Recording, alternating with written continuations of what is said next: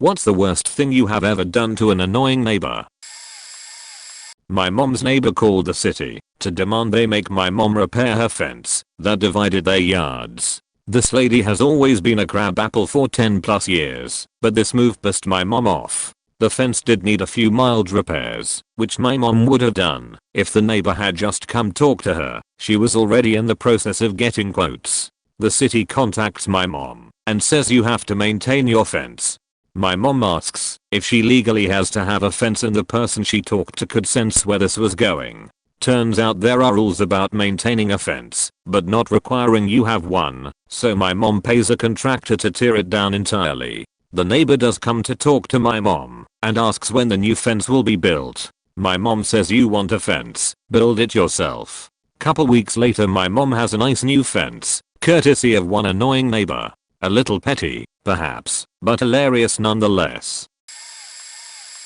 My grandmother had a neighbor over her back fence who refused to help her repair the fence between their properties. It was still functional as a boundary line, but it was falling apart. Any conversation about fixing the fence ended with him saying that it was on her property, so it was her fence, and therefore she was fully responsible, which was fair. She took a fall and was hospitalized for a few weeks. Upon her return, she found a new fence built an extra 5 feet into her property and a bill in the mail from the neighbor. He argued with her for months that she owed him, that the original fence was on his property and that where it was now was the boundary line. My grandmother got a severe surprise. The original fence was correct and the neighbor had taken 5 feet of her yard. At this point she was very old, frail, and tired of fighting her as whole neighbor. Instead, she let nature take over. She planted blackberries along the back fence, and within 2 years it was covered. Every year, she'd walk the fence and throw seeds over because of course, it was still her yard. After 5 years of fighting, the blackberries had reclaimed her property. She's been gone for a few years now, but the blackberries remain, her way of haunting her neighbor. He's tried ripping up the ones on his side of the fence on numerous occasions, but the plants reseed themselves and grow back every year from her side. This one's not my story, but my great-grandfather's. My great-grandfather was one of the last people in town to get indoor plumbing, and as such, had an outhouse in his backyard. Every year on Halloween, neighborhood kids would come into the yard and knock over the building and expose the cesspit. He got tired of it. So one year, the night before Halloween, he moved the building forward, then covered the fence with burlap, disguising it in leaves and grass clippings. In the dark, it was almost impossible to tell it was there. Halloween night, he sat in the outhouse and waited. It wasn't long after sundown when he heard the wet splat outside as a couple of kids fell into the muck. He lowered a ladder into the cesspit for them to leave, after making them promise to never mess with his outhouse again. The kids honored their promise and even spread the word around the neighborhood not to mess with that outhouse anymore. I'm pretty sure I punched a neighbor kid when I was about 10 because he shot our corgi husky mix in the back left leg with his BB gun and then shoved her into a hole in the brick foundation of our house. She survived, but she had a limp for the rest of her life. Edit, I say pretty sure because it is nearing 20 years ago and I don't remember exactly what I did to him then. I wasn't as strong as a few years after, and I was really meek and shy. I was furious, though. There was a police report that was made, but the cops did nothing about the situation. Something about they were defending their property or some other BS. Misty didn't provoke the kid. She was just passing through the yard. Here's a mock-up of what it kind of looked like when he shoved her into the hole in the brick foundation. If you want to see pictures of Misty, then see this comment. In our first house, my wife and I had a neighbor who disliked us from the start. Apparently the people that lived there before us were family friends who went through a divorce and we were the ones who bought their house. They were petty and mean to my wife who doesn't like confrontation, parking across our driveway when she about to go to work, throwing pieces of wood over the fence, letting their dog crap on our lawn and not picking it up, etc. I tried talking to them a couple times too and was promptly told to F off. The husband loved his lawn care and used to brag about how it looked to everyone, so the next time it rained, I went out back and threw an entire box of OXO cubes into their backyard and let the rain melt them into the grass. Their dog absolutely destroyed their yard looking for the smell, and I would make sure to comment on it every chance I got. We moved shortly after. Edit. Spelling.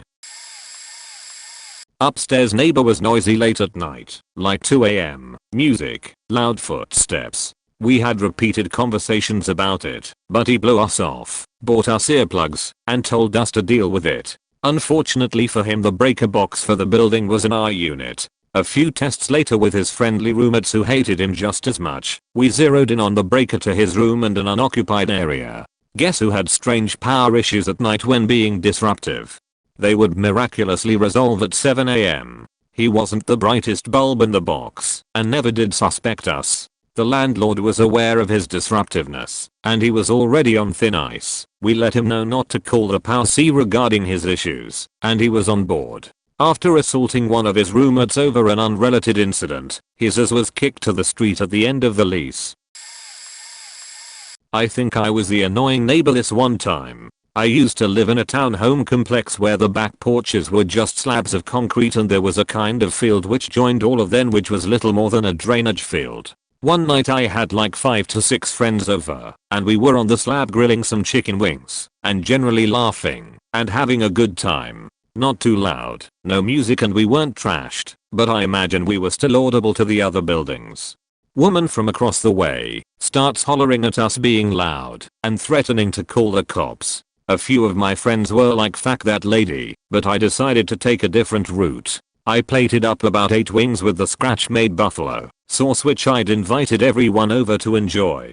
I walked the food over to the lady on a paper plate and apologized for disturbing her. She told me she overreacted and was sorry for yelling at us. I told her it was okay, but told her I was concerned she'd probably had a shit day to be yelling at strangers for a little noise at 7 p.m. on a Friday. She did have a shit day. I told her I was sorry and that we'd keep it at a reasonable level as a courtesy to her. A little while later she yelled back over that those were the best wings she'd ever had, and we gave a little cheer back to her. Never heard from her again. Hope her days are better now.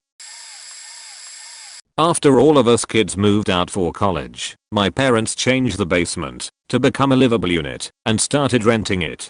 First 2 tenants, about 5 years, were great. Never had an issue with them. Third group of tenants stopped paying rent after 3 months.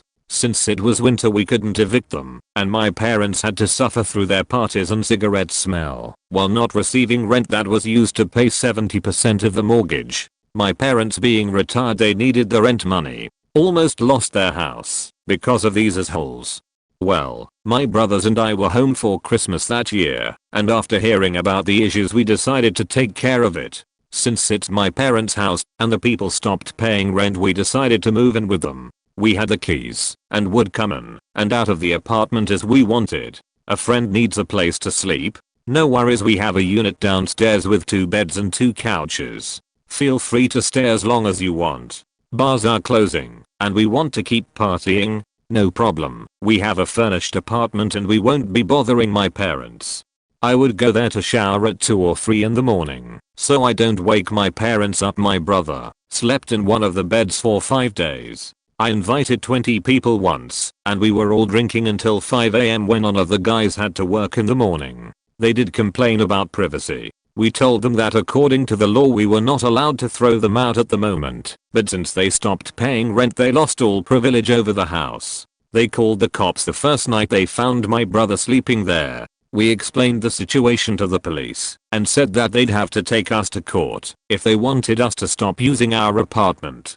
Things we've done: slept in their beds, threw parties in their houses, hosted friends for days, ate their food, drank their alcohol, shower at any time of the day or night, pet sitting. The tenants were allergic, so I borrowed my friend's cat, used one of the bedrooms as storage for crap we were supposed to get rid of, opening all the windows in the middle of winter, disconnecting the water heater, and told them to take care of it themselves, since they weren't tenants but squatters. We had neighbors, one girl above us, one girl below us, that were good friends with each other. The one above had 2 small dogs. We were only allowed 1 per apartment, and below had a bigger dog. We all got along fine. The girl above was a bit of an asshole that would leave her dogs alone for far too long and be very invasive of our lives, begging to use our internet, constantly dropping by and making herself at home. I'm sitting in the living room one day and hear dragging in the hallway. I go check it out and see both of the girls moving a mattress upstairs. They tell me below is going to move in with girl above us, make the living room her bedroom, and sublet her apartment below us to save some money. This was an old building, not much in the way of soundproofing. That meant that we would have girl #1 still living there, who was loud enough as well as girl #2 and now 3 dogs above us. We decided to keep the peace and not say anything until that first night. They decided to have their own dance party at 3 AM, in heels, and screaming wildly etc. We decided fuck it, call the landlord in the morning. The next morning, there is pounding on my door. I go and see it's above girl and she's flipping the fuck out. We are ruining their lives. Below girl already sublet her apartment. We had no right to tell the landlord. It went on and on. That's when war began. It turns out she had been behind in rent, so the landlord was sick of her and gave both eviction notices. That led to above going absolutely nuts, constantly stomping on her floor, running the hot water in the building for hours so it would run out on everyone else, encouraging her dogs to bark etc. We changed our Wi-Fi password, enraging her more. She designed ceramic tiles. She started throwing them out her bedroom window to the ground to make noise. It was just nuts. We wanted to be the bigger people about it all, but soon enough we needed to take action. We were going away for a couple of days. We knew our next door neighbors quite well, and they happened to be going away for about a week. We mentioned our plan. They thought it was hilarious, and seeing as they were leaving after us, told us they could deal with it for a few hours. So right before we left, we turned on that annoying French nun song, Dominique. The upstairs girl may or may not have been named Monique. We hit the replay button, cranked it and left for 2 days. The landlord called us after about 24 hours. We feigned innocence and that it was a simple oversight on our end. He knew what was up and we gave him permission to go into our place and turn off the music. Both ended up leaving by the end of the month. Did not stop either from being assholes, but it was satisfying to know how much both suffered for at least 24 hours. I have some upstairs neighbors that are obnoxious. Subwoofer quaking to action movies around midnight. Loud bed breaking sech. The boyfriend also tans leather in their apartment when he isn't at work, so there is hammering and dragging around of equipment at all hours of the night. Sometimes I blast my stereo for 30 seconds and they quiet down. One weekend I had my kids and the neighbors were being super loud. Things were being dropped on the floor and rolling around. Sounds like people may have been drunk wrestling with all the yelling and laughing. I remembered seeing a Bluetooth speaker show up when they moved it. It wasn't secured with a pin so anyone could join it. Waited until kids were gone a few days later, and around 10 PM I connected to their speaker. Then I found cringy ASMR videos on YouTube where a guy's role playing as a murderer/rapist and describes what he will be doing to his victim in detail. Turned it to maximum volume. After a few minutes I turned it off. Hear frantic running around all over the place and doors opening and slamming. Couldn't stop chuckling. Dead silence for 2 glorious weeks. Neighbor had a bad habit of parking too many cars in our really small parking lot. There were only enough spots for 2 cars per apartment. 4 apartments total. They often had 3 to 5 cars parked. I always had to ask them to vacate our parking spots when we got home. Every day practically. The neighbor on the other side of me got their Pontiac stuck in the driveway because of the snow. They left it there overnight, and come the next morning everyone needs to leave for work and whatnot. It's right in the middle of the driveway. I'm being yelled at by Pontiac neighbor and too many cars neighbor. I guess they both expected me to fix the situation with my truck. I told me boyfriend at the time we were not helping either of them. They both went to him and asked if my truck could be used to get the car out. My truck? No. I dug out enough of the snowbank to get out and let them deal with it. Both of the neighbors got in my face and were yelling before I even said no. So it was a definite no. I give 0 facts if you're going to yell at me for an issue you created. 0 facts. Had a neighbor who won the lottery, about $800k USD after taxes, who decided that made him God. He also had a speed/meth/coke problem and would stay up late doing drugs and playing party music at all hours of the day and night. I live in a small mountain town and sound echoes terribly. Well, this guy Dear John, his husband of 8 years, and at one point was making violent threats against him. The police got involved and the neighbor got slapped with domestic violence charges.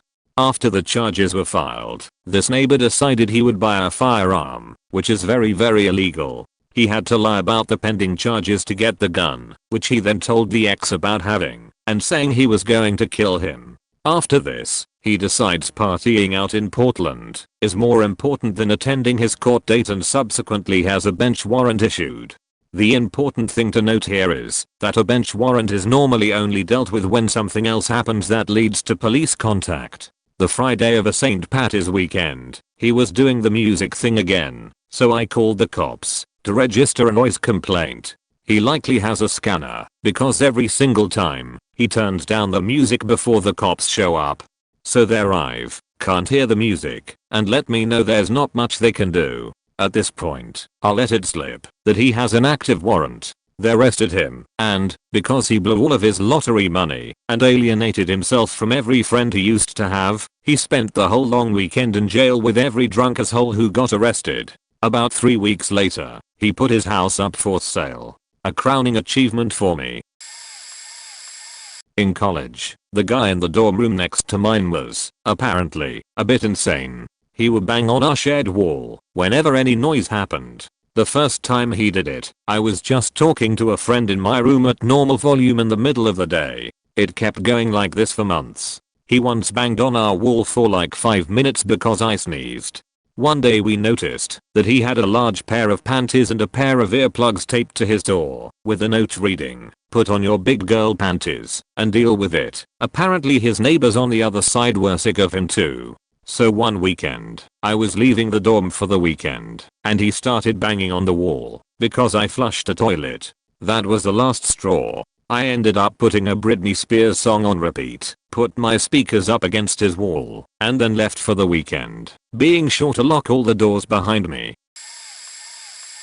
Not my story, but a friend of mine, let's call him John, had a neighbor, let's call him David, that would siphon gas out of everyone's vehicles. Nearly all of John's neighbors had cameras, so they knew who it was, but couldn't get the guy to stop. John went to the store to purchase a locking gas cap, and while there had a bit of a light bulb moment, he decided to buy one for David's car instead. John waited until he was asleep, about 9 AM, then installed the locking gas cap on David's car. Apparently, David flipped out and went door to door asking all of the neighbors he knew had cameras to tell him who did it. Miraculously, everyone's camera failed to work that day. John said the car sat up for about a week before David was able to remove it. After realizing how much his neighbors hated him, David decided to move. I had a girl at my old apartment complex open the washer with my clothes inside and take them out and put them on the folding table. She did this right in front of me as I was removing my second load I did into the dryer. I asked what she was doing, and she was like, "These have been in here for like 20 minutes, and I was like, "No, they haven't. I use the laundry app, and it was done 2 minutes ago, and I'm literally about to put them in the dryer as we speak. Please don't touch my clothes like that." And she got all pissy. In a hoe, went back 45 minutes later to take my clothes out the dryer, and she was in there doing the same thing again with someone else's load, taking their damp clothes out to put her own load in. I knew for a fact the clothes were just done because the cycle only goes 45 minutes long. The whole point of this is that I threw my half-eaten banana in with her wash, and I had to justify why I did it, lol. It was our neighbor's son, but at the neighbor's house, we had really small, very close together houses, and the son, 50-ish years old, would get off work and come over and stay in the backyard drinking and smoking. Nothing terrible, that part didn't bother me. He would always invite a friend over and drink until they passed out while burning stuff, usually really rancid stuff like old painted fences, garbage, whatever would burn, all the while blasting a rock station. They literally had an old stereo wired into speakers in the backyard. I had asked them several times not to burn stuff and to turn the radio down, but after hammering down a couple Bud Lights they would be back at it. I was given a transmitter for my phone, so I could listen to music in my car. This would essentially plug into the headset jack on my phone and I could set it on a specific radio frequency and then tune my car radio in and listen away. Well, I found out that it had a pretty good range. So I used it to tune into the neighbor's favorite station and play my own loop of Britney Spears and other assorted pop songs. Sometimes I would just leave it to static to mix things up. I would only do this on days where I wanted to be out in the backyard or they were being unusually loud, probably around once a week. Outside of that I would just leave them be. But what was weird is on the days where I would mess with their radio, they would not go outside and didn't play a thing. The radio station they listened to was mostly classic rock and I know of at least one other station they could have tuned into to get similar lineups. I would have messed with that one too. But I never had to. Once their fav station was offline, that was it for them for the day. Glad to say I moved away from there and have outstanding neighbors now. I had a neighbor's house condemned and torn down. It's kind of a long story, but the gist of it is the property next to me had 2 houses on it. Owners decided to gut and remodel one of them and piled demolition debris in the front yard. Directly next to my house the sheet stayed there for a full year, with the owners ignoring my every effort to ask them to do something about it. They did not live on the property, they were renting it out. So I eventually checked with the city about their remodel permits and found that not only did they not have permits, but as far as the city/county was concerned the house didn't exist. It had been built with no plans or permits filed and tied into the other house utilities. So I talked to the city planner office and they came out and put a stop work order on the house. Not really necessary, since no work had been done in a year, and also condemned the house. They told the owners they wouldn't be fined or prosecuted if they demolished the house. That sounds drastic, but the house was already gutted with no windows or doors, and they weren't going to let them restore it. So that's how I got someone's house torn down. Issues with the neighbors got much worse, but it's a long story. Edit. Okay, I've got some time now, so I'll tell the rest of the story. After the Russians were down to one rental house on the property, they went through a couple of short-term renters before John moved in. John seemed cool at first, but there quickly became a problem with the amount of noise he was making. He was running chainsaws and log splitters all day long, every day. Turned out John's hustle was going out with his truck early mornings and cutting down trees on Forestry Service land, bringing the logs back home and splitting them up into piles, gigantic piles, not stacks, which implies a rustic setting of a row of neatly stacked logs. He piled them into crazy big sloppy piles. So the problem we had is the house John was renting was the first house on the road, and his giant truck with the plywood walls on the back was a total piece of sheet fully loaded with logs. It couldn't make the hill climb to the house without spinning out and getting stuck. So a couple days a week, he'd get stuck and unload his logs in the road to get the truck unstuck, then make trips to get them all to his house, effectively blocking the road and trapping everyone in or out depending on their situation at the time. He didn't care in the slightest. Tried to talk to the Russians about the situation, but they were as disinterested as ever. Tried to talk to the city police. They said it's a private road, we can't do anything. I finally talked to the city licensing office about his illegal, unlicensed business. They said they'd look into it. A few days later, the licensed persons called me back and said it's okay. He says he's not running a business. All the firewood is for his personal use. So I said no, that's beyond ridiculous. He's got hundreds of cords of wood and spends all day, every day either hauling logs in and splitting them or hauling split wood out. And then I provided her with John's Craigslist ads offering to sell and deliver firewood at a pretty decent price actually. It helps when you steal the wood in the first place. She said I'll look into it. A few days later she calls back and says he only sells a couple $1,000s a year worth of firewood, which is below the limit for needing a business license. And I said something along the lines of her being the most gullible person I've ever met, but would help her do her job. I set up a trail camera on my property that pointed directly at where all road traffic would have to pass and batched the time-stamped photos us showing that he was taking multiple loads of split logs out every day, and did the math on what his Craigslist ad said he charged for a cord, and gave her an estimate of doing about $10k of sales a month, not $2k a year. She said she'd look into it. By this time one of my other neighbors took over the John/City/Us project and worked on harassing the city to do their faking job full time. The city eventually sent us all letters saying they'd reached an agreement with John that he would remove all wood from the property except for 3 cords for personal use, take down all ads, and cease all sales. We gave John 60 days of complete and utter non-compliance before calling the city out again. So now I ended up at a city council meeting with 4 of my other neighbors, listening to John stand in front of them telling them a sob story about being a crippled veteran with 3 disabled children. There had never been a child at the house, and this was his only source of income, and he was suffering constant harassment from his neighbors.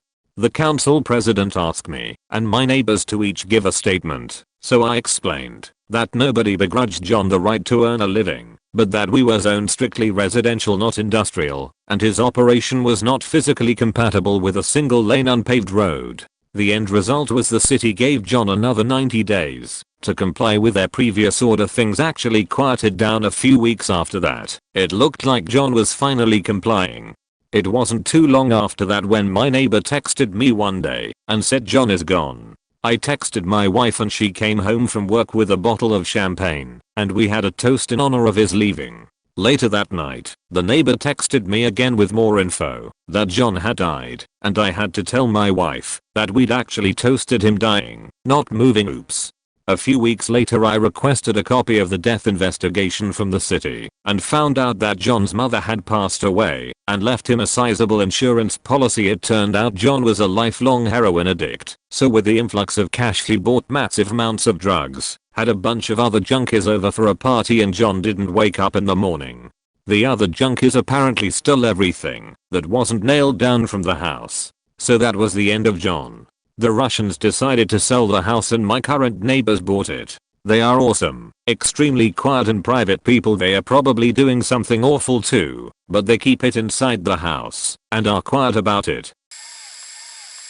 I had a neighbor's house condemned and torn down. It's kind of a long story, but the gist of it is the property next to me had 2 houses on it. Owners decided to gut and remodel one of them and piled demolition debris in the front yard, directly next to my house. The sheet stayed there for a full year, with the owners ignoring my every effort to ask them to do something about it. They did not live on the property, they were renting it out.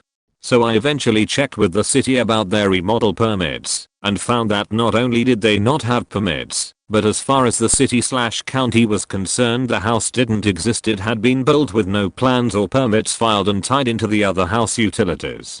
So I talked to the city planner office and they came out and put a stop work order on the house. Not really necessary, since no work had been done in a year, and also condemned the house. They told the owners they wouldn't be fined or prosecuted if they demolished the house. That sounds drastic, but the house was already gutted with no windows or doors, and they weren't going to let them restore it. So that's how I got someone's house torn down. Issues with the neighbors got much worse, but it's a long story. Edit. Okay, I've got some time now, so I'll tell the rest of the story. After the Russians were down to 1 rental house on the property, they went through a couple of short-term renters before John moved in. John seemed cool at first, but there quickly became a problem with the amount of noise he was making. He was running chainsaws and log splitters all day long, every day. Turned out John's hustle was going out with his truck early mornings and cutting down trees on forestry service land, bringing the logs back home and splitting them up into piles, gigantic piles, not stacks, which implies a rustic setting of a row of neatly stacked logs. He piled them into crazy big sloppy piles.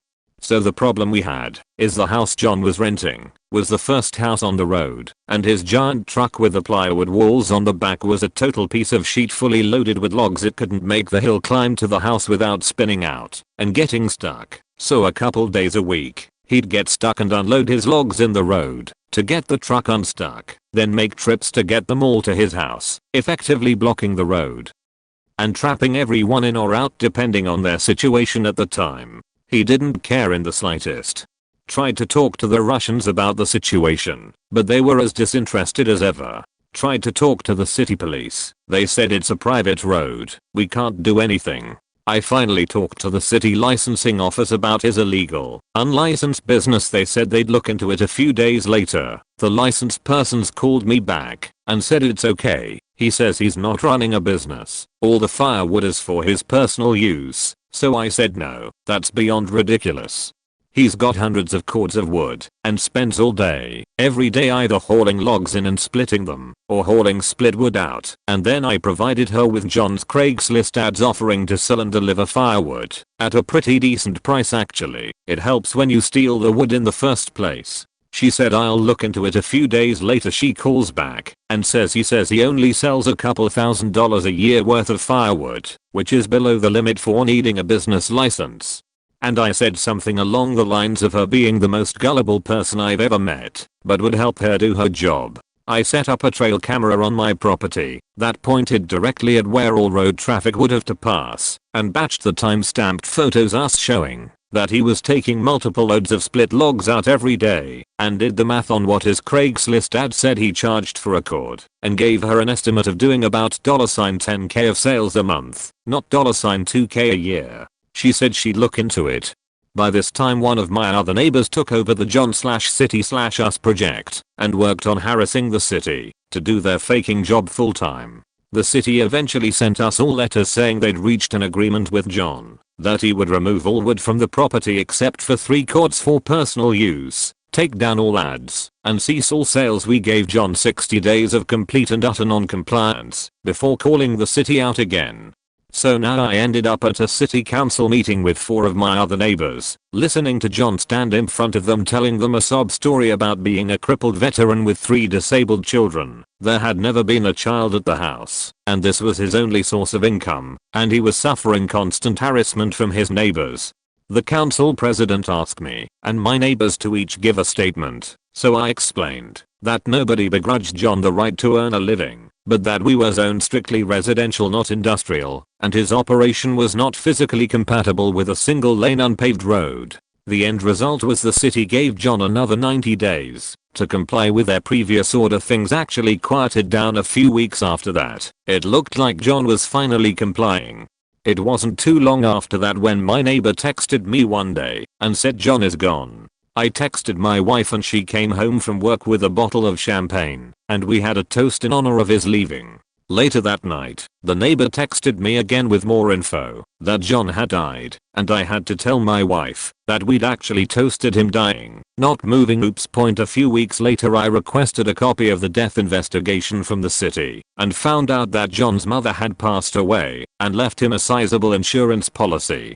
It turned out John was a lifelong heroin addict, so with the influx of cash he bought massive amounts of drugs, had a bunch of other junkies over for a party, and John didn't wake up in the morning. The other junkies apparently stole everything that wasn't nailed down from the house. So that was the end of John. The Russians decided to sell the house and my current neighbors bought it. They are awesome, extremely quiet and private people. They are probably doing something awful too, but they keep it inside the house and are quiet about it. I have an old, racist neighbor. He's used the N-word around me multiple times thinking I was okay with it, who is maybe one of 5 white houses in a mixed minority neighborhood. He likes to call code enforcement on everyone for every little thing. He did it once, when my trash can lid didn't close completely. It's gotten to a point where the code enforcement guy just texts me directly, because he's obligated to respond to every complaint. I'll get someone to do a massive trim of my 3 pecan trees every other spring. This past fall, after an incident in which he contacted the city over my just expired registration, I got a knock on my door from the power company. They were there on behalf of my neighbor. They had recently fixed the street lamp dividing our front property, which had been out for 2 years, and a singular large pecan tree branch was preventing light from shining on his driveway. The verbiage they used was they couldn't do anything to force me to trim said branch, but were requesting on behalf of my neighbor to do so as a courtesy. This year, when it was time to trim my pecan trees, can you guess the only single solitary branch that didn't get cut? The woman who lived above our apartment was a psycho when it came to noise. I'm talking just regular, run-of-the-mill, everyday noise. My partner and I are very quiet.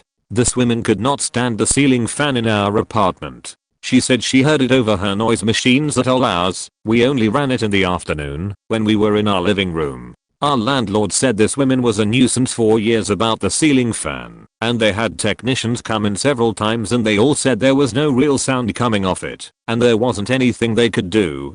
This lady would stamp her feet back and forth across her unit whenever it was on, or she thought it was on. Most times it wasn't. We had no AC, so it was really our only source of air circulation when we used it. The day we moved out we knew the apartment wouldn't be accessed for 2 weeks. We cranked that ceiling fan up to 11, closed the door, locked it, then dropped the key in the mail back to the landlord's 5 states away.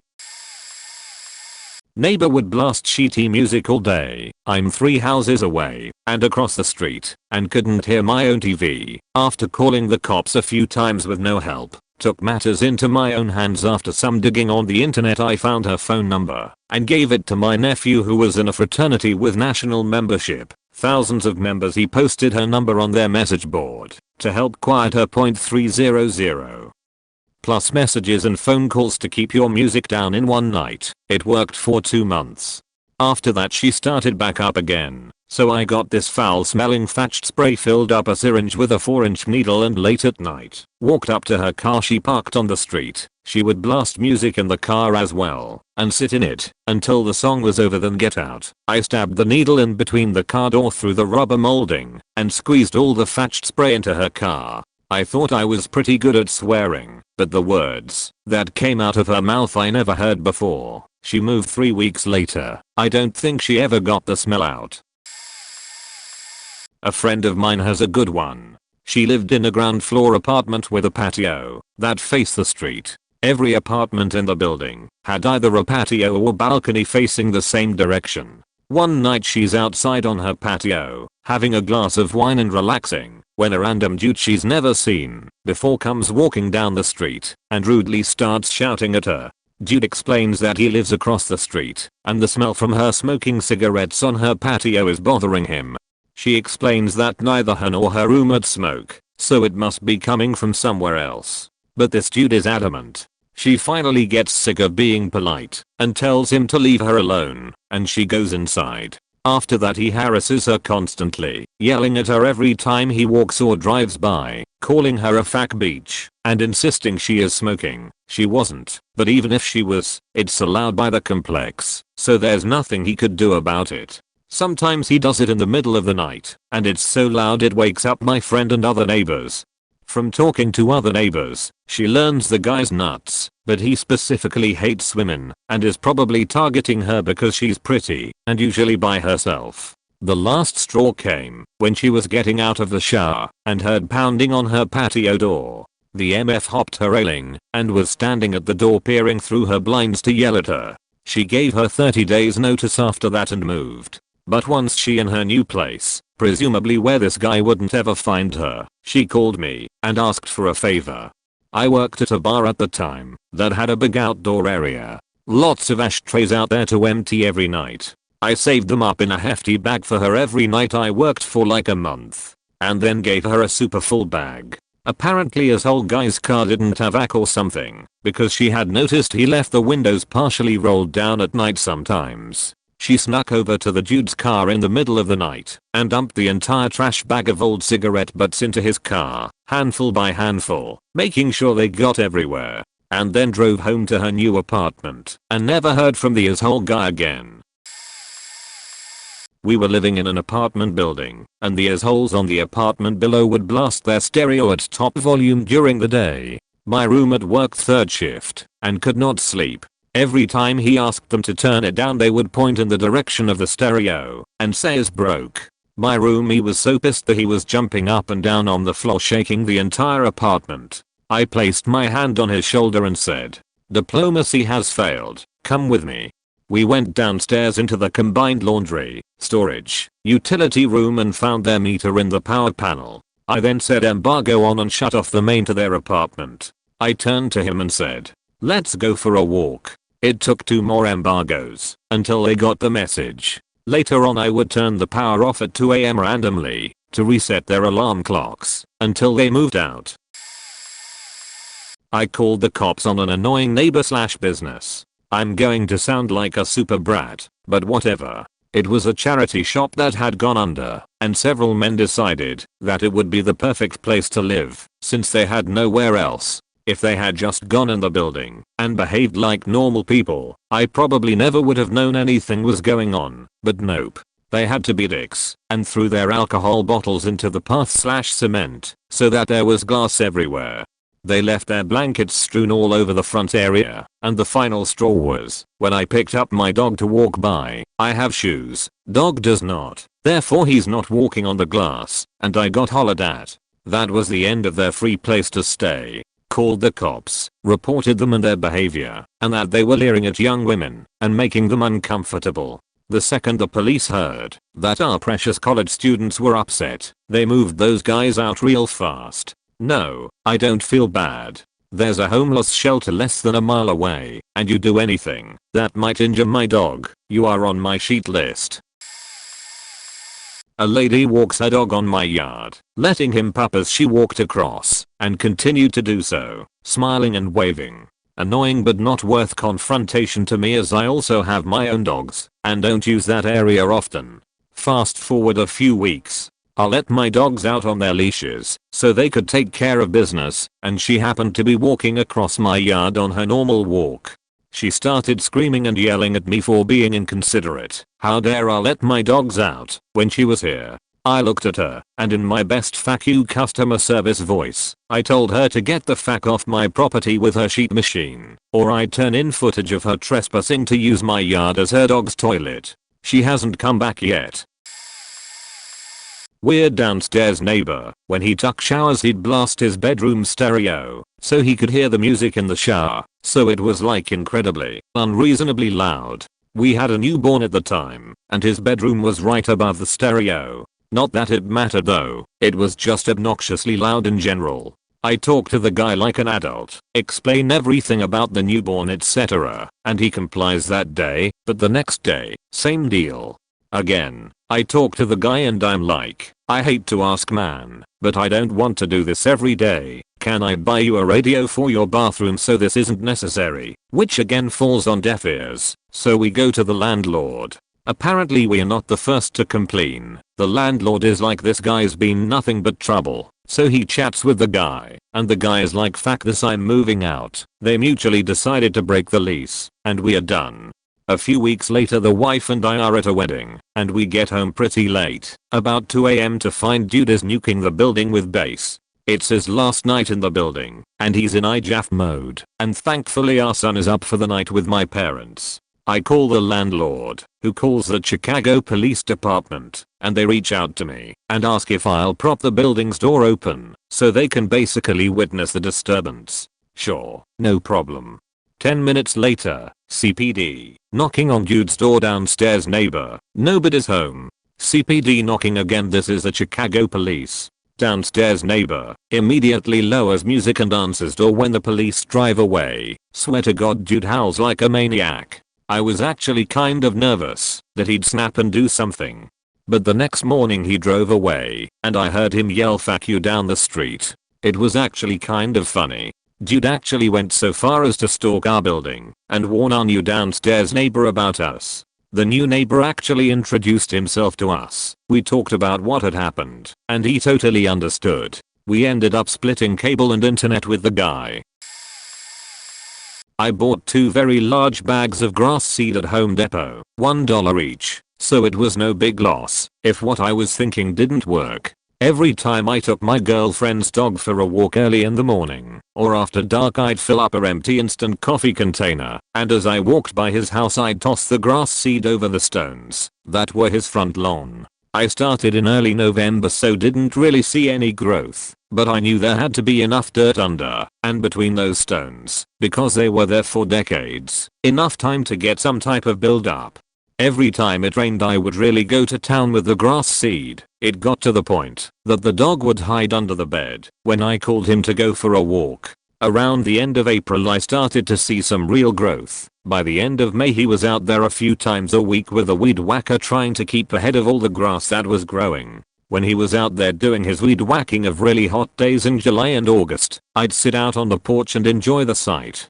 Maybe I should explain why I did this. It was because he constantly called the cops on all the neighbors. Some of the more memorable ones for me were, my Christmas lights were too bright. I'm not Clark Griswold. I go with small white lights around the windows only. I was using dangerous chemicals. I was out washing my truck. I was parked too far away from the curb and was blocking traffic. I was only 2 inches to 3 inches from curb. My girlfriend was playing the piano too loudly. All the windows were shut. Rain was pouring down. He lived across the street about 120 feet away and was hard of hearing. When the windows were shut, if it wasn't for me being able to see her sitting at the piano, I'd never know she was playing. It wasn't until I got to the door that I could hear, and a few other similar complaints. The one that made me think this guy has too much time on his hands. He needs something to occupy his time. One day I was in a convenience store and saw a guy that I used to play football with who was cop in town. He told me he was just over at one of my neighbors for a complaint. The complaint was the kid that lived next to me let his dog poo on crotchety neighbor's porch. The kid was 6 years old, in a wheelchair, wasn't even allowed across the street, and his dog was a puppy that wasn't big enough to get upstairs yet. The best I was hoping for was maybe an hour a day spreading some grass killer over his stones for about a week. Maybe he'd take a hint that he was a pain in the ass. Little did I know he would go out and buy a weed whacker and start trimming it down. I don't think I've ever gotten as much entertainment out of $2 than I did with that grass seed. I bought the lot between my rental unit and a vacant house he owned. Neighbors of a city-owned lot can get the lot for free if we register and do certain improvements to the lot over 3 years. First day I met him, while rehabbing, he tells me he is going to get the lot for free, so I need to stay off of it, and the property line is 3 feet from my house wall. It really is. He planned to get it for free and then sell the vacant building with the lot, so the building would have a yard and parking. Also, since he is already getting it, I can't register to get it for free. I said, great, please cut down the dead tree and remove these 3 fallen trees. He said he would never do that. Plus he didn't keep it mowed either, so the grass would get to 3 feet tall before the city would mow it. I asked the city to remove the dead and fallen trees, and the city also refused due to lack of funds. So I went to the city and applied to buy it, citing the lack of maintenance. I got it for $1,700. Now my rental property is on a well-maintained double lot, and he had to sell his vacant building without the benefit of the extra free ground. We lived in a townhome complex, and my neighbor would always scream and yell if someone parked in the visitor spot in front of his townhome. In response, I would always make sure that my friends parked in front of his home whenever someone came over to visit. Edit for more context. In this particular townhome community, every house is given one marked space assigned to the house. The other parking spaces are blank and intended for visitors and additional vehicles residents in the community may own. Most of the houses there had 2 vehicles, with a number of houses having 3 if they had children of driving age. The number of vehicles in the community frequently caused there to be a shortage of parking spaces for people, and on more than one occasion we had to park several streets over. This particular neighbor had 3 vehicles, with 2 generally parked in front of their home, and 1 taking up the guest spot of the home across the parking lot from them. He was the only neighbor that would say anything about someone parking in the visitor's parking space in front of his home, and most times it was him screaming at the person that owned the vehicle parked there. The other residents understood that the space was for any person that could use it, and it was not assigned to the house it was in front of. Because of this guy's constant berating and screaming at any person that would park in that spot, we made a point of telling our friends to park there when they came over as a small modicum of revenge on this guy being an asshole to the community. This neighbor was hated by everyone around them. I had this neighbor who installed a flower bed right on the property line. He wasn't allowed to put it there due to HOA restrictions, but it looked fine, and I didn't care enough to report it. When he mowed, he did like circles around it, with half the circle being done in my yard. He cut his grass much shorter than I did, so a third of my yard just ended up looking like sheet. I tried to ask him politely to stop doing that, but the dude was a massive dick and just kept doing it anyways. So one day I had enough. I went to the store and bought some rubber. I painted the tips of them green to match the grass and put them into the ground right in the path he mowed and left 4 to 5 inches sticking out. I did this at like 2 AM the night before he typically mowed. It blended into the grass pretty well I thought, but it clearly wasn't natural. I was hoping he would see it and get the hint more than anything and would buy me some time to get some big landscaping stones for a more permanent solution. Well, later in the day he starts to mow and he started to do his normal sheet. He had one of those large, expensive zero-turn mowers. He ran into the rubber pretty fast. He hit it so fast it ended up getting turned around before he could react and crashed into his flower bed. He obviously wasn't very happy with me. After seeing all the mess he made, I decided it was time to go complain to the hoer about his flower bed. They forced him to remove it. He threatened to sue me over the damage to his mower, but nothing ever came of that. Just threats and empty promises. LMAO. He put his house up for sale shortly after removing his flower bed and I haven't heard from him since.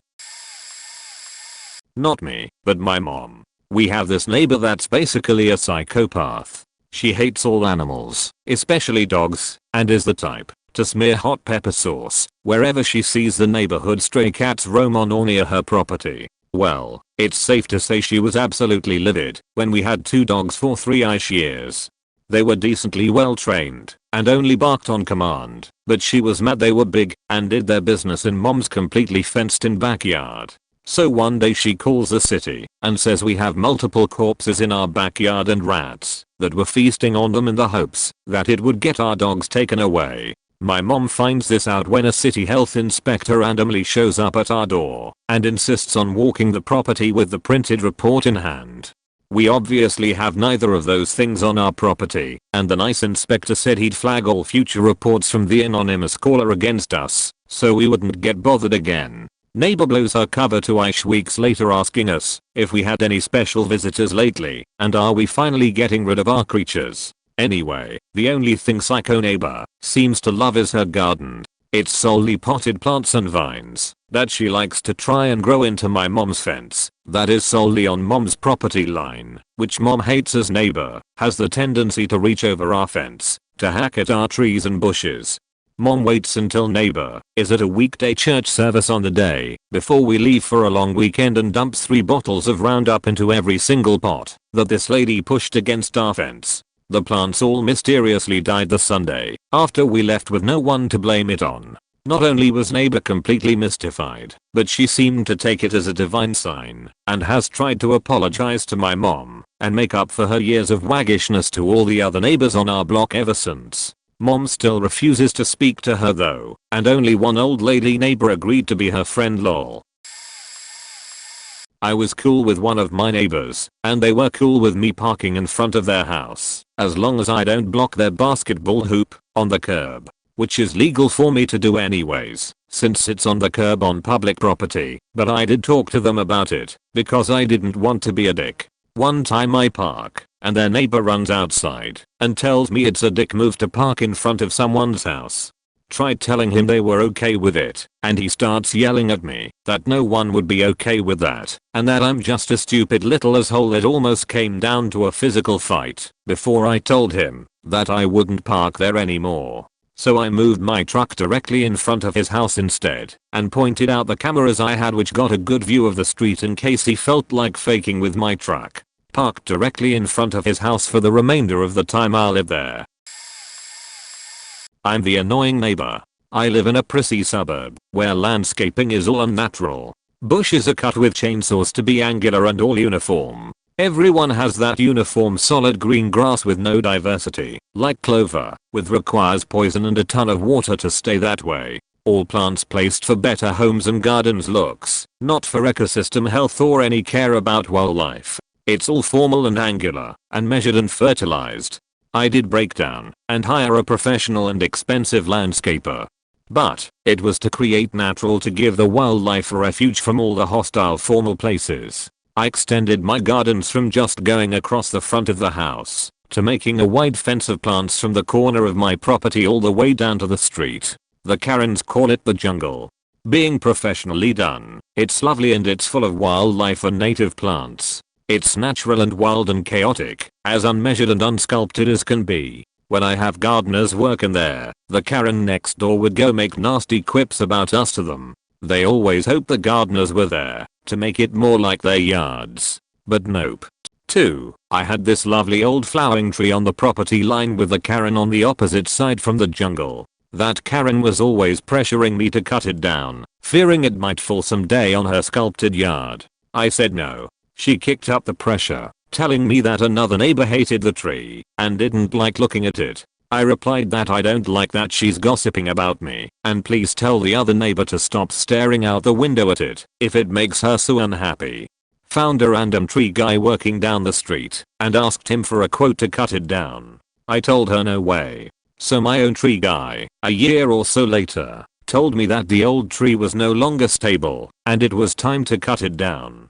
I told them okay, but when they get there, if there are baby squirrels in the nest, to stop and come back later. Sure enough, they heard the babies crying, so they stopped temporarily for a few weeks. Karen went nuts and yelled at me that there are enough squirrels. I told her I was not going to be responsible for killing innocent creatures.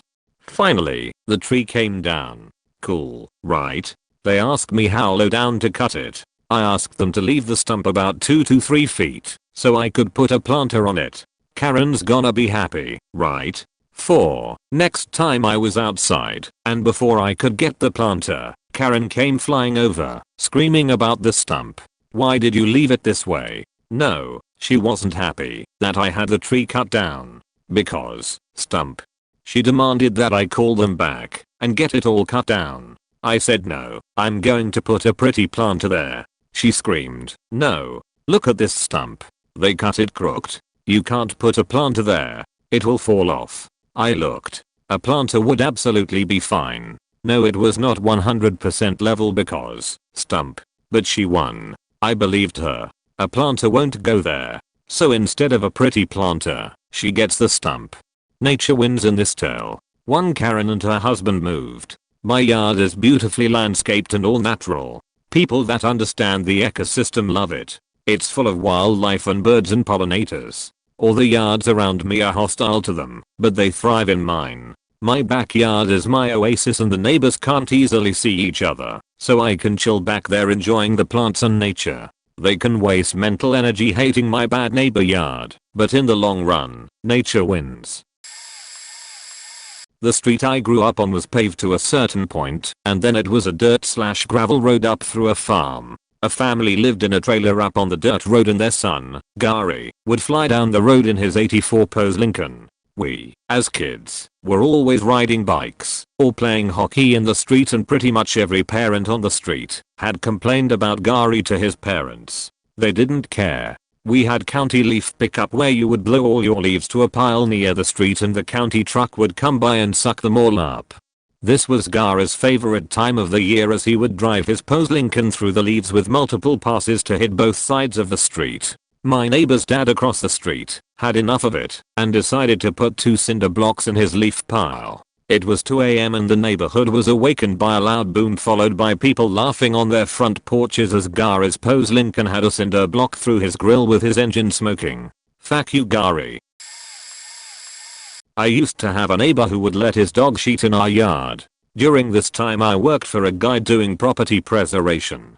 Basically we worked all over the state cleaning out bank-owned homes that had been trashed by previous tenants, squatters, etc. I had just spent a week out of town hauling garbage, bloody mattresses and literal boxes of shit from every level of a 3-story house. I was broken down emotionally and physically when pulled into my driveway returning from that job. All I wanted to do was take a shower and never see a piece of pup again. The first thing I saw was the neighbor's dog, and it was dropping a big fat turd right where I needed to park. I lost my mind. Instead of jumping out of my truck and shooing it away, I hit the gas pedal. Thank God the dog jumped out of the way. Unfortunately, his owner was outside washing his SUV, I'm sure for the 3rd time that week, as that vehicle was his baby. He was about 6 feet 4 inches and at least 350 lbs. I stand a whole 5 feet 8 inches on my tiptoes and weighed about 180. I got right up in his face and told him I was going to kick ass, his dog's ass, and his car's, as if his dog ever set foot in my yard again. I then called him and his mother every name in the book. It was only when I heard another neighbor shout "Hillbilly 415, are you okay?" that I realized how I just misbehaved. Then I heard another neighbor pleading with me to calm down. At this point I realized that I may have gone a bit overboard. I turned around, stepped over a shovel that was laying in my yard and walked inside, mortified at my own behavior. Inside my house I looked out the window, hoping that nobody else witnessed my shameful behavior. When I saw it, my neighbor, the one with the pupping dog, was out in his yard, laughing with his girlfriend, and pointing in the direction of my house. I snapped again. I was simply and irrationally trying to solve an ongoing problem and there he was mocking me. I stormed back outside. I picked up that shovel I previously stepped over. I scooped up that fresh pile of fesses and flung it as best I could directly at my neighbor. The splat splat splat splat I heard brought me instant gratification. The sheet his dog left in my yard was now on his clean SUV. Pieces of pup hit his house, his car, and yes, even him. I then dropped the shovel and walked inside, listening to him cuss me out and praying that he wouldn't walk his 6 feet 4 inch frame over and use that shovel to hide my body. 2 days later there was a fence around his yard. The dog never crapped in my grass again, and I hid my face in the neighborhood for the next 6 months. TLDR, neighbor's dog pitched me sheet. I flung it right back. Upstairs neighbor would make a lot of noise and thought she was the next Beyonce.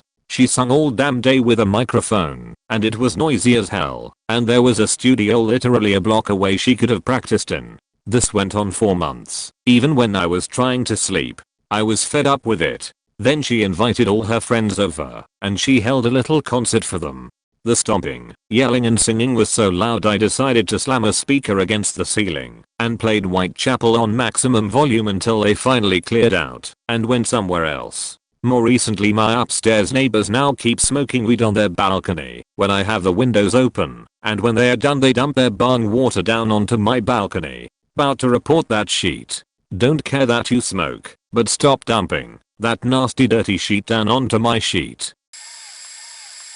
Neighbor, wasn't bad, but the most sheetful thing I did in retaliation toward one relentlessly noisy neighbor inevitably affected others also. Why were they annoying? A mix of playing truly awful rap with mates over to combine powers in dropping beer bottles on the tiles, or oral scenes of modulated wailing over an acoustic guitar often and indiscriminately of the hour dropping notes to pick up the tempo on their semi-enclosed apartment balcony, acting as an amphitheater for the benefit of spectators that may happen to be in my kitchen/bedroom at 2:30 am on a Tuesday fake morning.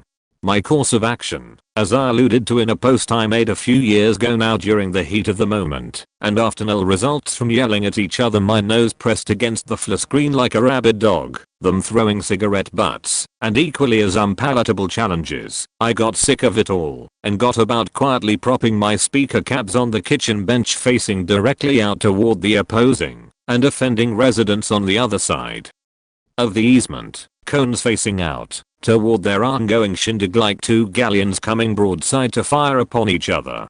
I don't appreciate their musical tastes. I have my own, a decent record and CD collection that ranges from death metal classics you may know and love such as Entombed's Left Hand Path, or earlier Sheeta's Nihilist, to exhilarating near-perfect tech death albums like Cattle Decapitation's Manufactured Extinct, Black and Thrash-inspired INRI, or the arse-tearing Cavalera side project full of aggression in album, as well as sludge schizoid early Australian grindcore and cristbait, or equally as delightful early filth like Beherit, Sadistic Execution, Sodgist, etc. The list honestly goes on and on. So in the end of this feverish deliberating as my fingers hurriedly blasted through records, I paused, looked forward, and my vacant scowl turned into a malevolent grin as my mind landed on a true classic. TLDR, I auxed in backquote 10 hours bang on a phone and the bitter spirit of the lulls, cranked it to a completely unreasonable level of volume, and went to the pub. I had meth head squatters in the house next door and the city wouldn't do anything about them. As you can imagine, living next to 5 tweakers was a faking nightmare. I started what I would call a concerted effort to get them to leave. I had their water shut off by the city. I got the electricity shut off. I then left 3 cans of tuna out in the sun for a day, snuck into their house when they were gone, and hid them. The cops were constantly over there, and after the tuna incident, they called the cops saying someone broke in. The cops showed up, and 3 of them had outstanding warrants and were arrested. Shortly after, the city finally kicked them out because they kept transporting water onto the property because the water got shut off, and I had taken dozens of photos and sent them to the city. Each instance was some hefty fine, which they couldn't pay. It took 9 months to get rid of them. No regrets. So my ex and I had rented a house at the end of a cul-de-sac in a somewhat nice neighborhood. The neighbor right beside us did a lot of shitty things. Had half a dozen kids, and I caught them checking the car and house doors multiple times when they thought we weren't around to see if they were locked. They'd light fireworks randomly year round. I'm not talking little sparklers, I'm talking massive ones that shake the windows when they go off. They'd move their sound system out to the front yard and blast music all night long some nights. The one that bothered me the most was they had this massive dog that always took liquid sheets, and the kids would bring it to our lawn, right by our open windows with fans in them to do it, and then leave it there, so it would stink up our house. One day I snapped, grabbed a shovel, and flung the dog sheet at the side of their new truck, and spent a good 5 minutes on the front lawn screaming my ass off about how I was gonna kill their whole family in their sleep. Never had another problem again with them. Guess it's true what they say. Sometimes you just have to talk it out. I'm not proud of my response, but I also don't regret it at all. I tried talking to them. I tried calling the police when I snapped pics of their kids trying to get into our car and house. No one would help and nothing worked. I used to live next to this angry old woman whose husband was a KKK member before he was killed by some civil rights group. She hated me specifically because I have brown skin. She was convinced that I was a dirty lazy Mexican, but I'm actually just Italian. One day I woke up at 2 AM on a Saturday and couldn't go back to sleep, so I grabbed my keys to go for a drive, and when I stepped outside I noticed her car was gone, so I decided to go in her yard and flip over every garden gnome she had. I unscrewed her porch light and hid the bulb in her flowers. I flipped over her doormat. I went back to my house and grabbed my Carmex and a pen and paper. I put Carmex on her door handle and left a note on her door saying the North remembers. Turns out she was gone because she freaked out at her daughter's house and fell and hit her head and had to be put into a nursing home. Her son thought what I did was funny though. Moral of the story is don't be racist. My parents' neighbors for the last 20+ years were really annoying. We graciously allowed them access to the side of our property so they could take their motorcycles in and out of their yard, which they repaid to us by warming up their bikes every morning for 20 minutes at 6 AM. Their son was bored, so one day my mom found him taking apart our garden shed that my great-grandfather had built. The damage was irreparable and the whole shed had to be torn down. He and his friends bullied me through my childhood and teen years, once chasing me up into my house and throwing water balloons at me through open doors and windows. He had no use for me otherwise. The wife/mother was psycho and came over to trim the front hedges of our house while she was destroyed them by cutting them into different sizes and shapes, and it took years for them to recover. She did this because she wanted to be nice. She often raged about how my parents only used one of their 2 driveways and how it wasn't fair to her. She ranted publicly on a FB group for our suburb that people were selfish for parking on the street when they had driveways. This was because my mom would often park on the street during her lunch break/afternoon breaks due to being hit frequently by other drivers while backing out of her driveway. Of course this woman and her family would never dream to just ask to use a driveway, which we would have happily shared. More on that later. When the son was a teenager he decided he wanted to play guitar on his front porch at full volume. My mom called the cops after he refused to turn it down, and thus began the volume wars. My mom is a crossing guard, so all year long she works a relatively dangerous job for a retiree, so she can get her summers off to spend in her yard, in her pool. She has a tiny external speaker for her iPhone that she uses to listen to her music. So naturally these neighbors start complaining to my mom about how they can hear her music drifting into their yard, and they don't want to hear it, not that it's loud, just that they can hear it. They start making threats with the city bylaws about noise, and call the cops on her a few times, which is always dismissed. The confrontations got so bad last summer that my mom would keep her speaker on at a whisper level just to keep the peace. At the end of the summer she got a rambling and insane letter from the neighbor lady unloading all of her hatred for my mom and me within. Apparently I never wanted to be friends with her son, and he felt bad about it. She included a check for the ruined bushes which mom cashed promptly LMAO. One time she ran up to my mom in the street and said back quote, "I just got diagnosed with cancer so now you have to be nice to me," which was baffling and also was politely ignored. Finally they gave up the ghost and put their house up for sale this year, but moving out wasn't without its climax either. Naturally as they are moving to another province, they needed a big moving van. I'll admit that my mom was starting a fight here but the moving van was blocking one of her driveways, and so she went out to ask them to move the van. The neighbors started losing their minds and screaming at my mom in the street. She told them they could have asked nicely if they needed to block off the driveway. One of their movers, a friend of theirs we don't know, ran up on my mom and threatened to punch her lights out, so she basically yelled out back quote, "Everyone knows you're skipping town because you owe half the street money," which really got the neighbors going. It turns out that this was enough to get the neighbors to call the cops and my mom for lying. That was literally the words out of the neighbor lady's mouth. The cops didn't appreciate this, obviously. They also told the neighbors they weren't allowed to block our driveway, even with our permission, and made them move the truck. I had a neighbor live above me who was particularly sensitive to sound. He made sure to tell us every time he heard us, for any reason, at any point of the day. The problem was that he was too sensitive. Washing dishes? Too loud. Cutting veggies for dinner? Too loud. Forks hitting the plate through a baked potato? Too loud.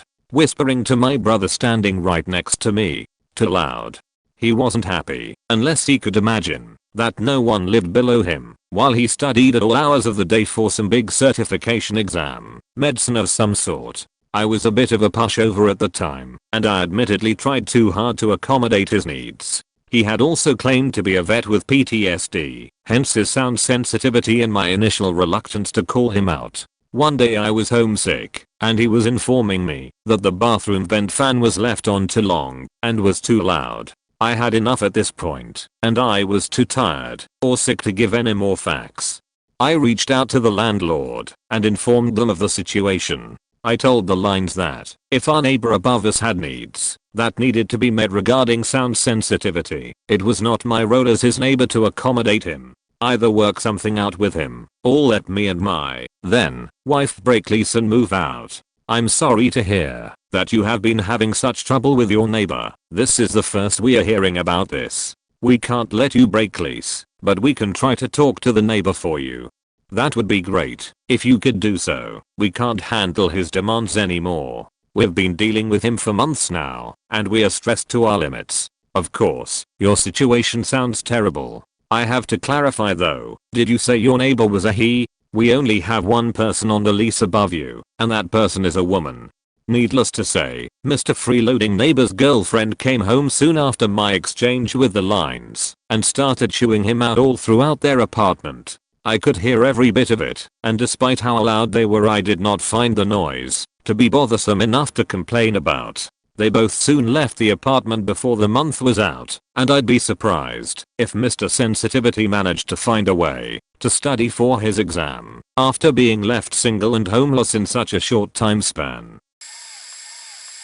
I lived in a development of townhouses. Each house on the block got their own reserved spot along with there being a handful of guest spots in the lot. Well, my asshole neighbor, for a litany of reasons, not just the one I'm about to give, decided that his wife and himself should not use their reserved spot. They should use 2 guest spots at all times, leaving their spot empty and a guest spot unnecessarily occupied. One day I was tired of it, so I went over to ask if they have a reason. Dude said in case my son wants to come over, and slammed the door in my face. They've been taking up the guest space 24/7 for weeks in case their son decides to surprise them. He lives 2 hours away and never visits because he can't stand them.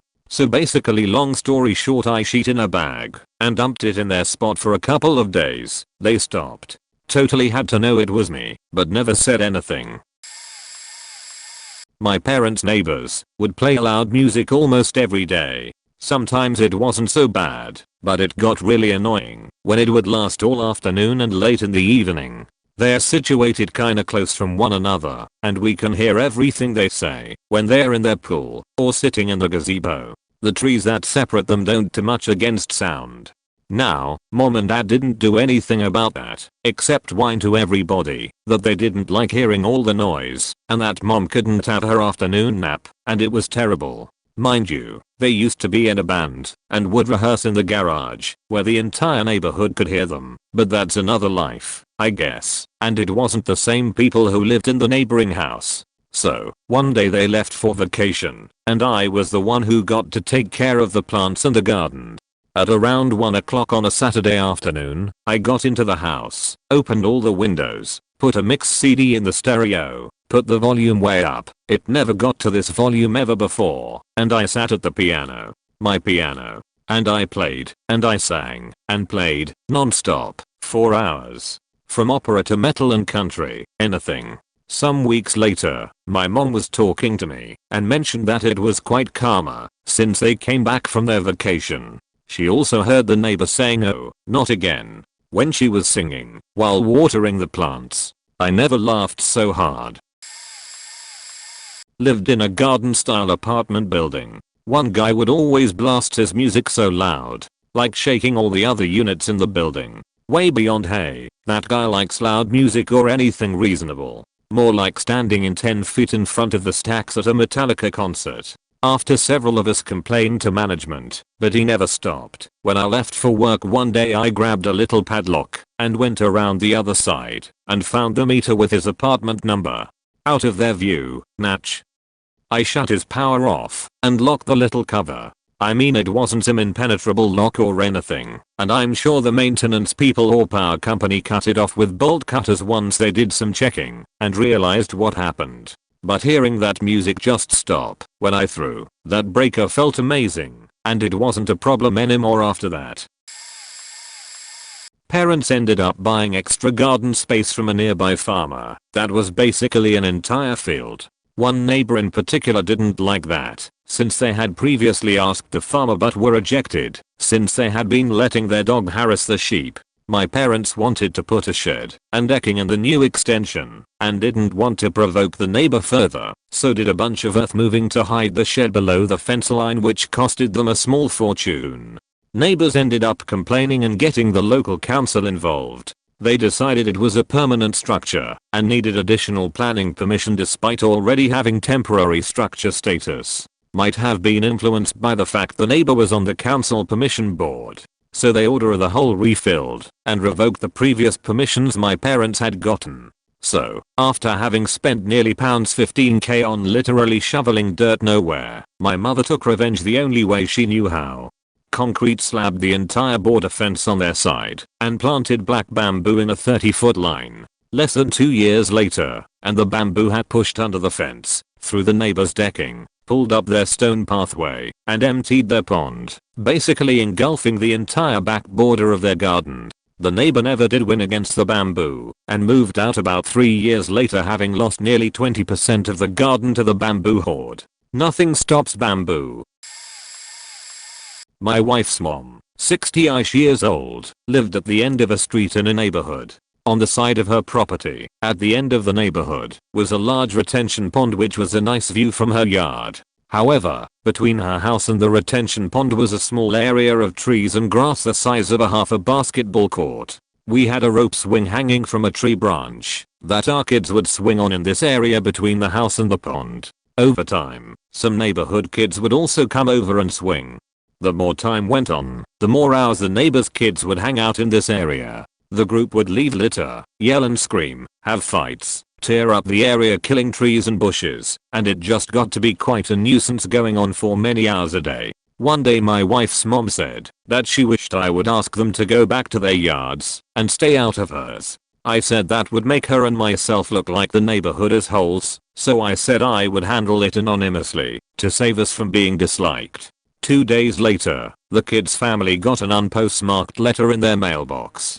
The letter read, "Hello neighbors, adhering to the laws of the state of Georgia, I'm required to notify my neighbors that I'm a registered sex offender and I have moved into this neighborhood. I'm completely rehabilitated, so nothing to worry about there. If you see me sitting by the pond it is because I enjoy watching the geese swim. It has nothing to do with your children swinging on the rope swing.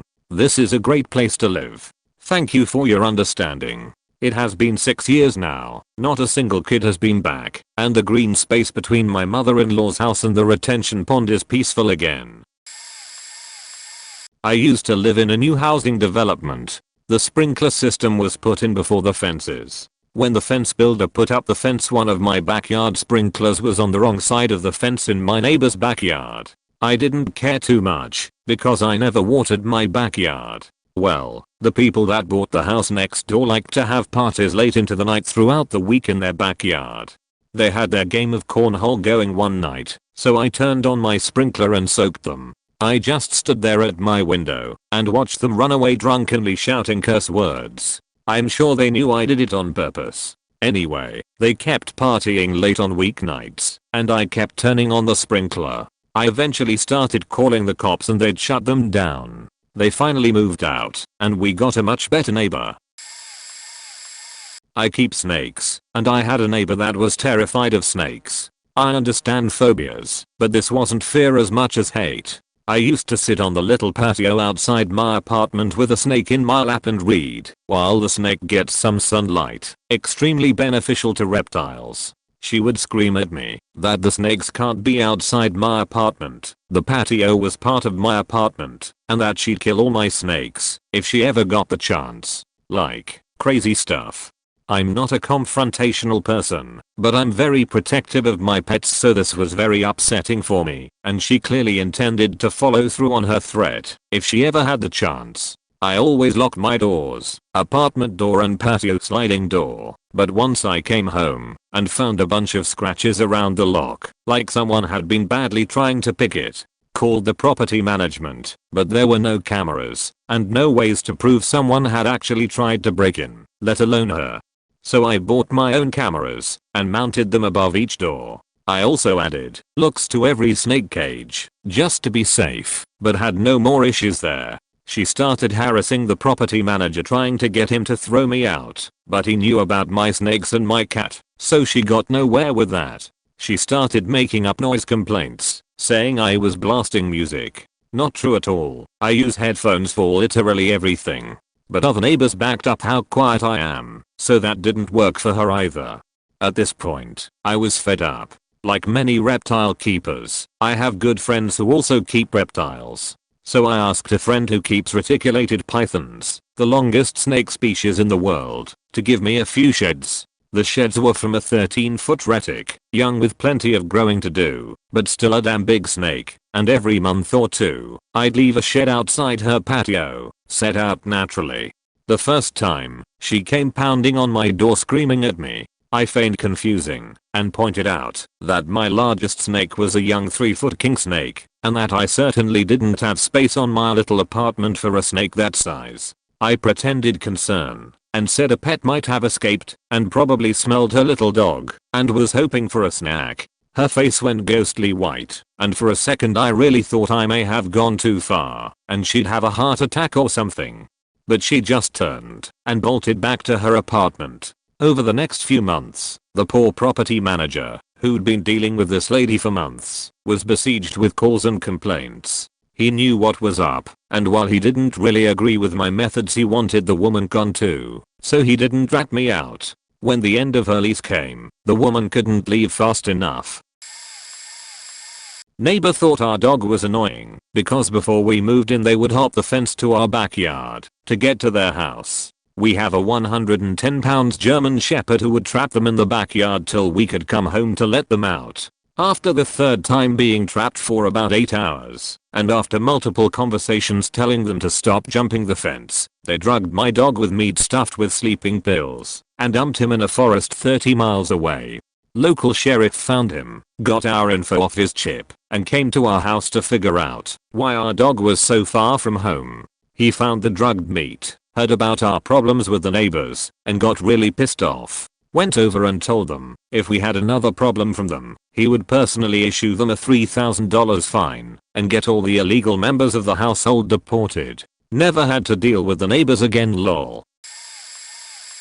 When I was a teen, I lived with my grandmother. She had an absolute cunt of a neighbor, classic Karen, though we didn't call them this in the 90s. Now my grandmother had an absolutely amazing garden she had created from the ground up. Multiple award-winning in competitions, etc. She loved her gardens. Now this Karen would wait until my grandmother was out, then would come into the garden and cut her plants, stomp on shit, etc. just because she was a cunt. This was a grown woman somewhere between 55 to 65.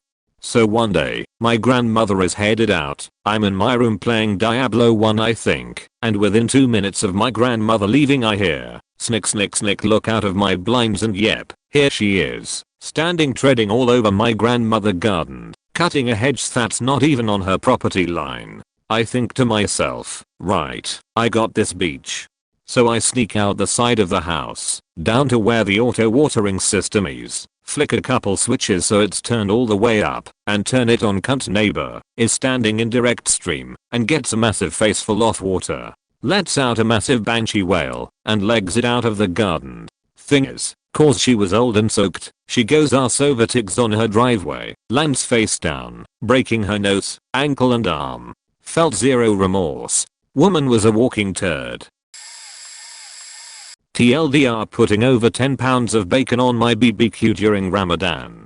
This is probably a Ramadan whole post, but here goes, even if I already know the answer. Neighbors, we Muslim. Actually, it started off with one guy, then his wife, then a pile of kids, extended family, literally hundreds within just a few years invading the neighborhood and demanding Sharia law and all the lunacy that goes along with that. I'm tolerant and have always been kind to my neighbors, but I realized it wasn't being reciprocated. Ramadan was a big deal now in the area, and it started to invade my space, and the point where I got pissed off. I'm always doing BBQs for my family. Sure, we do pork steaks, burgers, whatever. This year was different. All the chanting and lectures about fasting, I'd really had enough. It got to the point where we'd get dirty looks if the kids were snacking during the day while playing in the yard. A woman came to simply stare once. We felt uncomfortable entertaining a dinner party on our patio. We're all walking on eggshells because of Ramadan. Well, I'm not Muslim. One especially lovely early evening during Ramadan, I broke out with 5 kilograms of bacon and fired it onto the BBQ. Cranked the heat and shut the lid. The smell filled the neighborhood. Rich, thick smoke rolled off my grill and soaked into everything. If manna has a smell, it was this cloud coming off my deck. Half a dozen people showed up in front of my house demanding to know what I was cooking. I simply said I'm cooking for my family. It ended there, but they were not satisfied. They flat out asked me what I was cooking, and I told them it is not their business to ask what I feed my family. Tolerance only goes so far. Third party story. Friend of mine was at work setting up some TV equipment for a guy who seemed cool enough.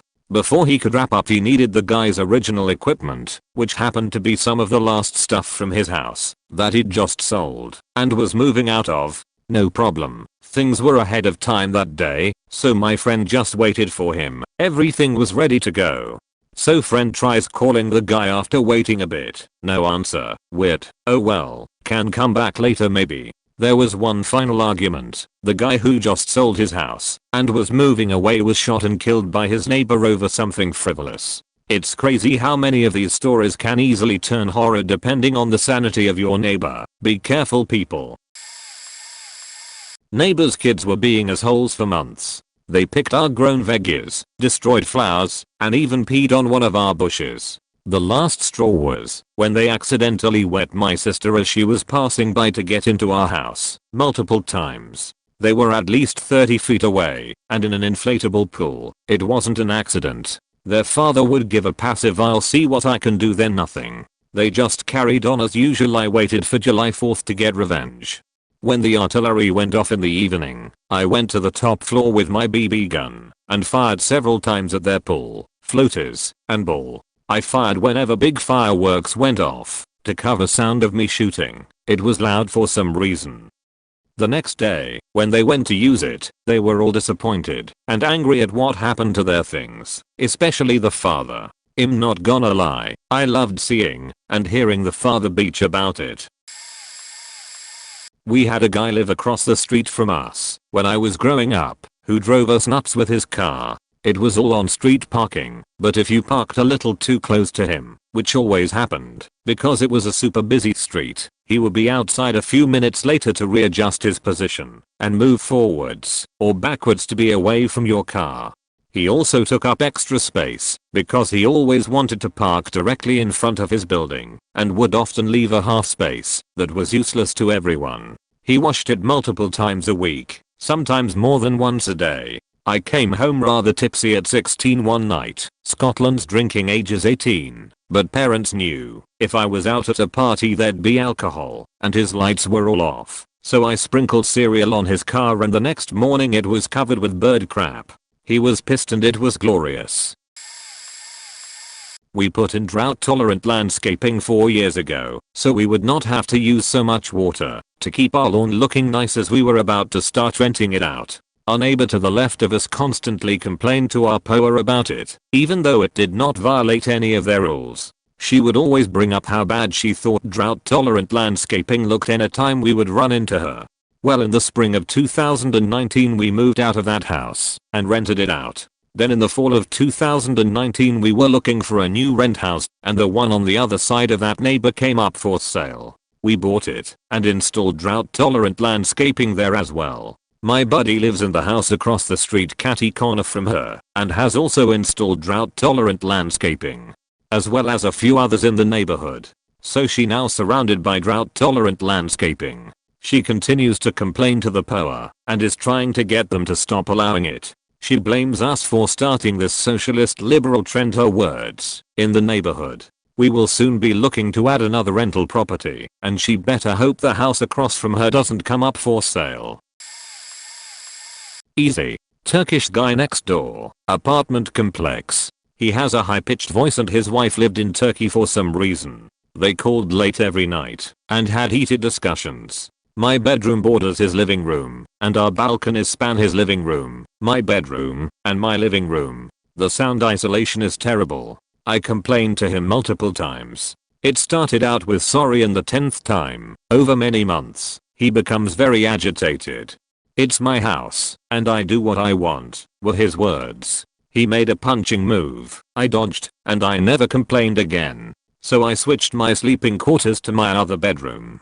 And all was fine. 2 years later his wife moved in with him because she was pregnant. 9 months later they had a baby. Half a year later she's pregnant again, and 9 months later the second baby is out. Fun. Screeching kids next door and their daddy is probably higher pitched than his 2 daughters. I had forgotten about the "it's my house and I do what I want" argument until I had a small party at home with my music on, not too loud, but I had forgotten about the bass. He heard the bass. His babies did too. It was 9 PM and his kids were in bed but couldn't sleep. Where I live, it's legal to make sounds like this up until 11 PM. After that, you're supposed to be quiet. When my doorbell was rung I legally had 2 more hours to make his life hell.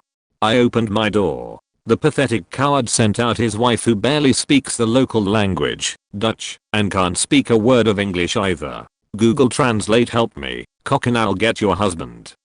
Eventually, he appeared, looking at me all nice, asking all nice, obviously remembering our past. He played it very passively. He understood I was having a party. It never happens. His kids are young. His kids are so sweet. Their bedtime is at 8 PM, etc. Now, this was several years ago, and I do not remember what I said verbatim. I remember considering telling him it's my house and I do what I want, or asking him, do you remember what you told me all those years ago? But I did neither of those things. Instead, I told him something like this: I understand that having 2 young kids is a lot of work. I respect you and your wife, and let bygones be bygones. Water under die brug. In Dutch, I'll make sure that next time I'll let you know about a party in advance. Today is the first time I've thrown a party here, and I'm going to close it down at 11 p.m. I advise you to move your kids to another room, where the sound is less problematic. I will turn down the bass, to make it less annoying. They understood and were happy with my understanding. The mutual compromise worked out well. The relationship as neighbors has become much better since that moment. That was the worst. I'm not a bad person. Not me, but someone I knew. Friend had a neighbor with a pool. Both the friend and neighbor had newly built houses in closed lots in farmland country. Neighbor threw parties every weekend. People got hammered and loud. Let's call the friend's father Dave and the neighbor Larry. First, Dave started buying cow manure and fertilizing the lawn on Saturday mornings, bright and early. Larry's parties became a bit less loud and more tolerable. Then, bottle caps showed up in Dave's lawn. Dave only drank canned beer. Bottle caps only appeared near Larry's fence. So, Dave tossed them back with a pleasing ploop as they landed in the pool. Dave did this with every bottle cap found. A few weeks later, Larry went to Dave's house to complain about rust marks in his pool. Dave offered Larry a beer, canned. Larry learned his friends were assholes. No more bottle caps, and no more loud parties. I lived at a place with an alley in the back between 2 streets of homes, and my immediate back neighbor had no back fence and a vicious, angry, likely panicked, mostly feral dog he let just roam the alley/neighborhood barking at everything. This dog barked 24/7. Constantly. You couldn't step foot in the backyard without it freaking out right at my fence line, and it would go all night. The neighbor would just tell me dogs bark, and animal control did nothing but write letters. 1-2 a.m. I'm up listening to the non-stop barking, and go out back, catch the dog by the collar, drag it to his door, kick his screen and door down, and see him sitting on a chair watching TV. I toss the dog in, and prop up his door again and walk away. A few months later somebody, not me, shot the human dead, and then the barking went away. I felt bad for the dog, but hopefully it went to a better place. Neighbor has 2 dogs. I had 2 dogs. Few years ago neighbor put up a 6-foot vinyl fence, but it didn't go all the way to the ground, leaving about 8 to 10 inches under the fence to the ground. Dogs fought constantly. We put in boards under their fence that went about 3 to 4 inches below the ground to block off the dogs' access to each other. Neighbor called cops complaining that we messed up their fence. We didn't attach the boards to the fence, it just starts right below their fence to keep everyone's dogs safe. Cops told her there was no fence damage, so there is nothing wrong with what they did. They took me to small claims court wanting to be reimbursed with the cost of the fence. That is on my side because of the boards we put up. Court dismissed the claim, so took the boards down and painted them neon colors, as obnoxious as we could find, and put them back. Here come the cops. Nope, sorry lady, still not on their fence. Back to small claims court. Sorry lady, no damage. Judge told her if she wanted just her fence viewable, cover up the boards we had to put in to protect everyone's animals. My dogs moved out 3 months ago. Here come the cops asking me to remove the boards since my animals no longer live here. Sorry officer, her dogs have gone after my grandkids and myself before when we are out back, so the boards we put up was still. Cop agreed. Waiting for the small claims court stuff now lol. A bunch of girls from the community college nearby moved into the house next door and threw loud parties almost every night. I couldn't leave my windows open or step outside without constantly hearing people vomit. As an emetophobe, it really faked with me, but as someone who tried not to start fights, I simply asked they keep it down and to encourage people to not drink so much that they puke. They seemed okay with the request, and it calmed down for a week or 2. Then it got worse. One night, I woke up to the loudest retching I had ever heard, and it lasted a good 30 minutes. And then a bit later, someone else had started.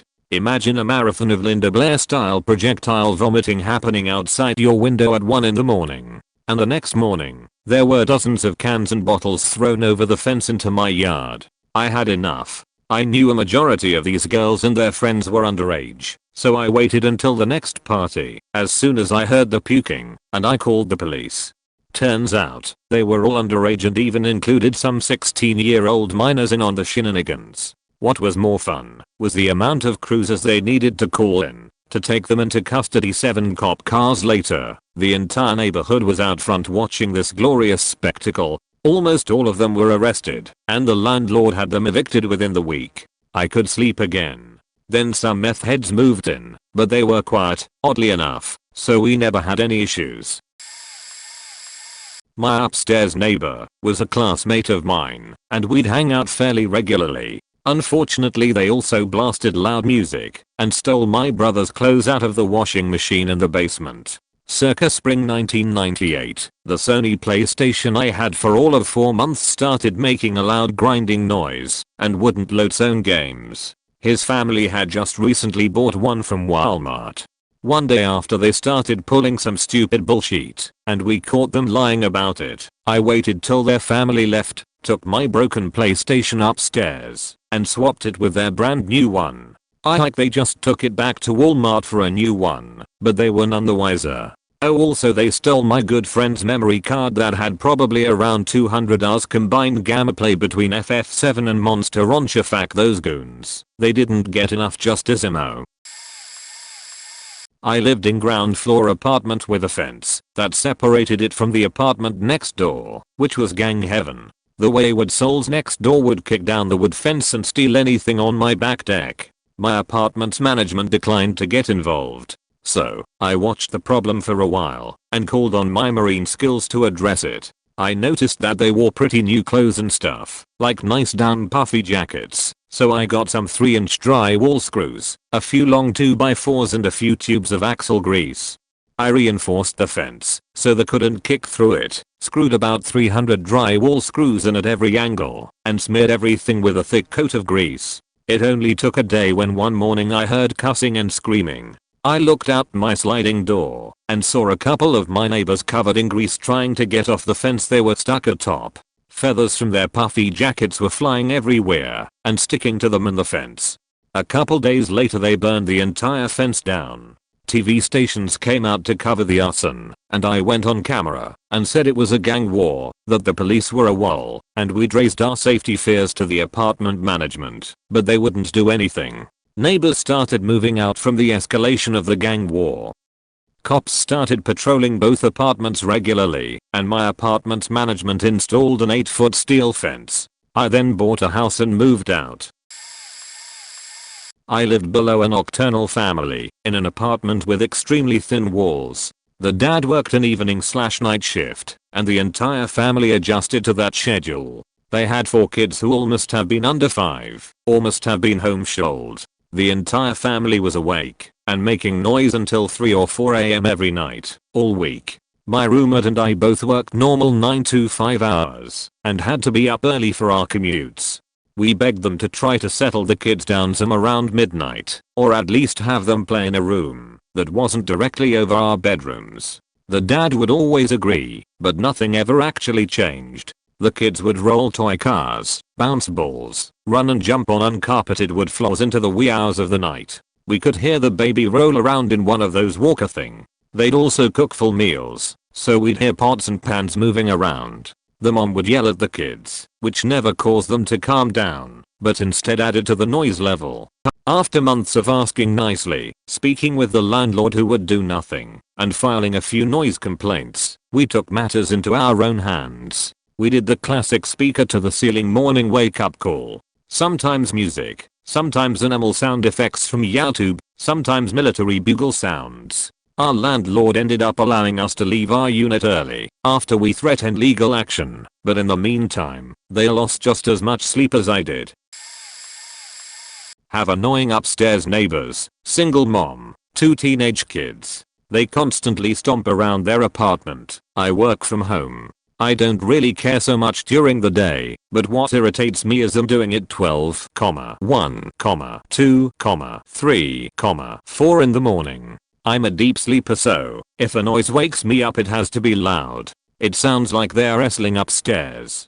I can't fathom how she doesn't hear her kids being loud when we have the same apartment layout 2 anyway. What I have started doing is when I hear a noise in the middle of the night I take my broomstick and ring her ring doorbell a few times then go into my apartment. You wake me up, I wake you up. She even had the nerve to report me to management. Unfortunately with noise complaints they don't do jack shit. I renewed until next June which is when I should be in a home. Townhouse neighbor. Hated that we used our garage for storage and not for the car. Hated our car was on its driveway.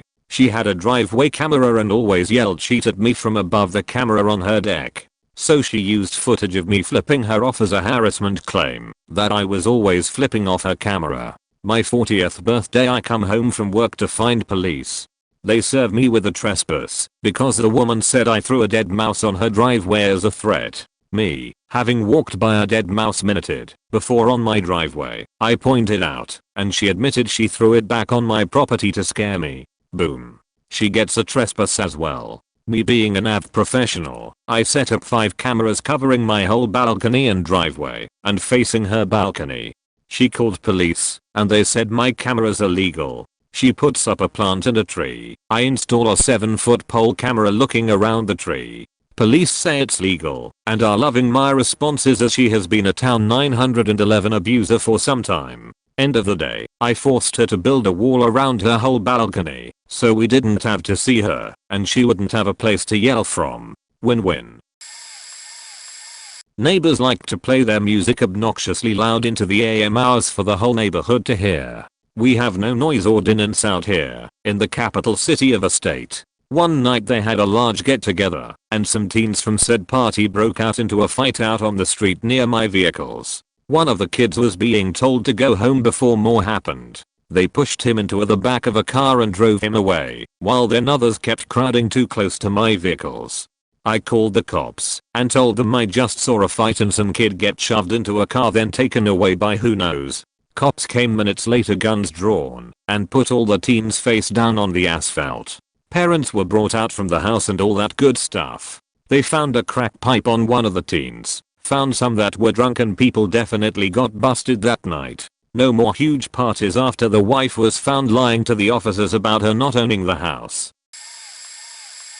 I live in a single family home with a driveway and she lives in the apartments behind my house. If parking in the apartment lot wasn't available she would park on the street, which is not an issue, except when she would park halfway in front of my driveway and I would be blocked in. It didn't happen every week, but it happened enough to become a problem. I've left notes on the car asking her to not park in front of the driveway, and I'd find them thrown in the street. When I finally was able to catch her last winter as she was leaving one evening I told her she couldn't park there because she was blocking the driveway. She got angry with me, told me it was a public street and she could park there if she wanted to. I told her you can park on the street, but you can't block the driveway. She actually said to me you're not going anywhere anyway. I didn't know this woman or which apartment she lived in, and she certainly didn't know me. I said I can't because you've blocked me in. Since that confrontation she's parked there several more times, usually late at night. A couple of weeks ago she did it again. I was sitting on my front steps the following morning trying to figure out how to stop this bullshit when a cop came down the street. I flagged him down and asked him what I could do about getting this car away from my driveway so I could get out. I knew she was in the apartment complex somewhere, but I had no idea which one. It took about an hour and a half, and not only did she get a ticket, but her car was also towed. I feel bad about it, but I also don't feel bad. I asked this lady so many times to stop parking in front of the driveway. Oh boy. I had a bit of a war with my neighbor for about 6 months. I took it really far, but they just really pissed me off. I moved into an apartment complex with my ex-boyfriend and our rescue dog. Really big sweet thing, scared of everything in sight. The property manager, or at least the one that collects utilities in the building, was a really grumpy old guy who thought he owns the place. Right out of the apartment building was a really big green area with bushes, trees and a sidewalk through the middle that goes into the street. Every morning as I was exiting the building, my dog would pee or poo, which I would every time pick it up on the green zone, but everything would be looking as if no dog had been there and no mess left behind. This guy started to argue with me on a daily basis on how he doesn't want to see my dog in this area and how I should take my dog to a farm and doesn't want to see his shit around. Mind you, this guy never tried to have a decent conversation with me, having tried many times to calm him down and to talk it over and see what is the problem and what can be done. This goes on for a whole month, where every morning we would meet up outside and him screaming at me from the other side of the sidewalk while never answering my questions. How could I get out of the building with my dog without walking through this area? What does it matter, since I always pick up after the dog and so on. The harassment went on to calling on our apartment buzzer when he knew we weren't home because it would make our dog bark and he could complain to the police. I finally got pissed at this asshole and I started reading all our local laws on city dog laws and property management. In our city, all public areas, like the zone in front of our apartment, was free to roam with a dog as long as you pick after it, unless specifically marked otherwise. A sign saying no dogs allowed. I read more laws, and I found out that in our monthly utilities there was a dog tax added in, which they claimed it's for cleaning after the dog, since they make an extra mess. It turns out that our country laws specifically forbid any time of taxes for dog owners, in order to encourage people to adopt dogs. I file a complaint to the town hall, and within a day, I get a phone call from a city council representative saying that they have taken my complaint very seriously, and they will do a thorough investigation. All the people from the property management were called in for audits and everybody in the building and the landlord is calling me to drop the complaint as the city council found many things done wrong, and they are in big trouble. I dropped the complaint only when the asshole specifically said they will just shut the fuck up and leave me and my dog alone. They didn't always got a good morning from him since then. Dog continued to pee in the front of the building. I threatened to beat my neighbor with a stick. It was not an idle threat. Backstory: a guy in my neighborhood was taking care of his brother's 2 Rottweilers. The doggos were sweet, and as young Rottweilers are, super curious and full of energy. The guy wouldn't walk them. He'd ride on his bike with the dogs on leashes going along with him. That would have worked if he had bothered to train them at all. They would veer off at interesting things and cause him to crash. When he'd crash, he would curse at them and hit them with various things like sticks or a bike lock. The first time I saw him do it, I was driving by and almost couldn't believe what I was seeing. Did he really just smack his dog? Once again, I was sitting on the tailgate of my pickup truck, talking on the phone. My truck almost reached the sidewalk from my short driveway, and he was riding by with his dog on the lead. The dog saw me and veered toward me to sniff me. He hollered and smacked the dog as they went by. They were at speed, and I was on the phone so didn't manage to do anything until it was far too late. But now I knew I hadn't imagined what I saw before. My time came not too much later. One evening, I saw the guy go down right in my driveway and come up wailing on the poor dog. I moved outside with a purpose with my trusty walking stick in my hand. It's 3 feet long and made of red oak. It's a serious piece of lumber. I got right in old boy's face, me standing, him sitting where he had been beating his poor dog. I pointed the stick right in his face and told him to drop the stick right the fuck now, or I'd make him drop it. He dropped the stick. I then explained that if I ever saw him beat his dog again, I'd take whatever he was using away from him and beat him with it. Because I'm way too nice. I also explained that his dogs would do anything he wanted them to do, as long as he trained them. Rottweilers are super smart dogs and would learn if he took the time. I offered to have him come by and help him train the dogs for free. He never did come by, the chode. Word spread around the neighborhood of what I'd done, though. I got spoken to by some friends that they all hated him for abusing his brother's dogs. That's when I found out they were his brothers, and they were so glad I'd done something. I lived there another 2 years and never saw him whoop his dogs where I could catch him again. I know I probably didn't change much, but I did what I could for them. I had a neighbor who liked to blast music all day in our wooden apartment building, so it was very loud most days and she always played something really terrible. This was a woman who moved all of her furniture into her apartment starting at 11:30 p.m. and, we later learned, set up shop to start selling drugs and other services out of her unit. She liked to play very loud music during the day to drown out the sound of her employment. Most of the time it didn't bother me as she was pretty good about turning it off during quiet hours. Not great, just good. Early one morning I heard her playing music in her bathroom, which is covered in tile, same as mine, so the music is extra loud, tinny and annoying. My bedroom is next to the bathroom, so I was abruptly woken up by this, and because of all the tile the sound was so clear like someone has put the speaker right next to my head. Knowing this works both ways, I set up my own speaker in my own tile bathroom, pointed it at the shed wall, found a 10-hour repeat of Nyan Cat on YouTube, then closed the door, and went to go make my morning coffee. She got the hint after 5 minutes or so. My neighbors would call the cops on my brother and I saying we were shooting paintball at their daughters. We never did, and only shot those markers at the fields we played at. We also had some massive pine trees that divided the property line in half. You could not shoot or throw anything through the trees because the branches would stop anything, it was that thick. So one night at like 11 p.m. I hear the family is out in their driveway talking pretty loud.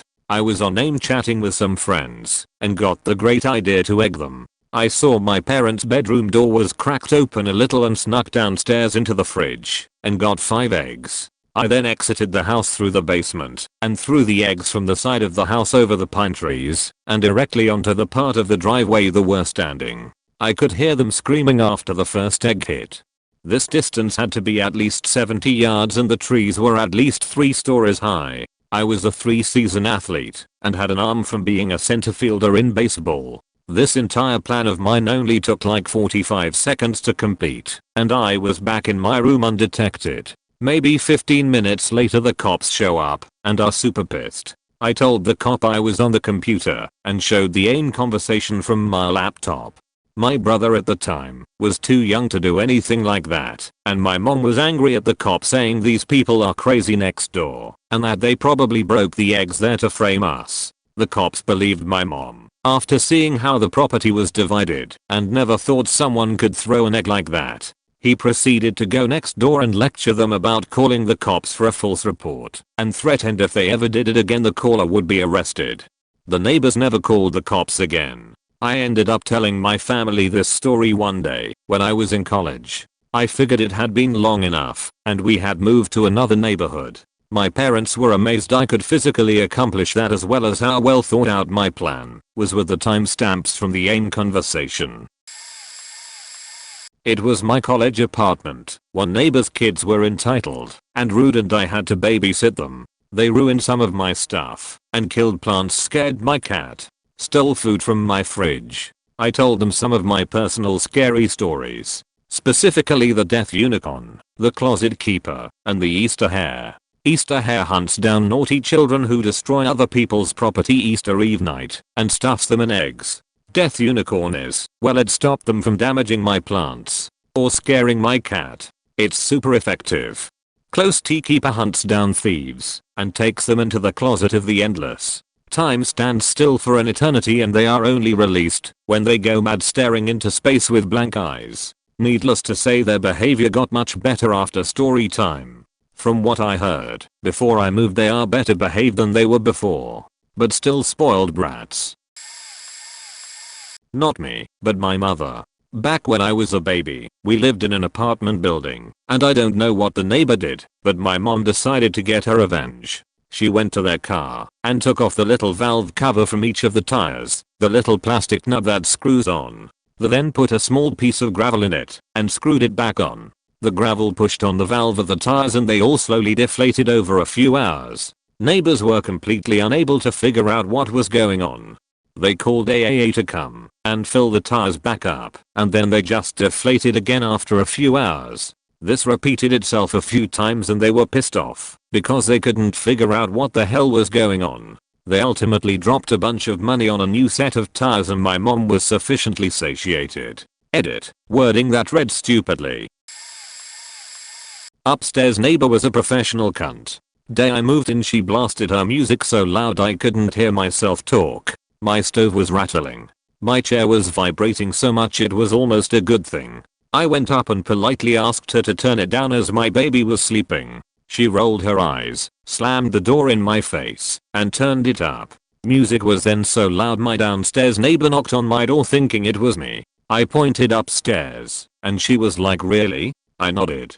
She went up and asked in Spanish for her to turn it down, and I hear apologies, and it goes right down. Oh great, a racist. My toddler waking up from a dead sleep trying to turn off our radio when it wasn't on.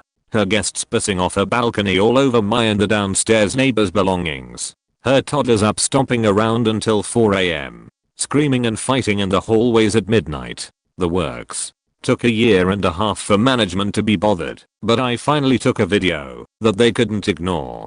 She left her toddlers unattended to go out to the parking lot to smoke weed with her buddy in his car and locked herself out. Held down my listen button and got audio of her ringing all the buzzers of all 12 apartments at 12:30 am asking everyone to let her in as she locked herself out with her kids inside. Babies you could hear stomping around above my head. Actively awake and unattended for over an hour while she faked around in the parking lot, which has cameras all over it. She lost her kids and got evicted. I sat on the lawn watching her move out with a bucket of popcorn, a can of mace I'm sad I didn't have cause to use, and a sheet-eating grin. Bye, Felicia. Hopefully she never got the kids back. Maybe they stand a chance of becoming good people now. He made noise all the time. Worst was his constant barrage of country music and misogyny radio. Once I asked him to stop poisoning my flowers and he threatened to kick my ass. As I'm a woman, this was extra points against him. One evening, he was playing his music extra loud, speakers pointed toward my house, and I'd had enough. I put my badass giant speakers in the bedroom window, put the Diamonds Gallus version of I Put a Spell on You on repeat, and turned it to 11. Then I left the house for a 20-minute drive to the grocery. When I returned, he was not outside. I haven't had further overt shitty behavior from him. I've left the dead spot in the grass where he killed my shrubs and garden and he must control pesky weed. Of course, I'll fix this once my petty bone is fully satisfied. So yeah, don't threaten me on my own property. Asshole. Neighbors who had 2 yappy chihuahuas decided 2 dogs wasn't enough and got a great big German shepherd. Well, apparently the German shepherd was bored. Enter the great big Rottweiler. Unfortunately all we had 4 fences in that neighborhood were chain link, so aside from containing the dogs in their yard, the fence did nothing for privacy.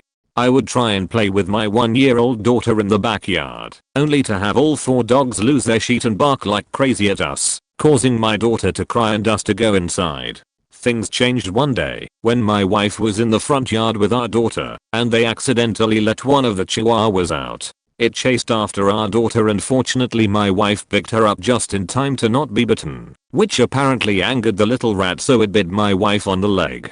That was the final straw. I knocked on the door and rang the bell for 5 minutes before they finally answered. I let them know that I would be reporting the bite to animal control and would be asking for records of the dog's shots. They made out like I was being an asshole, but said whatever and closed the door. I decided to read up on the animal bylaws for my city before calling, just in case I wanted to tack on a few more complaints. Turns out 3 dogs is the maximum per household, and they have most definitely allowed their dogs to bark for a long enough period of time to file a noise complaint. I called it in, informing them of the bite, and that it nearly happened to my 1-year-old had it not been for my wife. That they had 4 dogs in total, and that the 2 large dogs were extremely aggressive and would bare their teeth when barking at us through the chain link fence. Then threw a noise complaint in for good measure as they let their dogs bark unchecked for long periods of time, sometimes very early in the morning right outside our bedroom window. Not too long after, we suddenly didn't see the chihuahua that bit my wife anymore. They didn't let the dogs bark for as long, but it was still annoying as hell. Apparently they decided their revenge would be that they no longer picked up the dog shit in their yard, which meant my backyard also reeked of shit. Well, fast forward a couple weeks, and I'm in the backyard watering the garden box that is along the fence shared with their yard. Of course this is the time they let the dogs out into the yard, and they flip out. The fence was only about 4 feet high, and I was sure one of the big dogs was going to jump over it to get at me or my daughter. I turned the nozzle on the garden hose from the shower setting to jet and sprayed each one of them in the face. I wish I had done this before, because they immediately retracted and ran back to the door. This pissed the neighbor off though, and he comes storming out of the back door to yell at me, but he forgets to close it behind him, and out comes the mystery chihuahua we thought they got rid of. Now all 4 of his dogs are losing their minds, while he's trying to give me shit for spraying his dogs. I pulled out my phone and snapped a picture. He obviously knew he was in the wrong, because he scrambled to try and pick up the little dogs before I could get a picture. I emailed the photo to animal control as part of the file that had been opened against them. I was told they had issued them a warning about how many dogs they had, and that they had 2 weeks to get rid of one, hence why they hid one. Due to them not complying with the warning, they were issued a big fine and had to have proof of either adopting out the additional dog or having it terminated. We had planned on moving soon anyways, so as my petty goodbye, every time I was watering the garden I would spray the dog shit in their yard with high pressure water, so it would make sort of a sheet soup on their lawn. Sorry for the long-winded story, I'm on my mobile and not really paying attention as I write this.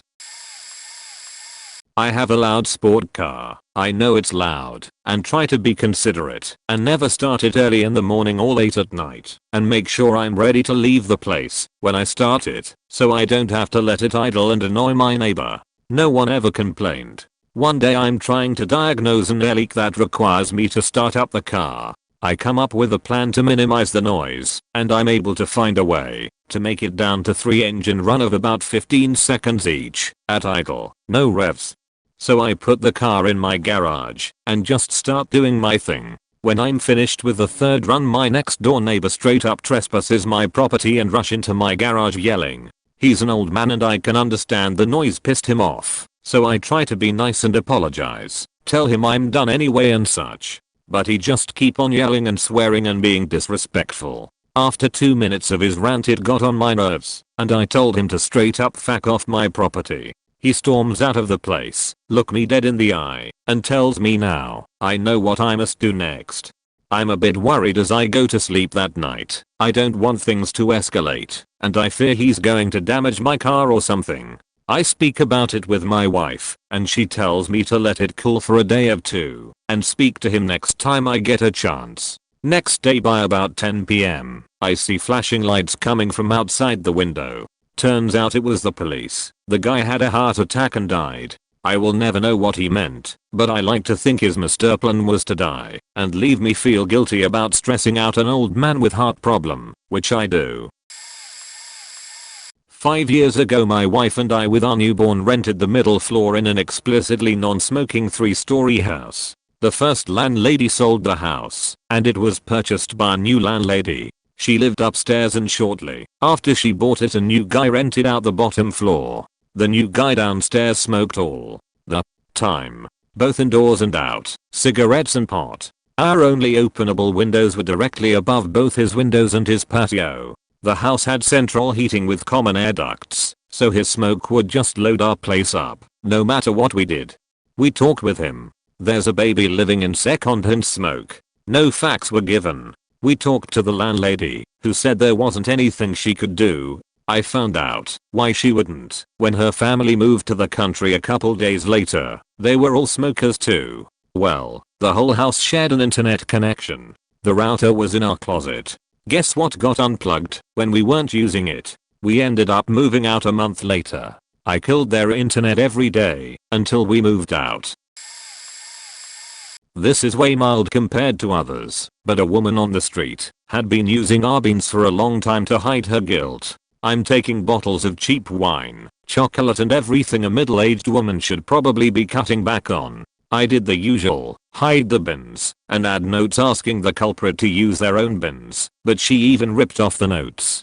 COVID comes, the bins filling up quicker due to being home more, and the sour egg filled my bin up to the top just before bin day. I'm done at this point, but she's not too bright, because she left some rubbish with her address and name on it.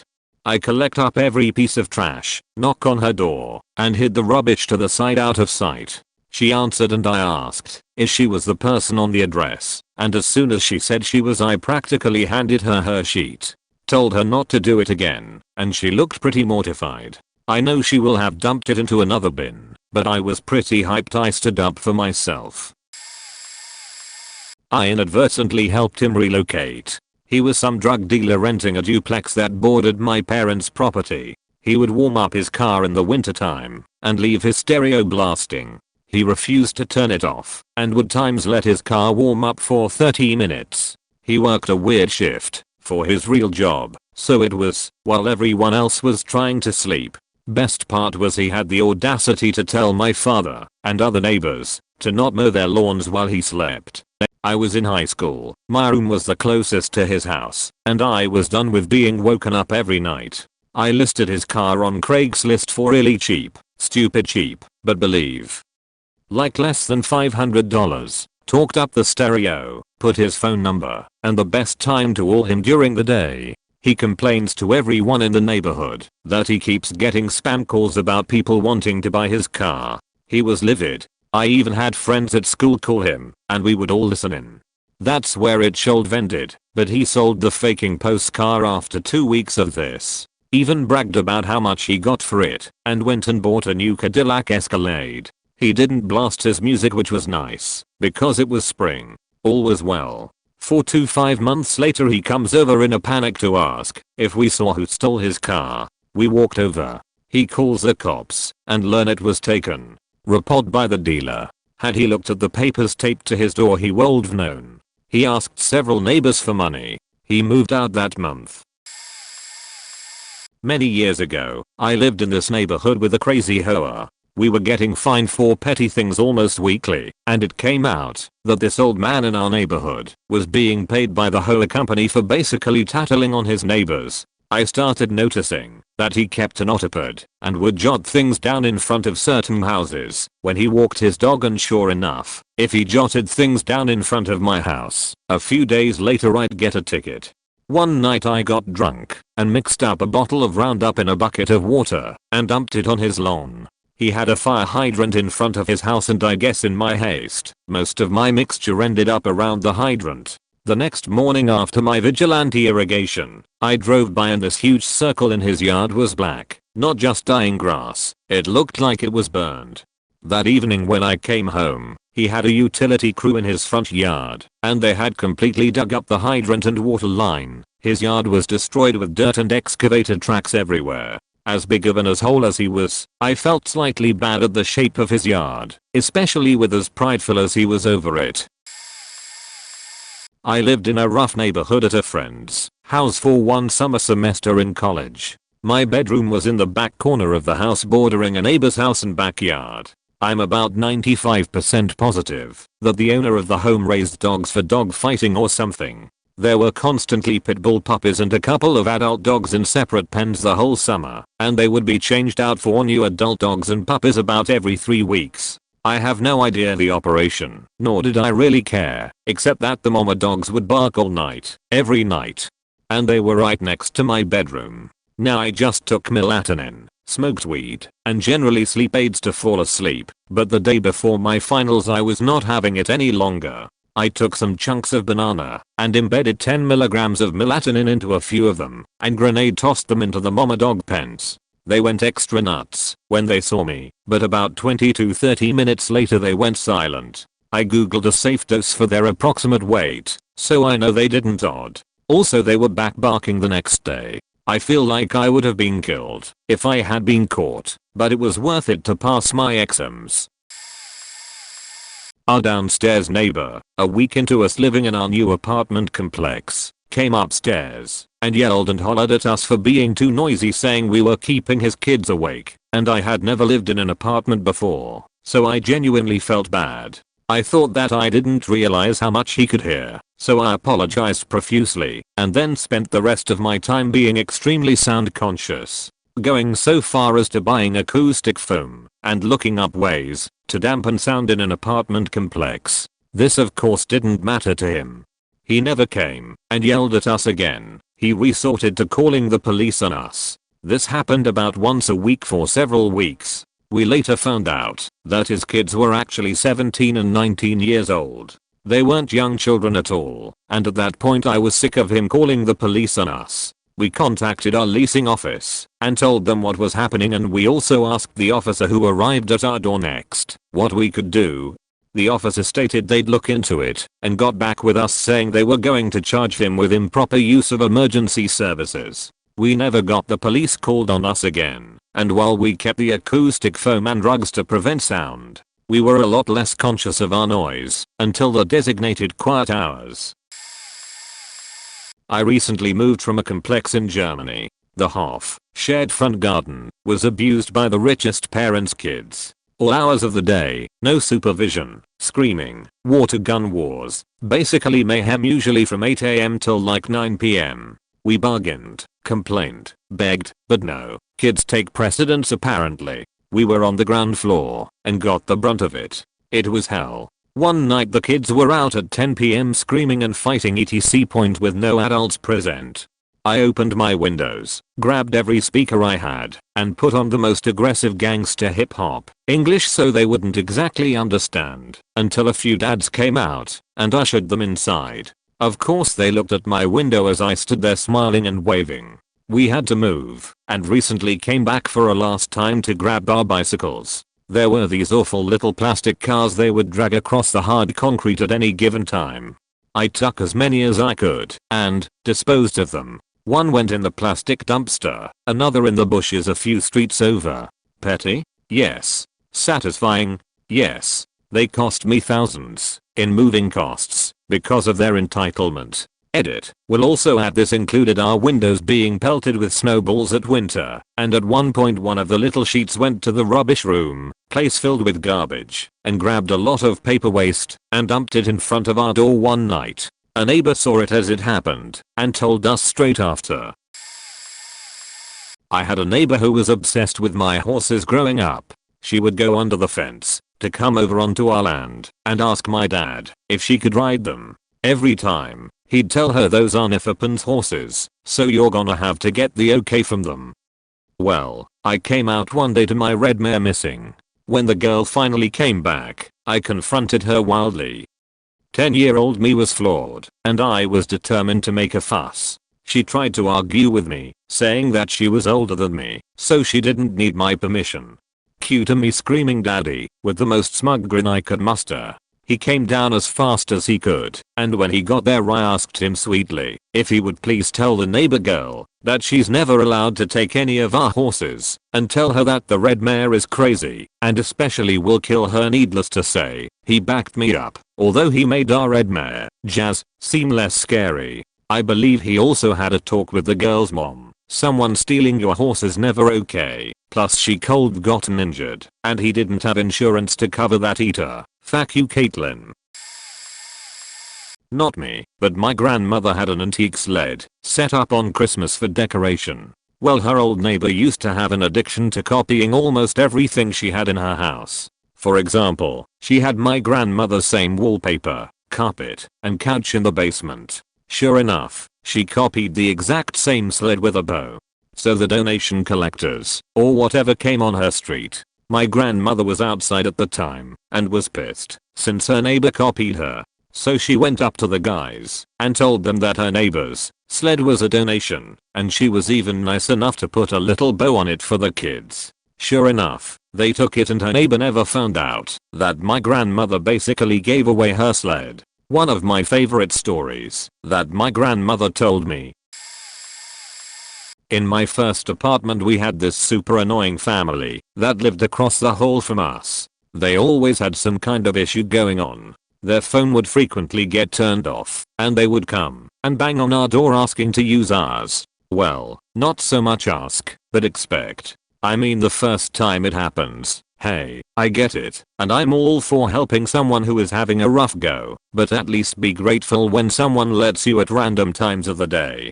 Then, after the first month of this, where they probably used the phone a half dozen times, we got a bill that was about $40 higher than it should have been, because they were calling faking grease. So we put an end to them using our phone, and things sort of went downhill from there.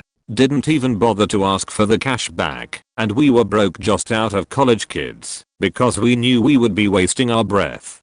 Their kids would snag our patio furniture every morning and drag it down to the bus stop to sit on and wait for the bus. Not even just the chairs, but the table and umbrella and sheet. We talked to them a few times about it, and they tried to insist it was for everyone to use. No, it wasn't. We bought it. We ended up having to get a cable to braid between everything and lock it when not in use because we got sick of having to go retrieve it. They would occasionally use our grill if we weren't around. Like, just come over, use our grill, leave a mess behind, and go about their way. The gotcha though is they would always complain about us to management. We had loud parties, the TV was too loud, etc. We were a couple of guys in our early 20s, so I'm not saying we were perfect ourselves, but it wasn't like we threw rages or blasted music or anything. One morning we had a big snowstorm, like 20+ inches. I woke up to find a note from management on our door saying they had got yet another complaint about a party 2 days prior. We did not have anyone over that day, let alone a party, and in fact one of the 3 roommates wasn't even home that day, and I just snapped. I look out at the parking lot just pondering this whole thing. Pissed I have to now go dig my car out, and I see the plo dude come around the bend. I flag the guy down and say, "Hey man, see that car there? It's my buddy's. We are having a prank war. I'll give you $20 to put as much snow as you can around it." And the dude did. This car ended up surrounded by like 8 feet tall piles of crusty plo snow a couple of feet deep. It was glorious. You can guess whose car it actually was. I sat there on the porch drinking my coffee, with my shovel propped up next to me, waiting for the payout I knew was sure to come. Eventually the dude comes out, sees his car, curses a bunch, and then goes, "Can I have your shovel?" "Nope, it's busted. Sorry," as I picked it up and walked back inside with it. He had to dig it out with his hands. Things settled down with them after that.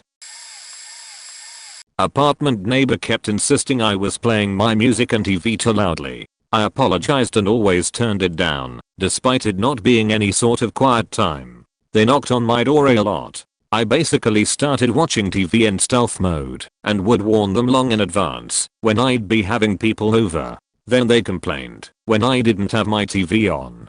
What? It was another neighbor the entire time. But it didn't stop them. They'd bang on the floor. They'd bang on my door. The wife was very sensitive to noise. Problematic for an apartment dweller. I'll let the husband into my apartment. "Dude, I have nothing on." Go jump on another neighbor. "It has to be you." "Dude, you have many neighbors on all sides. Above you. Next to you. Behind you. Why attack me? It's you." They're all older. My buddy was in school to be a sound engineer. He got me a speaker that would handle it and a CD with some insanely low bass that you could only feel and not hear. The dude kept knocking on my door. I said screw it and started messing with them. I built a box fort and put the speaker right next to the ceiling, their floor, and cranked it. You couldn't hear much of anything in my apartment, but it was rattling the floors fierce with this weird do sound. He came running down. Of course. I just casually answered, "What, dude? It's you. Our whole apartment is shaking." "Dude, do you hear anything? Anything?" "No," he yelled up to his wife, and she said it was definitely still going on. "Leave me alone. If you knock on my door ever again, I'm calling the cops for harassment. Leave me alone and stop being a douche." After that, some days I'd just play the sound when I wanted to really stick it to them. But then my buddy needed his speaker back, and I lost my fun. They moved soon after. One of the HOA board members lived across the street from me, and I swear I would get warnings weekly in the mail. Not watering enough. My kids used chalk on the sidewalk. A service vehicle was parked in front of my house too long. The trim on my house needed painting. My kids left their bikes in the driveway. I replaced a damaged fence without architectural approval. The list goes on and on. I would talk to her all the time about it. She would always say it was a third-party company that did the inspection and she would look into it. Then I realized some of the violation pictures were taken from her house, like inside her house out the living room window. I live in Texas and we have wild boar here, so I put boar bait raspberry jello powder in her front yard for weeks. Then one morning we got up and the pigs had literally uprooted her whole front yard. There was not a bit of sod left. I took a picture and emailed it to the hoe with a complaint. Later when she re-landscaped the yard I complained and asked to see the architectural committee approval. She put cameras up after that. I had a very elaborate Christmas light design on my back fence, which backed up to a city greenbelt. Why the back fence? Well, nobody would ever see the front of our house, except our single next door neighbor, so no point in putting it there. Meanwhile half the neighborhood saw the back of our fence every time they came home. I left them up all year, because they took 5 hours to create artistically, but I never turned them on except in December. Also, they were the same color as the fence, white, so you couldn't see them, unless you were less than 2 feet away. And the green belt had a steep hill up to our fence, so nobody ever went there, except my next door neighbor to get to his back fence and trim, and we were pretty good friends, so I know he didn't do it. Well, one day I noticed that a city worker had taken their chainsaw and cut my lights for absolutely no reason. They had been trimming one of their trees that day, so I knew exactly what happened when I saw it about 3 days later. Also, chainsaws make really jagged cuts on electrical wire. I was livid. So I walked back there, and in doing so made sure to break off every sprinkler head. While I was doing so, they were all old and brittle from the sun, so it was very easy to do by just choosing where to step. Well, after wasting tons of water for 3 weeks, they finally fixed their sprinkler heads. I also recreated my artwork on a large rectangle of chicken wire which I could zip tie to the fence in December and take it back down in January to avoid such future shenanigans from the take down your lights or I will cut them crowd. I had a sheet landlord when I was in college. I rented the house right next door to him. I had a few days left till my lease was up and had scheduled a cleaning crew to come do a move out clean, but he let himself in while I was away and took stock of how filthy everything was and how a towel rack was broken and tried to keep my entire deposit plus the prorated rest of my month he owed me back. I called him on preying on college kids and he said, "Yeah, and what do you plan on doing about it?" Well, I took him to court and got mine, but I'm petty, so I didn't stop there. This guy was an avid gardener. He and his wife were old and retired and even had a whole nursery on the back of their property. They were on the corner of the entrance of this neighborhood, and their yard was highly visible, and they had a lot of perfectly tended plants and a perfect lawn. About a year after I moved out of that house, someone filled bug spray jugs up with pure bleach and absolutely demolished their yard while they were away for a weekend. They sure did want the police to pull out all the stops to figure out who it was, but as it turns out, the police really don't take planticide all that seriously. My roommate and I had this absolutely awful neighbor one time. She just complained about anything and everything, and though this was 20 years ago, she was a modern day Karen in every sense of the word. Anyway, she hated that animals, deer namely, would roam around our neighborhood, eat the plants, shit all over the place, etc. The neighborhood was basically a private drive with maybe 24 condos on it. So one night me, my roomie, and about 6 of our buddies went and bought about 100 pounds of deer feed. We spread it all around a little neighborhood, all over her yard, everywhere. Suffice to say, the little neighborhood was absolutely full of deer for the next few days. I'm sure she had no idea what happened, but it was just one of those tiny, yet enjoyable victories. We had a neighbor who would constantly hit the bank of mailboxes at the end of our street. We knew it was him because the one neighbor who lived next to the mailboxes watched it happen twice. We also found one of the boxes wedged in his back wheel well. We complained and filed a report the second time it happened. The post office didn't care and wouldn't deliver mail without a mailbox.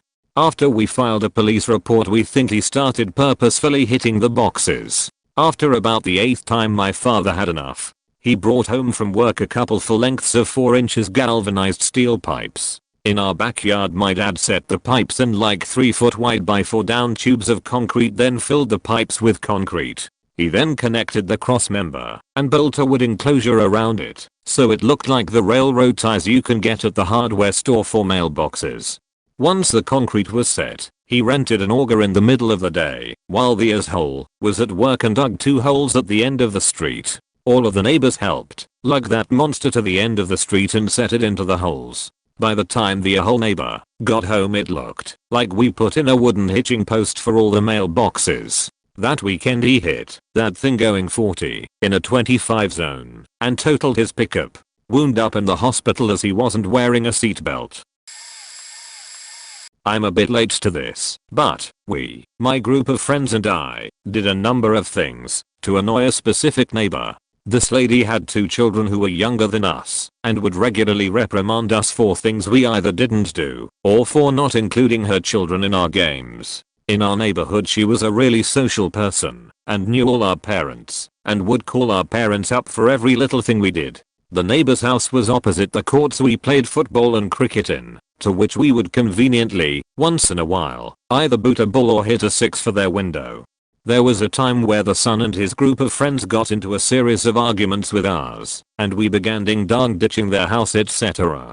My friends and I conjured up a plan to leave a cracked egg on their car's hood, but settled with something else. We left a mush of Cheetos and orange juice on the steps to their door and ran off. I remember walking past their house a week later and noticing a sign which warned for cameras. I have an inconsiderate neighbor. I built, myself, a new fence along our boundary, which he said he would pay half for and didn't. I like to leave the wood clean and let it bleach in the sun. Radiator pine H3.2 treated. He decided to paint his side of the fence white, which is a really stupid idea, but for some reason a lot of the Indians here I find do that. Anyway, the painters were so sloppy they spilled white paint down my side of the fence. When I complained to him, he said, well, that's your side of the fence, it's your problem to paint it. I had to explain I didn't want paint on it, let alone white paint. He had absolutely no idea why it bothered me. It made my brand new fence look awful. So I bought some black paint and made an intentional effort to spill black paint down his white fence. He rung me swearing and complaining, knowing I had done that deliberately. I quoted back to him, that's your side of the fence. That's your problem to fix it. FYI, his white fence is now green at the bottom from grass clippings and looks awful. Took him many coats of white to even slightly hide his black, but he managed to do it without spilling on my side.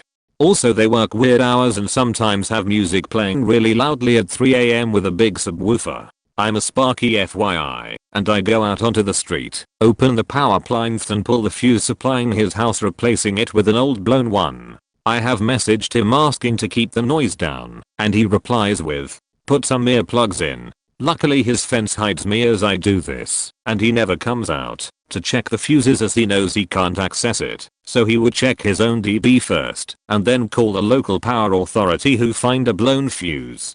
They have numerous times had electrical guys out trying to find why his street fuse is blowing. He asked my advice, and I said he should have his main cable replaced. He got a quote, but hasn't gone through with it. His house has so many people living in it. We have lots of vehicles parked on the street outside my house. The only problem with this is that they park too close to my driveway. You need to have 1 meter clearance. This is so you can pull out without having to cross into oncoming traffic as you get around the parked car. I've asked them not to do this, and a few times their vehicle has overhung my driveway. So I've had them towed. This caused a few angry arguments, but enough was enough. Turns out towing didn't teach him a lesson, so I have a special Schrader valve tool, tire valve, which at night, when they are parked too close, I will remove the valve cap and loosen the valve core, allowing the valve to slowly leak out, giving him a flat. I'd put the cap back on. Seen him multiple times out there changing the spare tire to get his flat one checked. Before we had rubbish bins, he put his bags out sometimes and missed collection. Then he would just leave them on the berm as cats and seagulls would break into them spilling rubbish, and even then wouldn't clean it up, and neither would the rubbish man. So from then on, when his missed collection, every night I would place the bags in the middle of his driveway to force him to move them to drive out of his property the next day. We now have rubbish bins and they don't spill everywhere if left out.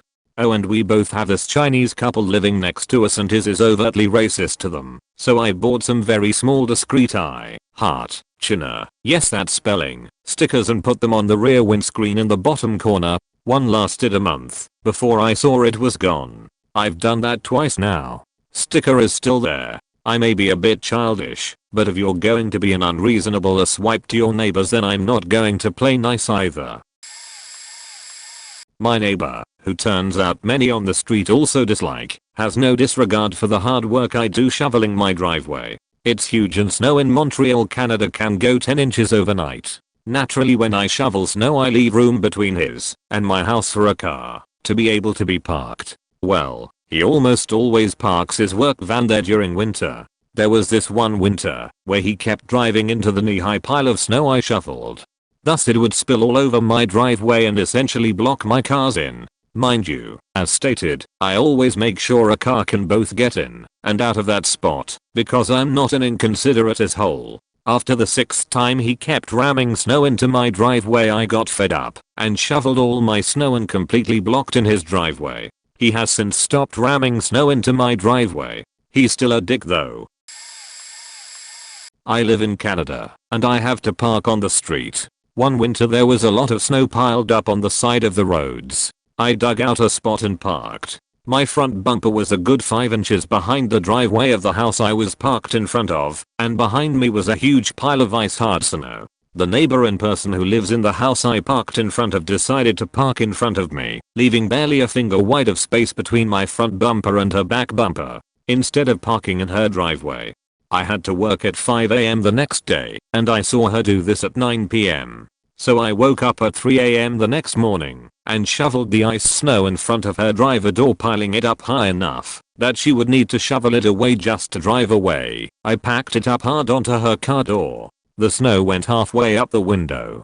Now the thing is, she is always coming and going at all hours of the day and night, and always in a rush. So I wanted to be sure that no matter what she had to waste her time shoveling this snow out, because even if she got in by the passenger door, she wouldn't be able to drive away. After that she never parked near me again.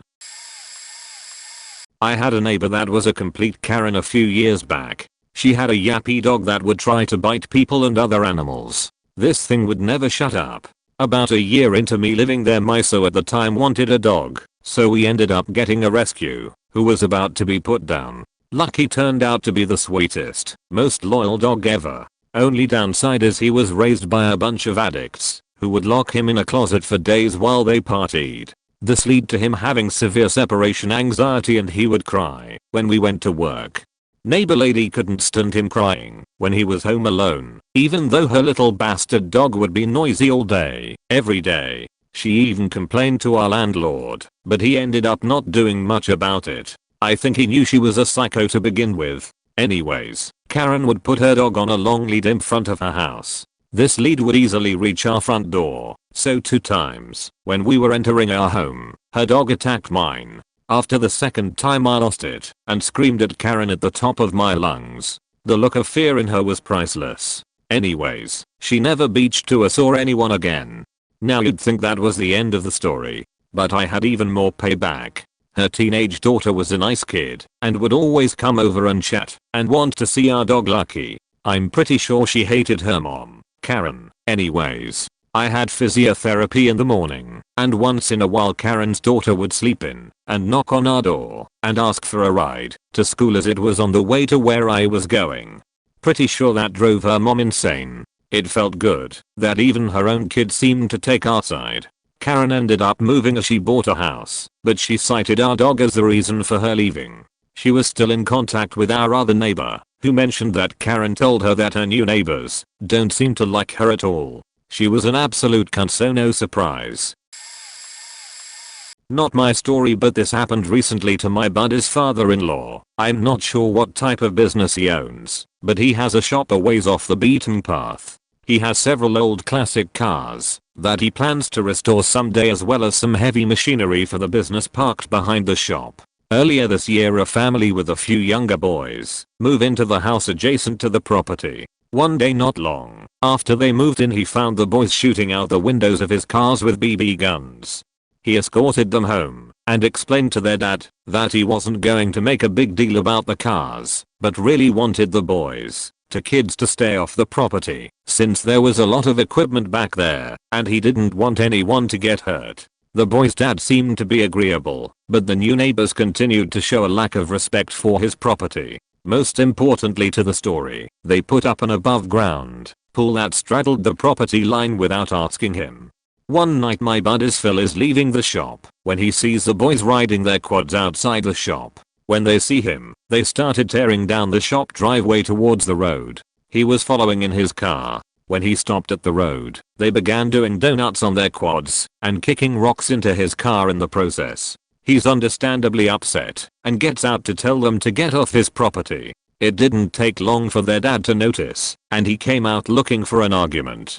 The boy's dad basically tells my buddy Phil that he's not gonna keep his boys off the property, and if he wants to keep them off so bad he could call the cops or build a fence. The cops were called, and the boy's dad even told the officers the same thing.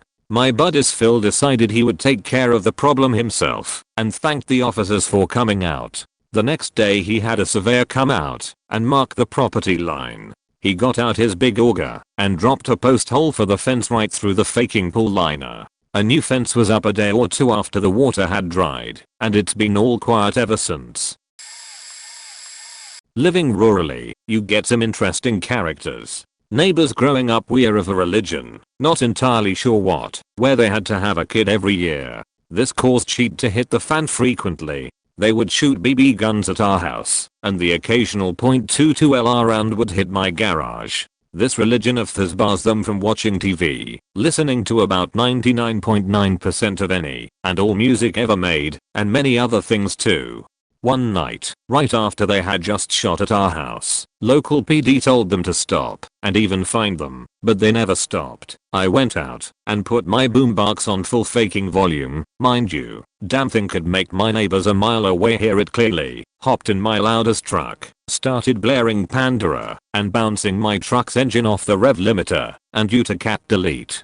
Many pops came from the exhaust that also sounded like gunshots. So now you have a bright red truck blaring Pandora that also sounds like it's letting loose a mag of 5.56. They stopped and filed a noise complaint. Local PD showed up. I explained and showed them the .22 LR bullets in the side of my house. They told me to quiet down and then told them that if they ever fired so much as a BB gun at our house again, they'd be removed from the township with no pay for their property. Not strictly me, I was there and encouraged it though. A friend of was staying with me for a bit when we were 20. We were tired of the neighbors who were low IQ religious and were constantly calling us devils. He had mixed up some Roundup at his mom's to spray around her house earlier in the day. He had the sprayer in the back of his truck when they rolled in one Wednesday night. We were outside doing something and they immediately started on us. As soon as they went inside he went to their yard and sprayed a perfect pentagram in the yard. 2 days later people were driving by and pointing. A week later they had moved out. I kinda felt bad, but ultimately they were terrible people. Found out from their daughter a few years later they were embarrassed when that happened. The daughter let herself be put in a foster home when she was 16 to get away from them. I refused or fought any of their requests to have access onto my property for things like repainting their fence, trimming of their bushes or trees that were overhanging onto my property and other reasons. In the end, they had to dismantle the fence sections against their house. The tree limbs that were overhanging the fence ended up being diseased and broke during a rainstorm with high winds. They fell onto the chain link fence, breaking a few of the sections and really messing up the fence. Any of the shrubs or bushes that were growing through the fence I cut or sprayed with weed killer. This caused many of them to die and needed to be removed.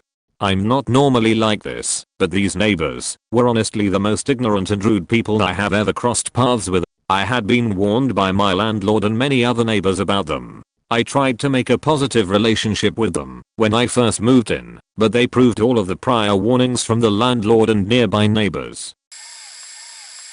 One of my good friends lived in an apartment complex that was lazy when it came to renumbering the parking stalls. This lady kept parking in his assigned stall, but since there wasn't an apartment number she would argue with him that it wasn't his and that it's first come first serve. So sometimes he would have to rush home from work just so he can get the parking, otherwise he would have to park on the other side of the complex. So one day he was really tired from working all day. He was a painter and he had seen that she parked there again even after he asked her politely not to. He was a really nice guy, so he remained patient and kept the drama contained for as long as he could. I'll never forget this. During this time leading up to the incident, I noticed that he had the same large pot on top of his stove every time I went by his house. I asked him what was in it, and he yelled at me, "Bro, whatever you do, don't open it." It was a half full pot of chicken stew that had been sitting on the stove for 3 weeks. He said he was dreading cleaning it out. He was waiting for a nice windy day so he could open all the doors and windows in his house before he cleaned it. So back to the day that he got home from painting and was super pissed to see that she was in his spot again. He walked directly into his house, grabbed the pot off the stove, took the lid off outside, and dumped it over the top of her car. It smelled like straight death. Even neighbors were complaining on the next units over that they could smell something rotting. He said he could see her gagging trying to pick rotting chicken and potatoes out from between her windshield wipers. My neighbor in college was Big Mama's boy who wouldn't clean up after himself. We lived in a 4-bed unit and my roommates were randoms. He would use my electric griddle and other clean it. When he did clean it with a stainless cleaning pad, all the non-stick was stripped from my new Christmas present. Whatever, the next week he ate my leftovers that were supposed to be my lunch for the next couple days. This one got me, as my food budget was limited. I then began to show a sense of community towards said roommate by drinking his sheet sweet tea out of massive jug he would make. If I drank too much I would ask him how he made his secret recipe so that it was just like his. After pretending to enjoy his sweet tea I began making it for him every Sunday before he came back from his parents' house on the weekends. Except, my version contained laxative. He then proceeded to complain to the apartment complex and myself that the water gave him the sheets. I still lol go this day, fuck you Ethan.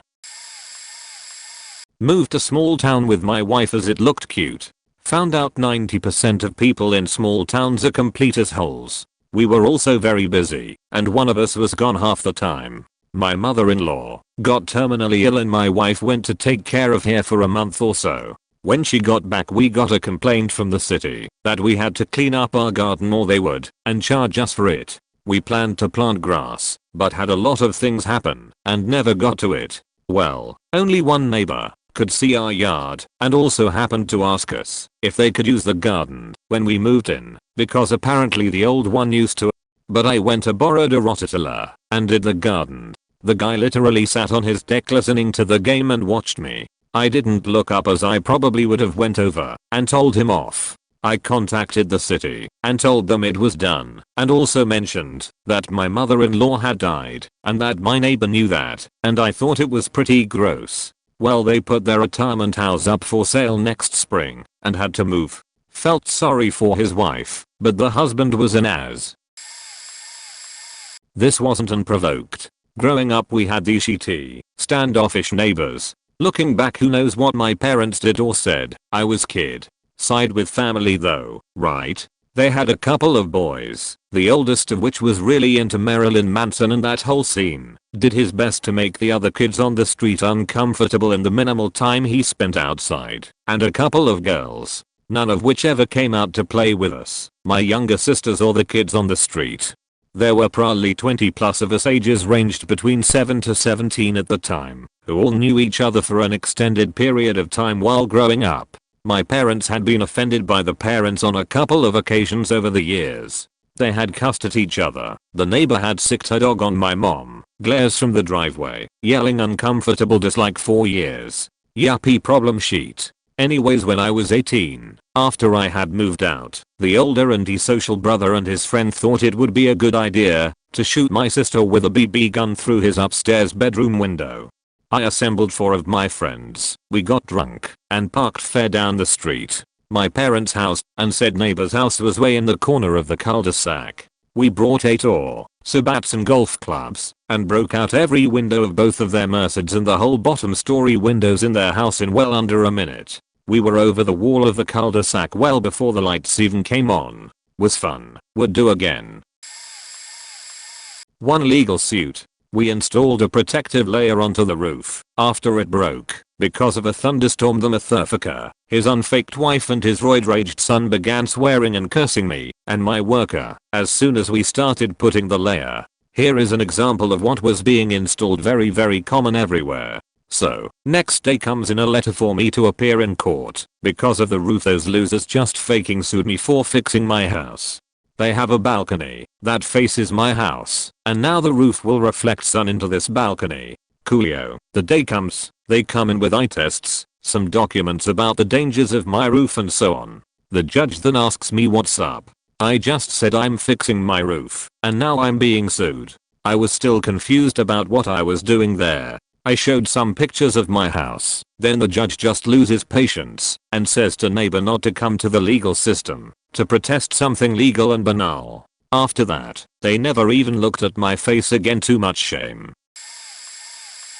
Not a neighbor, but a temporary neighbor on a flight a couple of years ago. A 30-ish woman that was sitting in the row behind us took her shoes off and rested her feet in the gap between the seat and the edge of the plane. Like, not just a toe, both feet up to her ankles were on the footrest. Our 4-year-old was in that seat and I didn't notice until my kid leaned over and told me that somebody's feet smelled bad. I turned around and asked her to move her feet.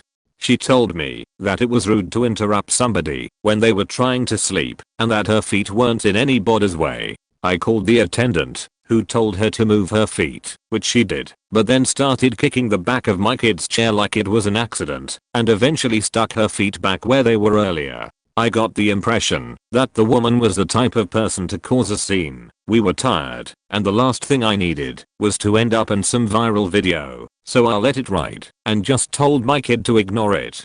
As we were descending to land, the plane hit some minor turbulence, but it was bad enough to make my kid nauseous, and before I could get the paper bag out for her, she turned her head and vomited all over this woman's feet. There were partially chewed goldfish stuck on this woman's nasty toes. She did cause a scene, but the flight attendant wasn't sympathetic.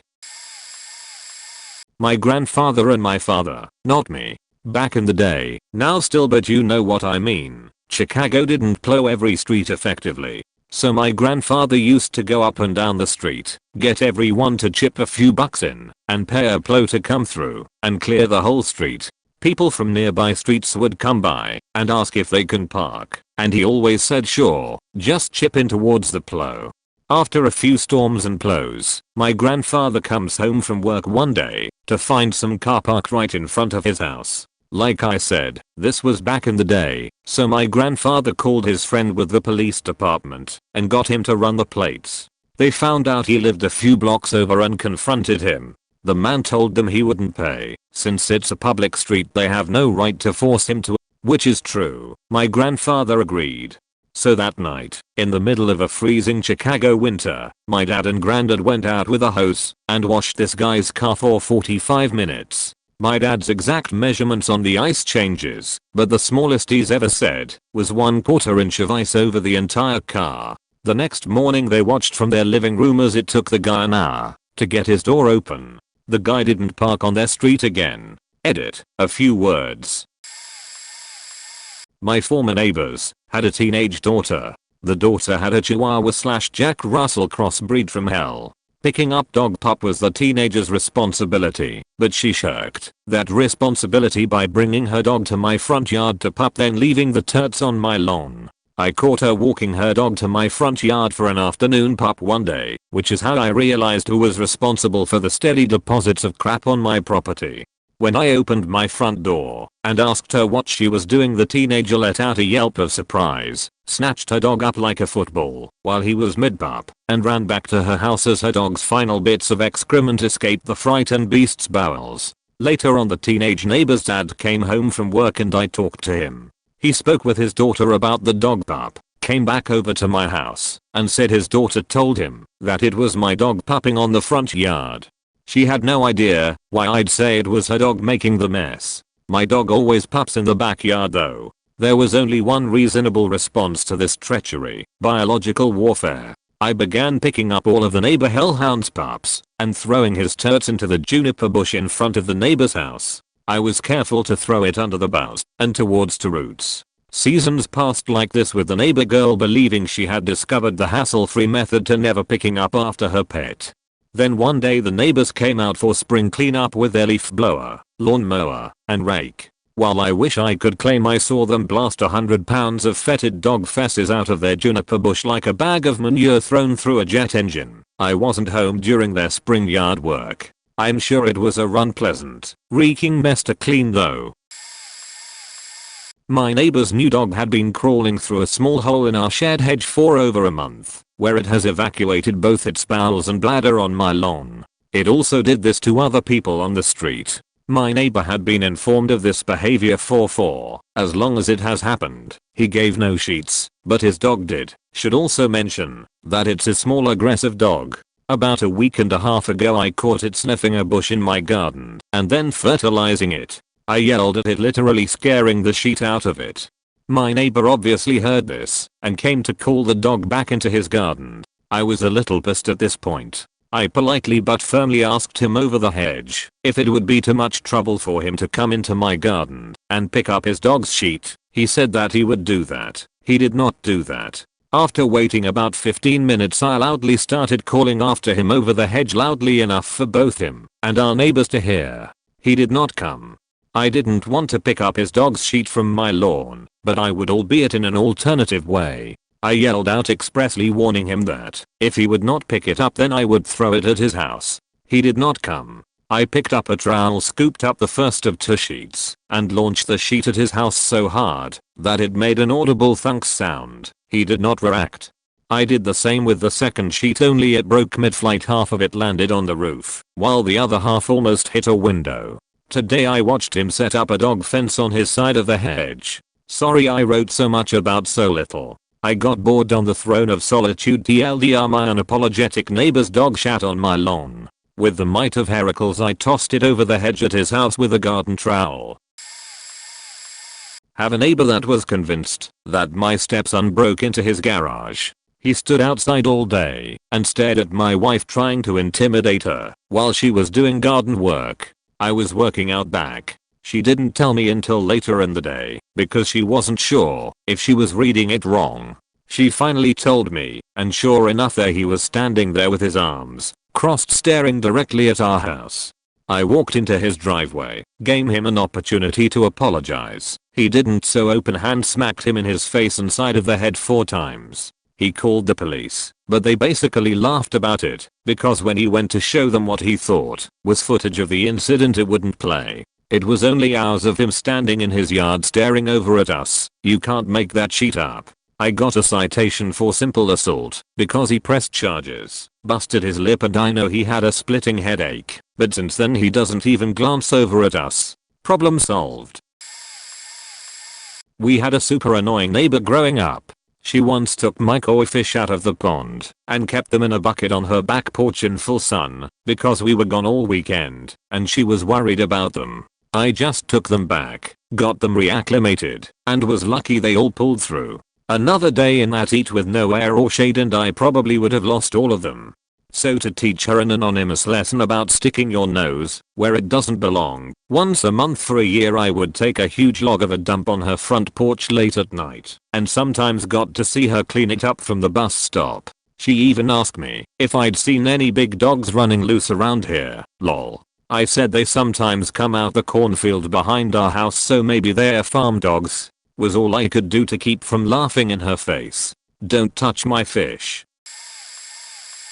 My neighbors are horrible people. I mean, they aren't children of the devil, but they are inconsiderate pieces of shit. Well, they have about 3-4 pit bulls. I think pit bulls are awesome dogs, by the way, that they don't even care for. All they do is breed these animals to exhaustion to make some extra cash. Their dogs have killed countless amounts of local animals, including some of their own dogs, which the owners would leave to die in misery in their garage. The city and animal control does nothing more than write up citations for them. Well, this past January one of my dogs, who by the way was an absolute gift from God, got dragged into their yard by the pit bulls, and they completely mauled and killed my dog. Hour of frustration and anger, I, in tears, grabbed a shovel and broke off the rear view mirrors of the neighbor's Dodge Charger. And in addition to this, I occasionally accidentally throw Milky Ways over the fence where the dogs play. I'm aware that 2 wrongs don't make a right, but someone needs to stop these people. My parents were at war with a neighbor. We had a tree that was angled into her yard, which technically becomes her property. I would climb that tree with her kids and her nieces. Well, things went south and she decided that tree was a hazard. She had the tree cut down, but by this point there is a lot of tension from both sides. If she stepped onto our property, we call the cops and vice versa. We even had lawyers present for the tree removal. Once the tree went down, she put up a 6 feet tall fence with a no trespassing sign on our side.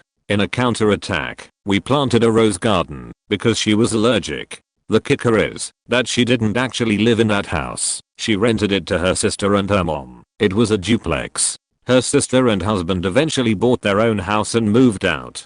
C's didn't like this and changed the locks before they moved, which is illegal. They went to court. Big C's lost. I remember her yelling at me to stay away from her property or she'd call the cops. Readers, I was under the age of 10 when this happened. Who threatens a 10-year-old? Eventually she sold the house and told the new owners good luck with us. When the new owners moved in, my mom ripped out a no trespassing sign and introduced herself. New owner was quite lovely and we never had issues.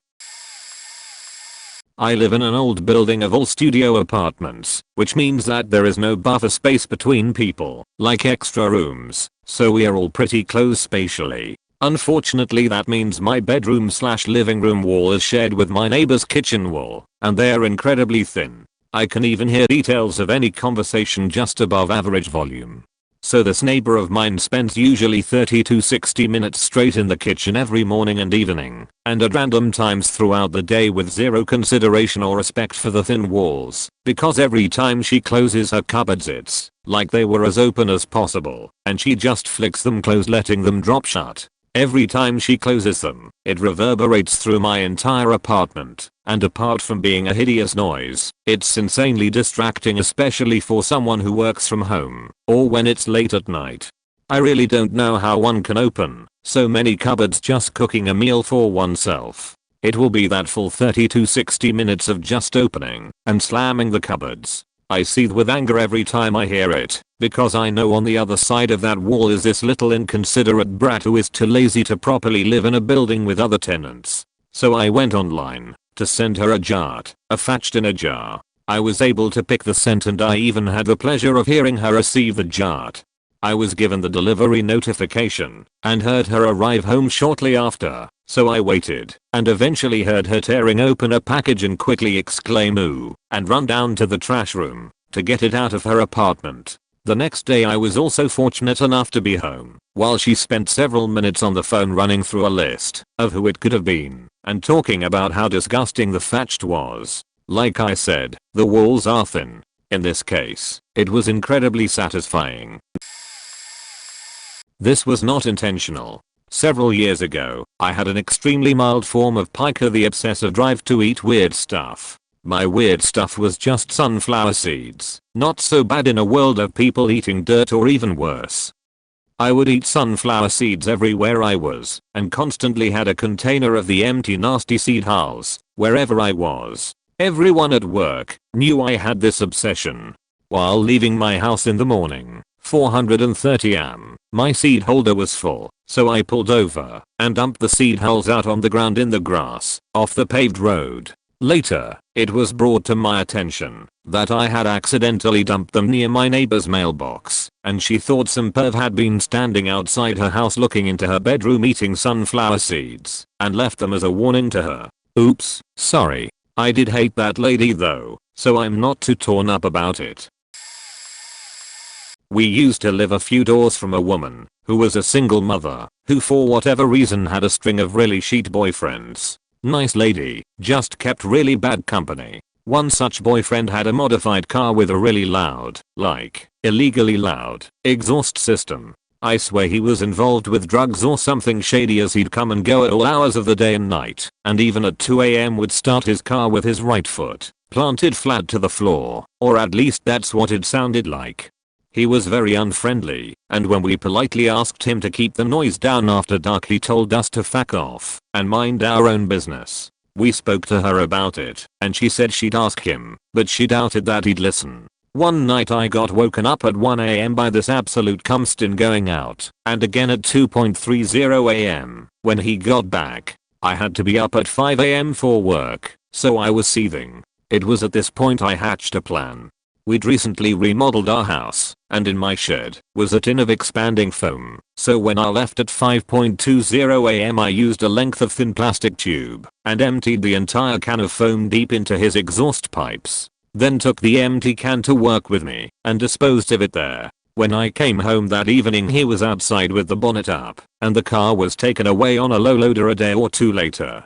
A week or so after that he disappeared off the scene and we never saw him again. The next time we saw her we asked about him and she confirmed they'd split up. A few weeks later she was talking to my then girlfriend and told her that someone blocked his exhaust with foam and it knackered his engine. Apparently he owed money to some nasty people and he assumed it was one of them that had done it, but realistically it could have been anyone in the street because nobody liked him. Full disclosure, this is a repost from an earlier post I made. I had an upstairs apartment just off of Greek Row in my last year of college. Day 3 after moving in, the downstairs neighbor starts blasting their stereo. Seriously loud, rattling the glasses in the kitchen cabinet. I give them a little time to get it out of their system, but after an hour, I go downstairs and rap on the door. Second knock is a lot louder, so they can hear me, so they turn down the music and answer the door. Sorry for the stereotype, you'll see in a moment, but she's blonde. Could you please keep the stereo down to reasonable volumes? It permeates my apartment to the point that I can't even hear my TV. I said. I kid you not, she replied, you can hear that? I thought sound waves only went side to side, not up and down. Me, slow blink. Me, oh nope, you were just playing, so I'm pretty sure it's coming into my apartment. Please keep it down. Huh, okay, sorry about that. Later that day, more songs at the same volume. My revenge. They didn't know that I was a music major, and a drummer in particular, so I was actually prepared for that evening's serenade. I set the legs on my 18-inch floor tom, so that the bottom was only an inch off the floor, tuned the heads down, to make it sound as deep and bass-ish as possible, got my heavy marching sticks, and gave an impressive half-hour-long solo rendition of Sing, Sing, Sing. I proved that sound waves most certainly do go up and down. I never had another issue with them. Our neighbors' dogs are super annoying, bark all the time and growl at us when we are out. The neighbors will also let themselves into our yard whenever a toy gets over the fence, instead of asking to go into our yard, which we are frequently out in, or just waiting. The dogs have also been in our yard multiple times by digging under the fence or just pressing their weight on the fence to bend it, which causes a problem. Because I'd like to eventually get a smaller dog and bring it over, which is not feasible to be around these two huge black labs that growl and are aggressive towards us. We've confronted the neighbors and we are basically told suck it up, it's our yard and our dogs, so sucks to be you. We've contacted animal control and the police, but without evidence. We've been told just to monitor it as well. We've started carrying dog whistles whenever we are out, and we'll give it a long toot whenever they're outside, or have their windows open as a nice fuck you. The other dogs in the neighborhood are fantastically behaved, so we tend to not do it when they're around, unless the other two are really being assholes. But the neighbors haven't figured out quite what's driving their dogs nuts, since they haven't seen us do it. But if they do, well, we'll just say sucks, we are on our own property. Neighbor kept feeding the raccoons that were attacking pets, and my cousin boarded up the fence around his home. Whenever he saw the raccoons inside his property, he'll let the pets out to have fun. She called animal control, said my cousin had killed the raccoons that she had as pets. My cousin showed them pics, videos and texts neighbors had sent to her about the raccoons. She got a fat ass fine. The raccoons killed 4 pet cats, destroyed an attic and electricity to a home, beat up 2 small pet dogs, one was hospitalized for 2 weeks, ruined a BBQ party and almost attacking people. These Coens were gang. Why no one did nothing about it was beyond my cousin's understanding. Once the critters tried messing with his home, he decided to end it there. Oh, he said it was strange cause these critters are usually alone, but this lady had about 5 to 6 of them that would go around the neighborhood being gang and shit. Way back when I was a kid, my neighbor had a chicken coop, but the chickens were what we now refer to as free range. They pretty much eat everywhere. She also had a really annoying little boy who would try and get into everything. Long story short, every small animal carcass we could find, we lived in an equestrian area, not hard to find, was thrown onto their property, backyard, front yard, side yard, roof, etc. Paintballs were shot up into the air in a manner that made them fall in their driveway, where the little boy would be most of the time. No, we were not trying to hit the little boy. He did come out one day and touch the paint, which then made his mom think he made the mess, and was promptly punished by his mom. The older brother used to keep Playboys hidden in a set of tires in his backyard. Those were promptly redistributed. He couldn't exactly tell his mom they were missing. A number of other things, but the funniest was when the little bot once told me he was certain his house was the house of death, because everything died there. I had to run inside my place to keep from laughing in front of him. My brother and I were super active kids in Minnesota. We had a big yard there, and most of the yards weren't fenced in there. We moved to Arizona in elementary school, and were stunned to now have a tiny backyard and to not see anyone else outside, ever. All the backyard have 6 feet high cinder block and fences, and we only ever saw our neighbors going to and from their house/cars. On top of that, our immediate next door neighbor was so old and grumpy. Sometimes our ball would accidentally fly into his backyard. He wasn't super mean the first time we knocked on his door, but any time after that he was a scary harsh jerk about it. The final straw was him going to the backyard and just taking our ball into his house. My brother and I were pissed at that point and decided to take it into our own hands. We found every baseball, football, soccer ball, bouncy ball etc. and threw them directly into his backyard lol.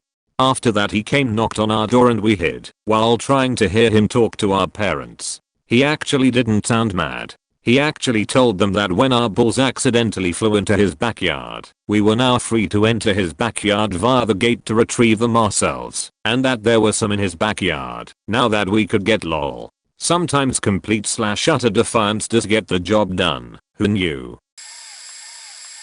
Had a wrist rocket with clay pellets. The guy was a faking asshole, known throughout the neighborhood. Said everyone was sick of him weaving in and out of traffic and kicking over signs where crews were working. One day I stood outside my upper back deck and saw him coming by. I'm sort of hidden, and I've not confronted him myself, so I wasn't worried about being identified. I took aim and beamed him in the side of his visor, caused him to lose control of his dirt bike, and he ate shit. He had gear on, so I wasn't concerned about him getting road rash or anything. He was throwing a fit, yelling and screaming, "Come out you faking bussy," etc. Eventually cops were called on him. Think he got taken in. I just went inside after I verified my shot. Was funny to hear the ruckus outside though.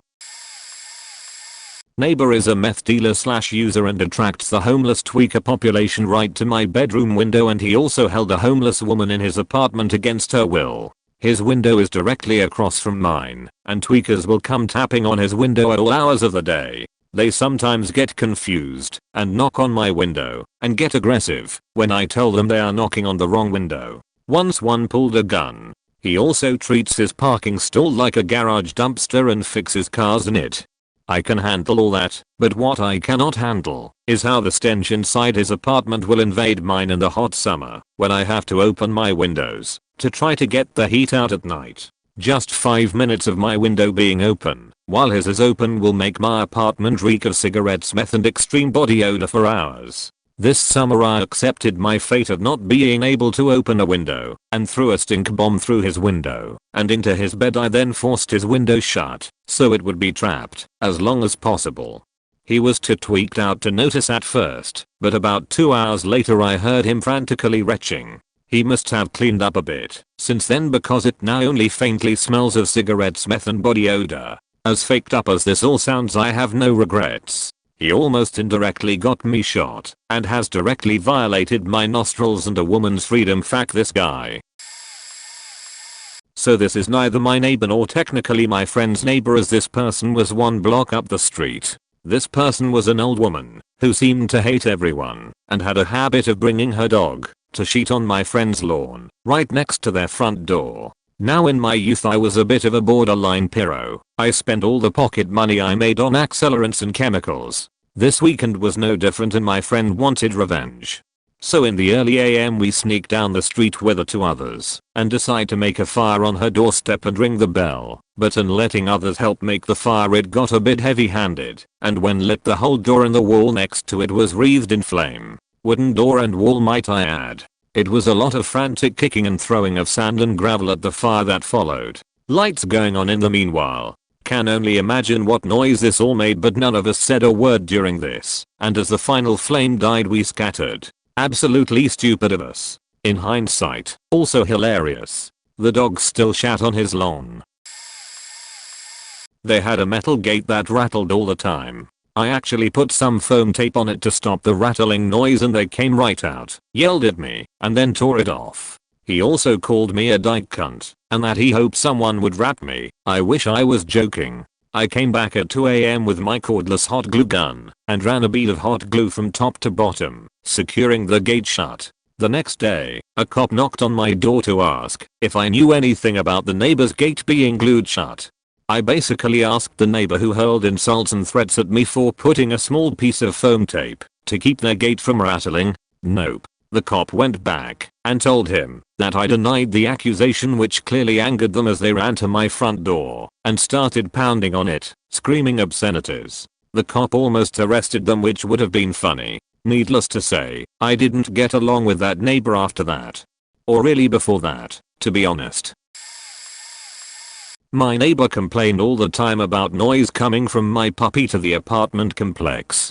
So much so they told me I would need to get rid of her or leave. So I schedule a meeting with him and the office, and he plays a phone recording of a loud banging noise. It was my washer machine. He continues to complain and then narks on me for having a third pet, have 2 cats, when I had the maximum 2 on the lease allowed. One day I saw him packing a U-Haul. I knew he had only been there for a few months. I went to the leasing office and said, "Hey, so is my neighbor moving out already?"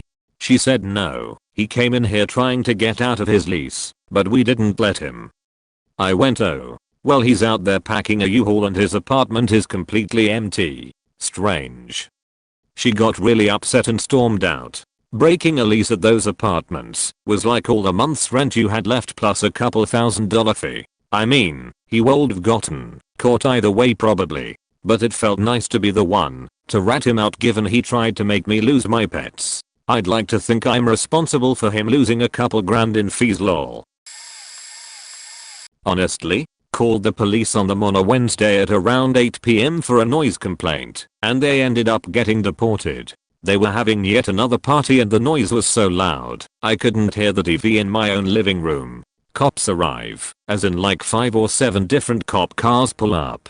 A bunch of cops get out with their weapons drawn, and they start yelling at people and telling them to stop running, and they start detaining people and yelling for the IDs. Then ICE shows up and starts taking people from the party away in a bus. They were pieces of shit though, not gonna lie. They had about 6 kids who never went to school with mouths full of silver teeth, constantly had puppies that they'd kicked out of the house after a few months, and their parties were like once a month, and each time they were so loud that you wouldn't be able to hear shit within your own house.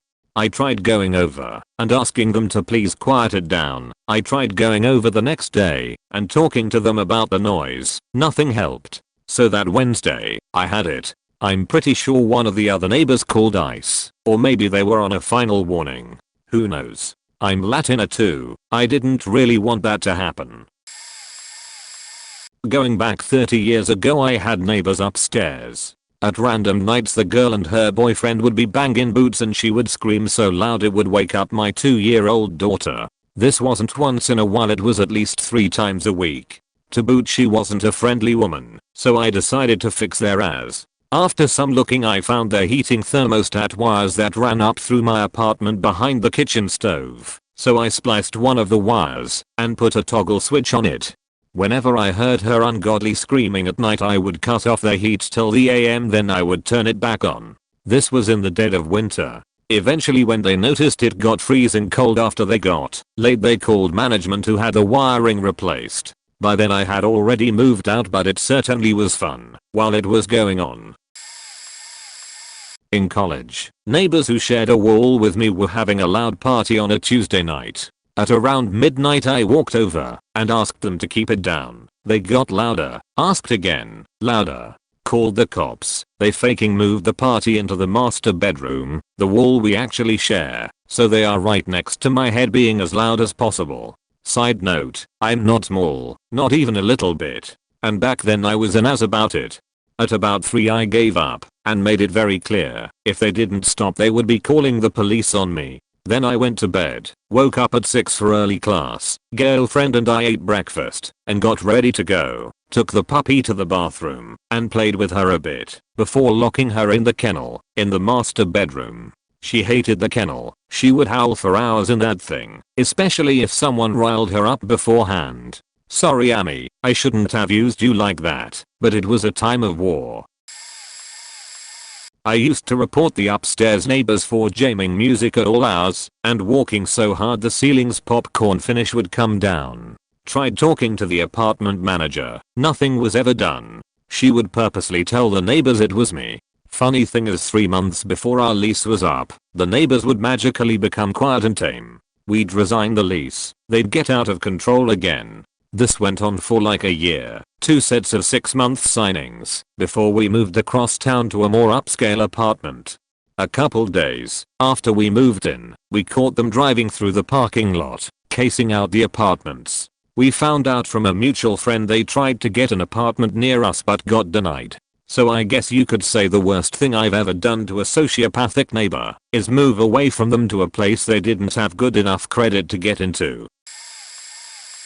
Back in my college days, I lived in the dorms with a HS friend. Our neighbor was really big into WOW's PvP during TBC/Watlook. No judgment, my roommate and I were big into raiding, top 50 guild at the time, and PvP. This guy would get angry against perceived imbalances and rage. He would yell curse words, throw stuff, just general temper tantrum. That's all fine and good during the day. He would do this on weekday nights at 2 AM, though. As a quick side note, the dorms were older and each room had a phone hanging on the wall. Those old school phones that had actual bells inside them for ringing. If you knew the room number, the extension was pretty easy to figure out. We had spoken to him about this, left notes, talked with our app, every diplomatic route we could take, we did. Nothing worked. During research on how to prank me with Rick Astley, my roommate came upon the most magnificent service. A website would call the phone number you entered and play the world famous "Never Gonna Give You Up" by renowned musician Rick Astley. The first call went out near 1:30 AM the week of finals for the full semester. As per his routine, he queued for AB. It used to be his favorite after hearing phrases like, "Why the fuck is there no one at BS?" and "How the fuck did we lose LM with the whole faking team there?" and started screaming. My roommate calmly got up, went to his computer, and sent the call. Seconds later, the phone in his room started to ring. Bring, bring, followed by the silencing of the neighbor. Bring, bring. Then what in the ever-living fuck? We only had to do it 4 more times before he stopped yelling in the wee hours of the morning. Oh, I get to share one. The few times I was so mad I started to see red. So there I am, freshman boy in college, living in the pseudo apartment/dorm that is on campus. I lived with one roommate, but surrounded by neighbors of the opposite section, the other units. Everyone was pretty nice, but some of them were a bit demanding. I had a huge crush on the girl that was 1 floor below our unit. She led me on a lot, but it never went anywhere. A proto-simp at the time, if you will. She would ask me to help her with errands and crap, because I also happened to be one of the few people there with a car. Months down this road, and I had started to get frustrated, and was pretty much done being a doormat. It was December. A bunch of the people there decided to do a white elephant anonymous gift exchange, which I had opted out. One Saturday, at 8 faking AM, someone starts knocking on my door. Not my unit's front door, but my room's door. I don't answer, because I'm asleep and just wish for whoever it is to go away. Then the same neighbor starts yelling through the door, Keith Urton. We need to use your printer to print out something for the white elephant. I don't answer, still in bed, covering my head. My roommate is trying to explain that I might be out, but that doesn't stop her. She faking started pounding on the door and yelling more. It went on for 30 minutes. I have a lot of patience, but all that irritation and frustration had started to build up.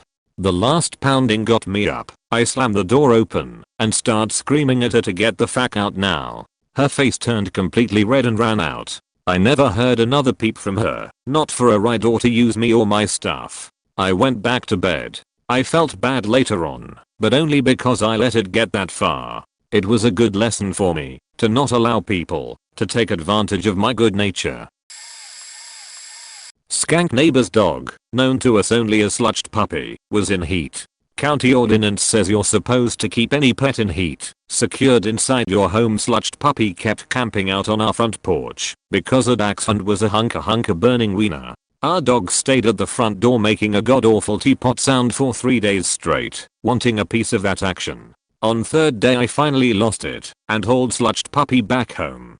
On fourth day I hauled her home again. Her owner was like, "I don't think she's in heat. Why do you think that?"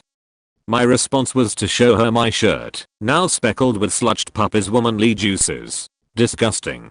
On fifth day her skanky owner wouldn't come to the door, so I went back home for supplies. I hauled her back across the street with a zip line and a big bowl of both food and water, and fastened her to a big shady tree. I took a printout of the ordinance and used an entire brand new spool of packing tape to secure it to her auto and porch posts. There was no sixth day. I lived in a lower apartment with a super beachy neighbor who lived above me. Every single noise she heard coming from my apartment led to a complaint. She expected absolute silence from anyone around her at every hour of the day. One day, while watching TV, I hear the doorbell ring. It's the police responding to a noise complaint. I looked at the two officers standing at my door and asked them, "Do you hear anything?" To which they both replied, "Not at all," and they left basically rolling their eyes that they even had to make the stop. Fast forward a few weeks later. Cops called again in the afternoon. Now I'm getting pissed. The cops are pissed, the landlord is pissed. Now take into account that I'm in the lower unit and this beach lives above me, and it sounds like she's bowling up there while we're cinder blocks tied to her feet. The joys of apartment living. So, one night I decide to get a little revenge. I know the layout of her place as I'd been in that apartment on several occasions before she moved in. I set my alarm for 3:30 am, grab a broom, and slammed the end of the handle directly under where her bed was. I hear her clear as day jump out of bed yelling, "What the fuck?" It was so completely childish on my part, but yet so satisfying to fuck with her even just a little. I know, maybe not the worst thing I could have done, and really pretty tame in comparison to others. She was evicted a couple months later. Apparently she quit paying her rent. The day she moved out I was returning from breakfast with some friends, and she was standing the driveway giving me the finger. I couldn't help but burst out laughing. I went into my place and opened all the windows and played Ding Dong the Witch is Dead, Sherry Baby, Oh Sherry, her name, and So Long, Farewell, from The Sound of Music, on repeat while she packed her sheet up. Mine is pretty tame/petty. Neighbors sublet their townhome next to mine, while I live there with a constant barrage of folks, talking like 10 people in a normal end unit. Naturally they didn't have enough trash cans for the amount of waste they produced, so they opted to take mine. Had the audacity to say that mine was actually theirs also, leaving me with no trash can. Ended up damaging the wheelbase cause of their usage and I took it back. Called the trash folks saying that it was broken and to replace it had to pay a fee, but whatever needed to take my trash out so paid it. Went to the local store and bought a bunch of spray paint and marked up the entire can with my address. No longer an issue, and they continually leave trash outside their house now. Our neighbor is an old, naughty and egotistical fuckwit who views everyone here as inferior. He complained about another neighbor putting up CCTV and claimed they were spying on him. They had stuff stolen and wanted to protect their property. He helps himself to everyone else's property, and while he was gardening, he threw his hedge trimmings into our faking backyard and then tried to deny it. My dad literally saw him do it. He has a huge hedge surrounding his house which he prunes annually. His hedge overgrows into our garden, but when we tried to tidy it up on our side he lost his sheet. He comes into our yard without asking, as if it's okay, and works on his hedges. When we moved in we adopted a purple thorny bush, no idea what it is, but it's got thorns as sharp as needles, and decided to stop pruning it. It's overgrown by 2 meters, and every time he prunes his own hedge he gets a bag full of thorns. Fuck you, you old cunt. All our other neighbors are good people and we help each other out, but this one guy seems to have it out for everyone here. This was my brother, but he moved into a new house, and after a few interactions with his next door neighbor found out she was pretty strange. One day they came home and found several things moved around and just generally off. After asking the previous owner they found that the neighbor had house sat and likely still had a key to the house. My brother confronts her and says to never set foot on the property again or he will call the police. A few weeks later she is on their property being weird and gets bitten by his large shepherd. This dog was generally peaceful, pointing to the dog maybe already having resentment towards someone who had snuck through the house while it was empty. About half a year later there is commercial development encroaching and they sold their house, zoned business, to some development firm for a good markup. When I was the annoying neighbor, I used to smoke out my apartment every morning before work and all night until I passed out. I assumed the smell was minimal. I was in my early 20s and hadn't figured out that other people could smell me from blocks away, but was obviously wrong. My neighbors started stuffing towels under my door, putting dryer sheets in with my clothes when they could smell I was doing laundry, and making the occasional Cheech and Chong reference to me. I didn't know this was the neighborly way of trying to tell me I reeked. This continued for months until summer, when I started going out on the balcony to smoke. There must have been some communication, because one morning I get hit from 3 different angles by neighbors with water guns. Anytime I went out to blaze that day I got hit like a cat trying to get on a counter. This sparked a conversation that led to me going for a walk, to have a puff in the mornings and evenings, or using my bathroom. My annoying neighbor, I once poured about 2-3 of stale urine over a dude's windshield and hood, trying to get as much as I could into his air intakes during an escalating conflict that included a couple assaults and a ton of vengeful nonsense. 2 stories. First one was when I was 13. This kid a year older than me used to come over, and he hated my dog. I had a huge boxer. Well, one day I caught him throwing rocks at my dog. Long story short, I kicked his ass and dragged him home by his hair. His dad was really upset with me until he found out what his son was doing. Then his dad kicked his ass. Second was when I was maybe 17 to 18. I used to have this shed in my backyard that I would smoke weed and drink and just generally chill in.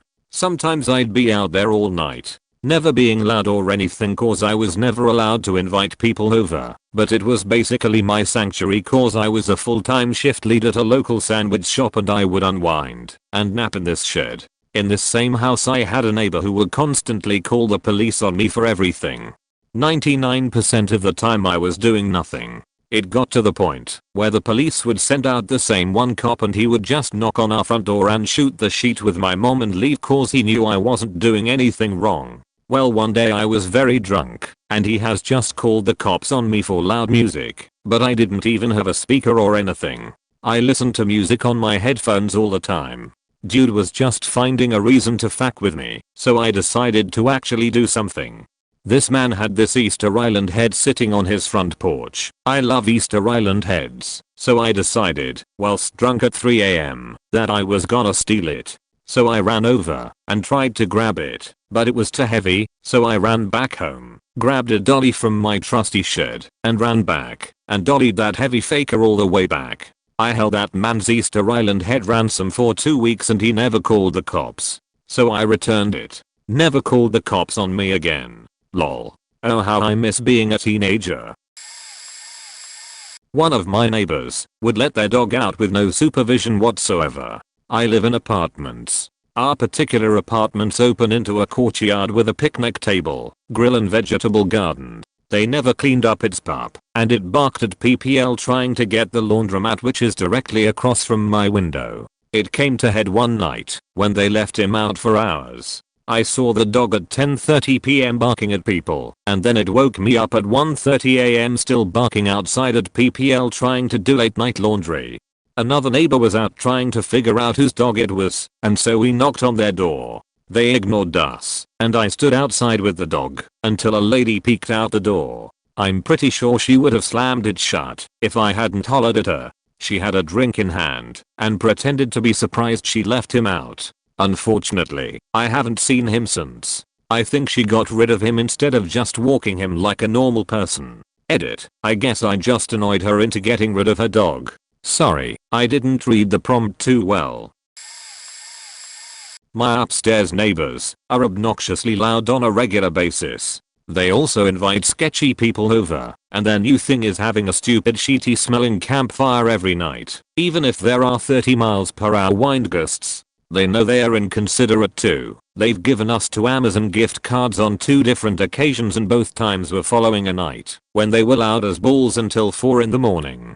The dude up there is also an uneducated loose cannon who regularly verbally abuses his lady friend, who is the one actually on the lease. She ain't no better, because she self-admittedly loves drama, and I overhear them all the faking time, and she's always pushing buttons, as if she wants to be screamed at. Best I can do is blast death metal sometimes. I like to keep the peace, but if I catch her outside anytime soon I think I may have to have a chat with her. In undergrad I lived in an off-campus apartment complex, about 20 units, and we did not get along with our neighbors. As some background, this complex was known as a party complex, i.e. frequent complex-wide parties, constant noise, etc. This is why noted by the landlord at lease execution, and is the sole reason my roommates and I leased here. Our neighboring unit nevertheless would constantly complain to management, cops, anyone that would listen about the expected noise levels. As such, one late fall evening a couple of us urinated out front of the neighbor's door. The individual units of the complex were accessed by an exterior hall, open to the element. UN. Fortunately the large puddle of urine froze that night, and remained a winter semester long fixture of our shared home. Yes, in retrospect we were the baddies. He was a 7-year-old that for some reason staked his life on the fact that the Chickenosaurus was a thing. I had recently gotten a dinosaur book, so I was positive it was impossible for his fantasy creature to be real. And this kid looked at me dead in the eyes and went, "My dad is a paleontologist." He was trying to say paleontologist. We have Chickenosaurus bones at my house. I knew his dad. I was good friends with him. This kid's father was a retired preacher.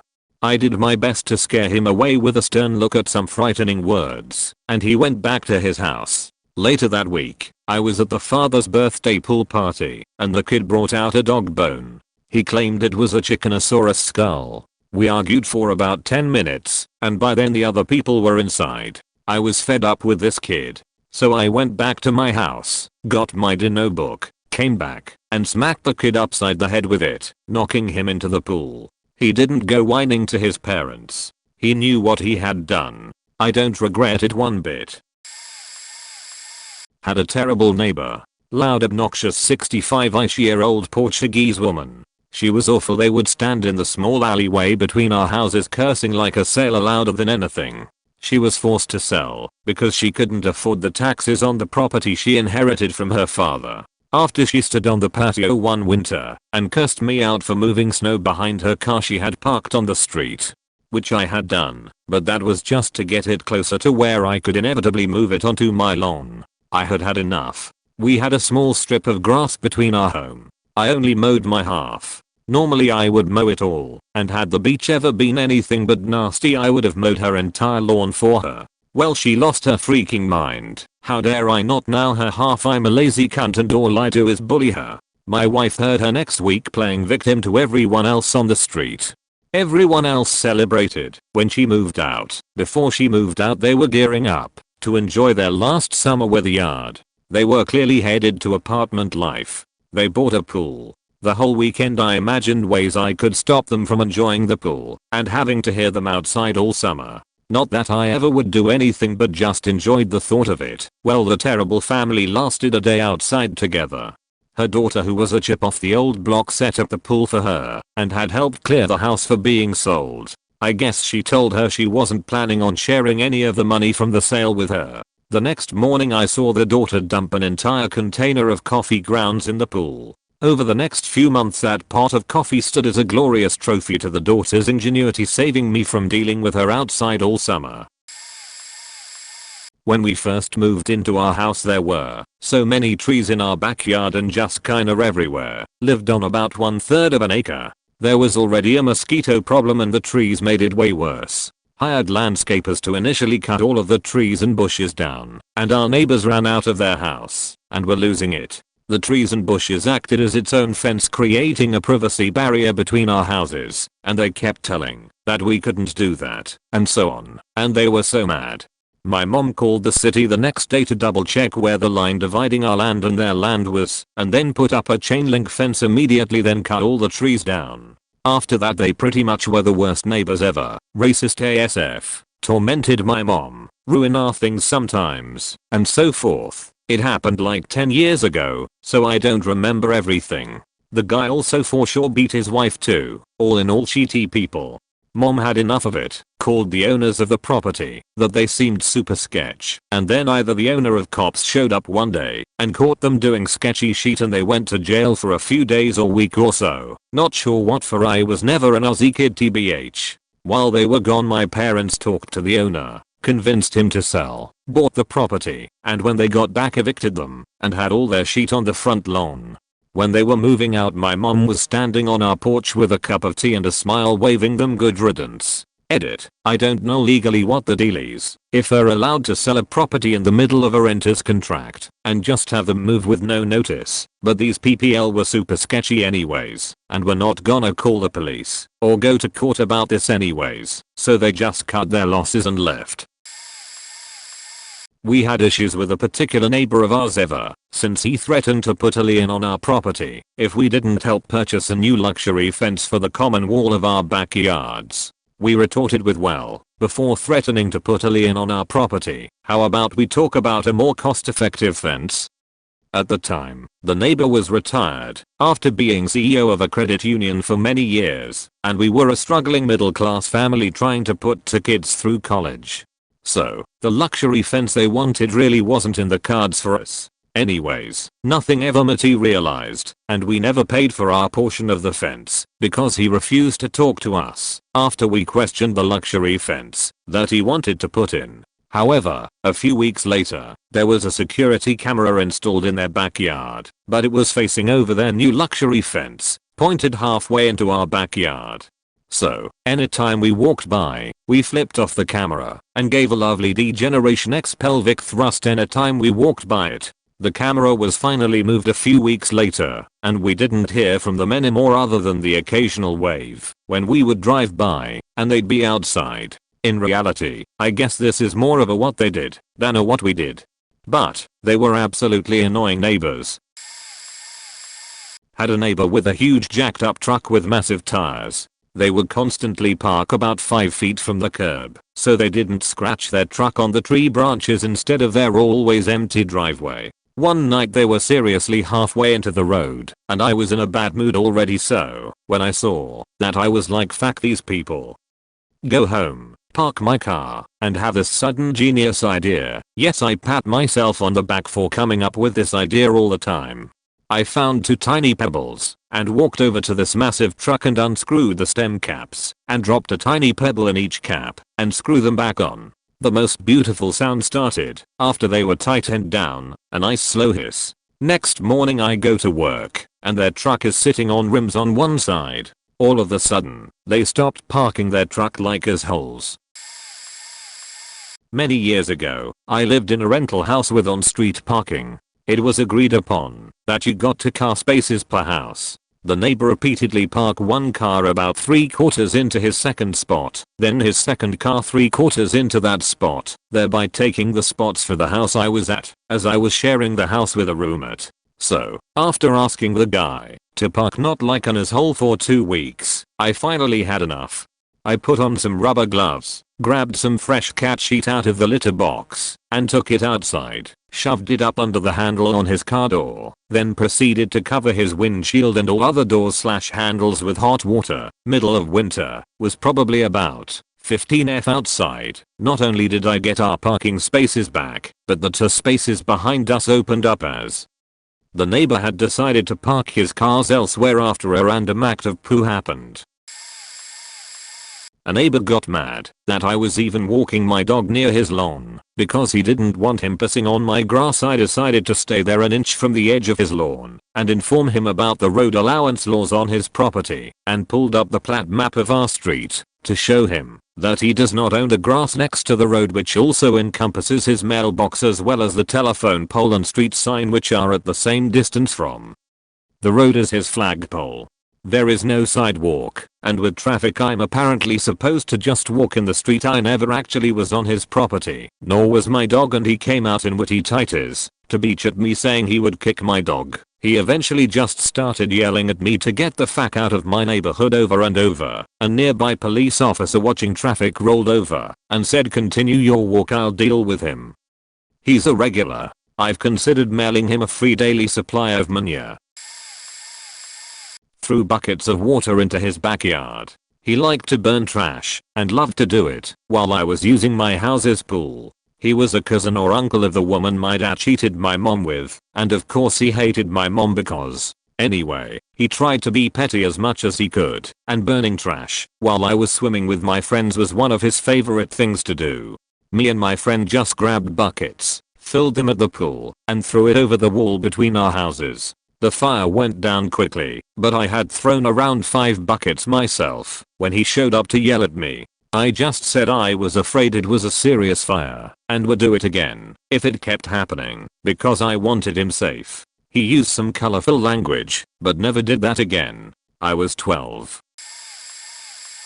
This fat little bully, about 10, dead Rena for Thurman Merman, used to terrorize our neighborhood, breaking bottles in people's driveways, hopping and breaking fences, throwing things at dogs, etc. A truly awful child. I even knocked on his door one day to confront his mother, who answered in a stained mew moo, and said, "Ain't nobody can control that boy, and I ain't fixing to start for you." Charming. About a week later, I had set up an Easter egg hunt in the yard for my boyfriend's kid, and came out to find the bully taking all the candy and little prizes out of the eggs, and throwing the shells back in our yard. It was the last straw. I spent hours that night catching live spiders, and trapping them in plastic Easter eggs. I even carefully scooped a few dog turns into a few before I tossed them all onto the fat kid's lawn. When I was in high school, my band would practice in the garage. We only played at reasonable hours, with all the doors closed, and at reasonable volumes. Everyone in the neighborhood was fine with it until this couple in their 50s decided to build a house next to ours. They started calling the cops on us every time we had band practice for noise complaints and talks with my parents about us not playing our music. Eventually the police told them there was nothing they could do, since we weren't doing anything illegal. My parents had no problem with it either. One night my friends and I were drinking after my parents had got to bed. I got real bousy, so I tuck a runny sheet in the neighbor's mailbox. I don't know if they ever found out if it was me. A few years later I started to feel really bad about it, but by then they had moved out, and I was in college. Neighbor would call the cops on me at the drop of a hat. To the point the cops would show up and apologize for bothering me again. Seriously, she didn't like the music I'm playing, calls the cops and tells them I'm doing drugs, crap like that. So, away we went. For the record, statute of limitations has long passed on this one. I had her electricity shut off in the middle of the summer. Called from a payphone and told them the panel had arced over, welded the fuse, and we needed an emergency shutdown. Stuffed a towel in her drain clean out so that her toilet and sinks overflowed, and she had to hire a plumber to come fix it. Planted a row of bamboo on the property line, maintained it on my side, and watched while it took over her backyard. She was a hellfire and brimstone Christian, so I signed her up for every gay and atheist magazine I could find. Let a pound of turkey bologna sit in the sun all day, then tossed it under the air intake of her AC unit late at night, a trick I learned in the military. The entire house stinks of rotten meat before you even wake up. One day there was a Miley Cyrus concert in town, and tickets sold out immediately. Around 11 PM one night I posted on Craigslist 4 MC tickets for sale, and gave her phone number. A neighbor told me later that she was pissed and that her phone rang all night long. Put a sample size of lime green paint of top of the rear tire of her car, so when she backed out the next day, smash, lime green driveway and tire. The idiot then angrily sped off, flinging that crap all over her fender well and fender. It was oil-based paint too. She never got it all cleaned off, and the driveway still has a faded green spot. She called the cops on me every single time something happened, but they were so used to her shit by now they would always do the same. Mr. I did not Deutever. Sorry to bother you again, but you know we have to follow up on this stuff. I'd always laugh and say damn kids, they are constantly pulling pranks around here, but I don't see the need to waste your time over it. Just kids being kids. She finally moved, and I got wonderful neighbors next. Even went over and helped them dig up all the bamboo. My neighbor moved to our apartment, but kept his house and made it a rental, which did not bother me. The first renters was this older man. He was a bit to himself, and we hardly saw him. The second renters were these obnoxious stoners that would smoke joint after joint in their backyard. It was so bad that we got frequent contact highs. Again, that would not faze me, but I don't want my 2-year-old running around in the garden to suddenly get a contact high. When we politely asked them to either move their smoking place to a different part of the garden, away from our side, they just laughed and ignored us. I just kept inviting my friend who is also a cop over for a BBQ or a board game night. Third time he came over he finally caught on and called some buddies from work. They stayed for the rest of the month and disappeared because of snitch neighbors. Me, the woman who lives there now, is not that much better, but at least my kid won't get contact highs. She never had one, but I did not want to let it get that far. Not done on purpose, but royally pissed the neighbor off. When I was a kid I finally had convinced my parents to get a dog. So my dad built a fence around our backyard for our dog to roam freely. We had lived next to our neighbors for years and my brother and the neighbor kid were inseparable. Neighbor mom was super pissed we put up the fence. She said it made it seem like we were too good to be associated with them, and that why my parents put up the fence, in order to separate ourselves from them. Mind you, at this point we had been living next to each for 10 years, and were the only Hispanic families on the block, so we were close up until this point. She even ended not allowing her son to come over to our house anymore for a good chunk of time, even though there was never an issue previously. Guess my answer is something I almost did. I was having a garage sale, and out a sign next to the stop sign a few houses up. I recognize that particular neighbor cared for that grass and put the sign in. But technically it's part of the right of way and people put signs up like that all the time. I guess he want a fan, and threw my garage sale sign in the street.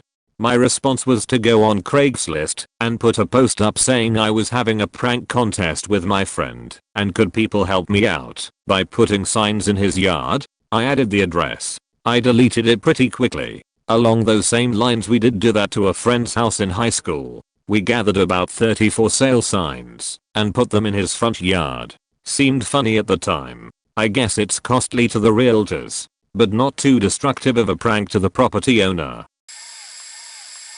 So, in college, I had these wannabe gangbangeration dudes that lived below me in the campus apartments. They would always yell at me and my other roommates for making too much noise. Finally, one day, they all came up and pounded on our door. Only me and one of my 3 roommates were home. They yelled at us for stomping around and disturbing them, getting ready to fight us. We just laughed and said, "Dudes, we are the only ones home, and we have been playing World of Warcraft for the past like 4 hours straight. Come check it out." We showed them our computers, and that our other roommates weren't home. Then we said, "Dudes, these walls are paper thin. You're probably hearing like all of the upstairs people." After that, they never bothered us again. But, my roommates and I would occasionally drop a book randomly, just to fuck with them, because we knew how much it upset them. Our current neighbors are pieces of trash with 2 teenage boys. Over the past month we have found several things in our pool: Monster Energy cans, springs, a Roku remote, etc. Our dogs have even come to us with random pieces of food in their mouths. So my wife went around and gave it all back them in a trash bag and told them to stop or we would be calling their landlord. We have a camera in our backyard overlooking the pool and it also shows most of their backyard, so we knew it was them, even though they tried to deny it.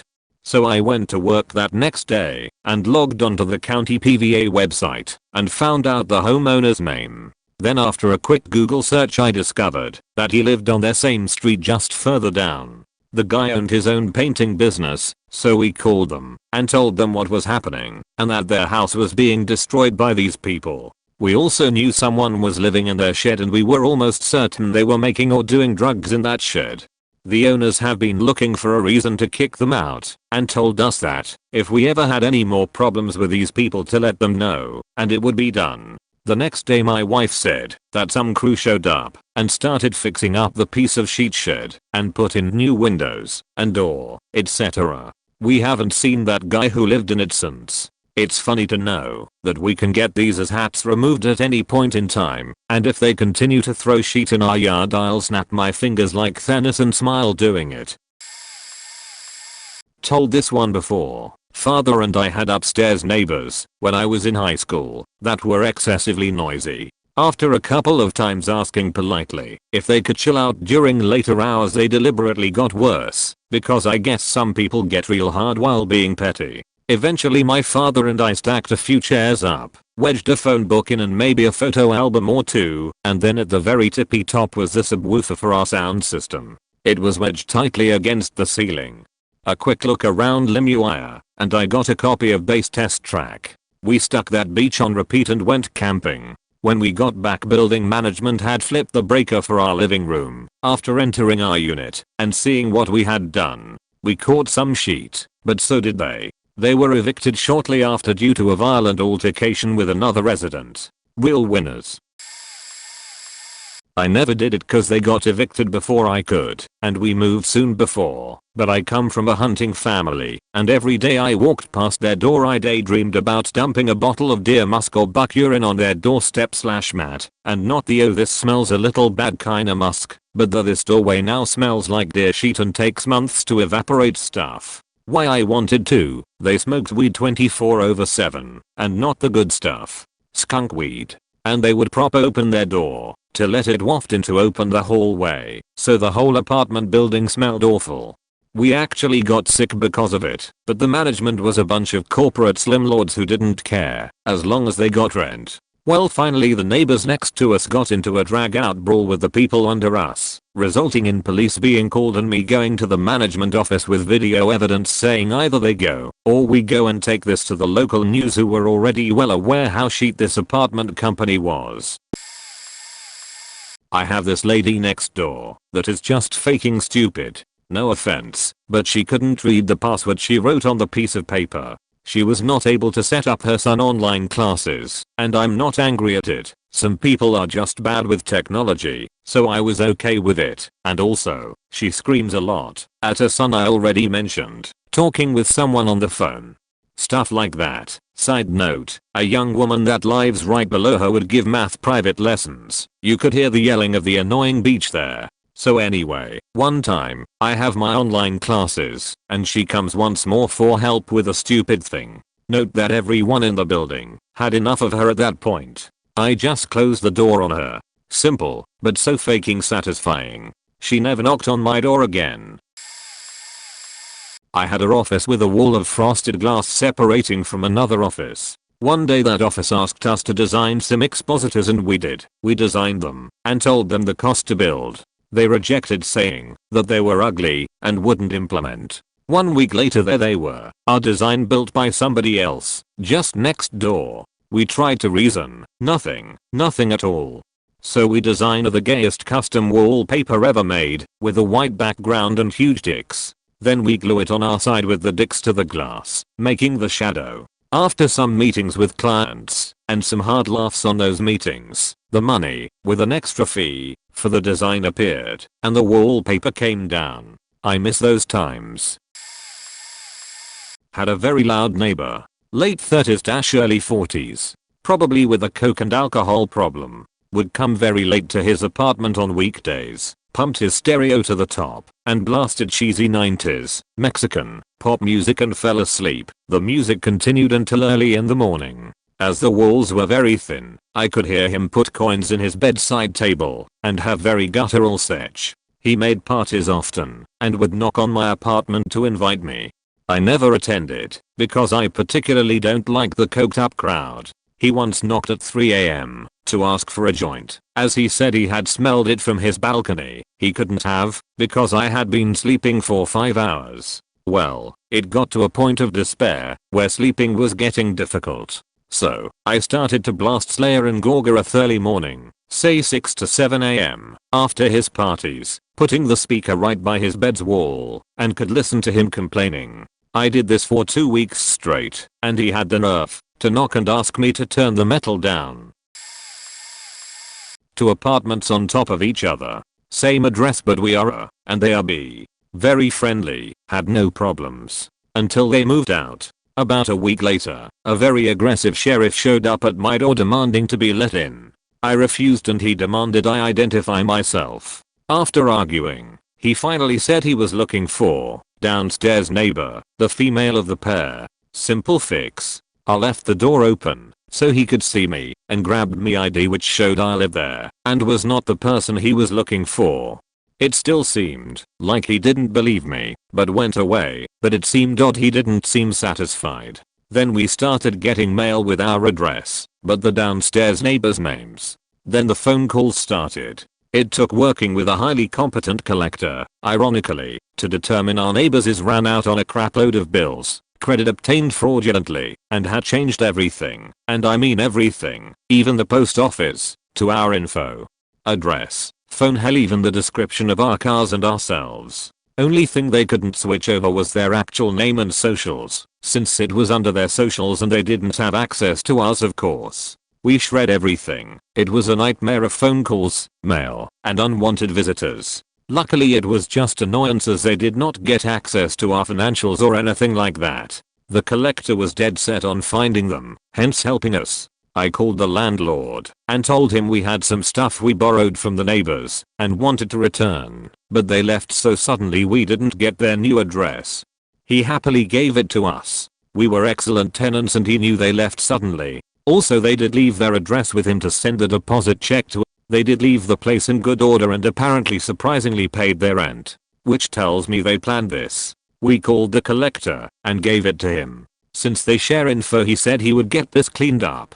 He did. Within 2 weeks all calls, mail, and visitors stopped. Not proud of it. In college I lived on the second floor of a quadplex. The neighbors we shared the wall with, which was only the master bedroom, which was my room, were an old man and old woman who yelled at each other all the time, and a mid-30s son who was just kind of there. They have lived there at the time for 16 years. Old lady loved to tell me that the place was poorly maintained, had sawdust for insulation. Literally, I poked my head into the attic crawl space and that was what was there, and had paper thin walls. The son must have been addicted to video games, and had his subwoofer directly up against the shared wall, and at 7 AM every morning, weekdays, weekends, and holidays I heard the same monotonous tone, dun dun dun dun dun dun. Dun dun dun on repeat all day long. It made the master run inhabitable. I went over and asked politely a number of times, whether it be for finals, studying, wondering if they could plug in headphones. Each time I was met with a condescending, "We rent this apartment just like you do, and quiet hours start at 10 PM until 7 AM, and we'll do what we want." After a year and a half, my hands were tied. I could do nothing, and accepted my fate. Of this bullshit I got dropped off after getting hammered at the bars, looked at their car parked under the awning and started fuming. This is what I'm not proud of. As someone who had drank a lot, I had to urinate a lot to onto their driver door handle. It was below freezing, and the thought was it would stay there for a while. I felt awful until I heard that damn tone the next morning. They never found out, and I sort of felt better because they literally refused to work with me. Before anyone says I could have put headphones on, I tried. I could literally feel the tone in the floor and walls. Sorry for pissing on your car, old people, but also, don't be so cunty.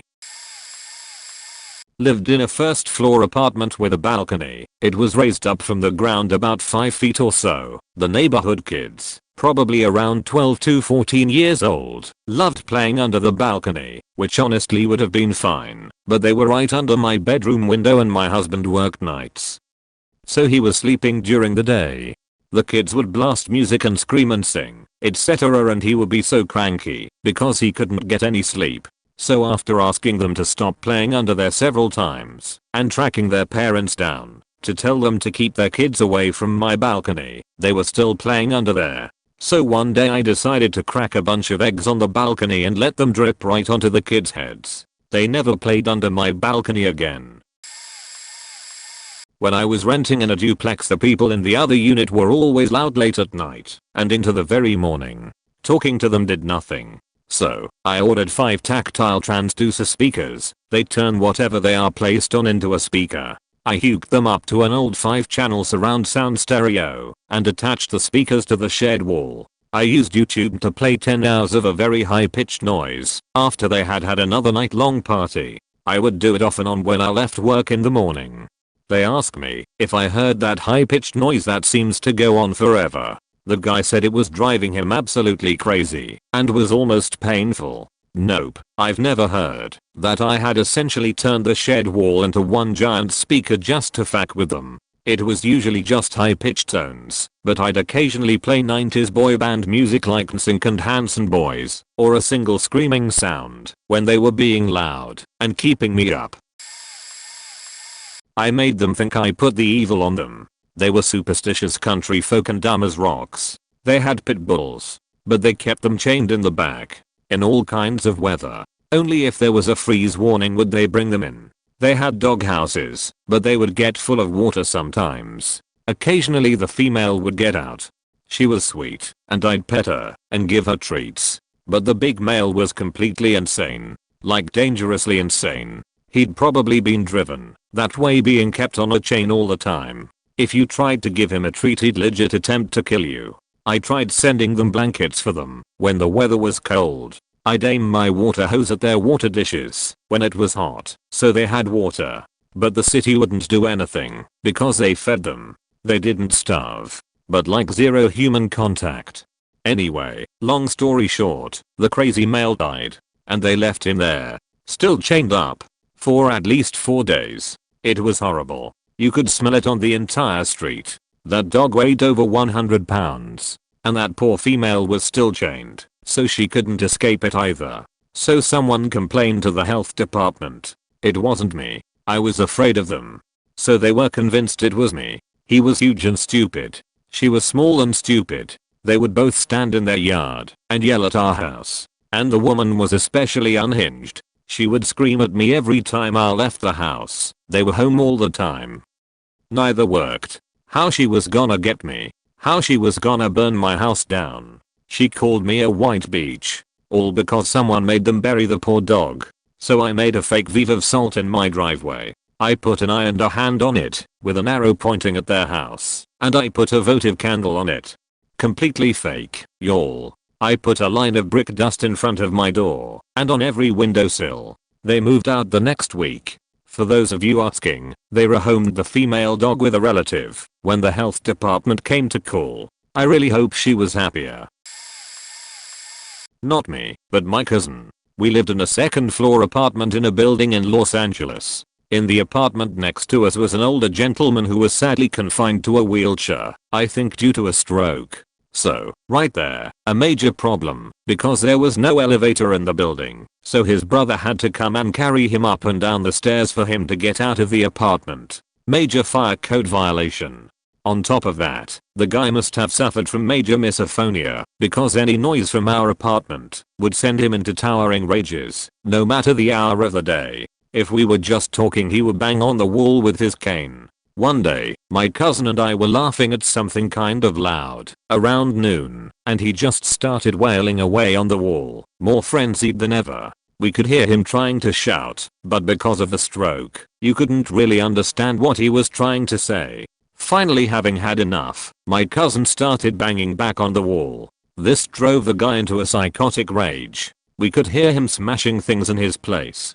My cousin flipped out and went into the outside hallway and started banging on the guy's door. He opened it up and they had a shouting match, which was one-sided because we just couldn't figure out what he was trying to say. He finally reached such a point of anger that he began wheeling out into the hallway, shoving the cane in my cousin's face. After 2 or 3 pokes, barely missing making contact, my cousin grabbed the end of the cane and forcibly shoved the man back into his apartment and slammed the door behind him.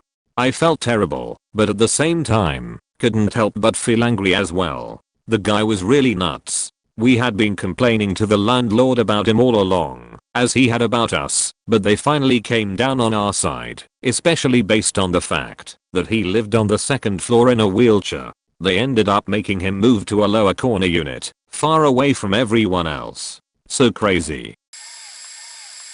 I lived in an old industrial building that was converted into apartments. Downstairs neighbors that moved in a few months after I did were very heavy cig smoker and the smoke would flood my apartment through the original hardwood floors. I spoke with the neighbors in person a few times and they pretty much told me to fuck off. Apartment management wouldn't do anything about it as the lease didn't specifically say tenants could not smoke in our units, which didn't fly with me as it was ruining my new furniture and destroying my allergies. I bought a pogo stick and would jump around my room at all hours of the night for a few weeks. I received multiple noise complaints from the smoking neighbors, but the lease was so poorly written that it specifically said noise complaints pertaining to loud music, TV or guests. I told the neighbors I'd stop when they stopped smoking. That resolved the issue for me. I rented this house, and for the first month, it was fine. The guy across the street started a war. Apparently he was pissed that the owners wouldn't rent it to his kid, so he took it out on me. He'd do shit like park in front my house at 3 AM and rev up his truck, or creepily stare at my girlfriend if she was outside doing yard work. On the side of my property was an easement that he used as a shortcut. He wasn't supposed to be using it as a shortcut because it was really only for the guy who owned the empty lot behind my house. Eventually I got fed up with his shit and put a little fence there. This drove him over the edge. He was calling the cops on me every day and the cops were like, well, we don't know what to tell you, call the city. After like 6 months of this, the city finally told me I had to remove it, but by this point we had already found a new place to live. He was the angriest person on the planet. At university my friends and I rented the ground floor of a townhouse. The townhouse had been built as a single family home, but the owners had split into the top floor, ground, and sort of below ground. It was smack in the middle of downtown so it generally was a great place to meet up before going out. We were all in our final year, and so did a mix of studying during the week as well as the usual partying on weekends. The freshmen living upstairs were quite insatiable when it came to making noise and inviting what felt like 25 people at least 4-5x per week for pre-game. Our unit controlled the heating for the entire 3 units. By maximuming the heating we could get the entire house evacuated within less than 5 minutes. Worked like a charm. Apartment neighbor played music loud on Saturday mornings, like 6 AM. I could make out the speciedurals playing clear as day. Multiple times I asked, give us until like 730, I work nights. Landlords didn't care. The last time I asked I noticed it was this shitty karaoke machine, like 30W or something. I said I could play this game too. I had a 700W system with preamp subwoofer, and asked again to turn it down. I prepped my other neighbors for the bomb that was likely to go off that next Saturday, earplugs and all. Sure as shit, 6 AM comes, and that goddamn pop music kicks in. Shortly after I hit play on Metallica's Reload, Fuel starts playing at full 700W, all -0 dB. I can feel it in my chest. It's loud through the earplugs. I wait with my front door open for maybe 20 seconds, and she comes running down the hall. But I can't hear a word she's saying. I'll let her try to yell over the guitar solo for a moment before I turn it down, not off. She tried to downplay her music being loud, and I let her know the whole building knew about and endorsed this action. I don't give a shit. She kept it off the rest of the day and seemed to learn her lesson. One of the neighborhood dickheads, who was 19 or so at the time and addicted to pills, was rumored to be breaking into houses in the neighborhood. My parents lived 4 houses away. Sure enough, their house was broken into, and whoever it was stole both their laptops and all my mother's jewelry, most of which was stuff passed down to her and cannot be replaced. We told the cops that he may be responsible, and when they asked him, his scumbag dad vouched for him and said he was asleep all day. It happened while my parents were at work. We never got our stuff back and no one was charged. I confronted the kid too one time and he just played dumb and said he would never, blah blah blah. Unconvinced, I started paying much more attention to what him and his friends were doing whenever I drove by. They'd typically be smoking weed in the driveway and playing music and whatever. One night I was walking my dog and his sheethead friend almost hit me and my dog as he went flying down the street. On my way back, I confronted him again and told him what happened. He just laughed and said he doesn't even know whose car that is, as it was in his driveway 20 feet away. All his friends started laughing too, and that really pissed me off. As I walked away, for the first time in my life I called the cops.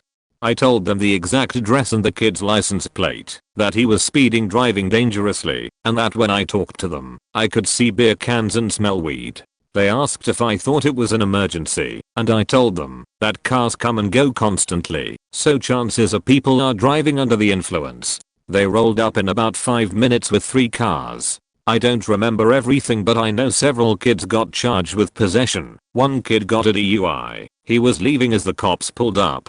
My neighbor got the weed he was growing confiscated. Pretty sure it was his dad's, and his parents got a huge fine for allowing underage kids to drink on their property while they were home. He gave me dirty looks every time I saw him after that, but neither me or my parents ever had an issue with him again going on 10 years now. I know I technically did the right thing, but since I was still young I just felt like an arc. Whatever, fuck him.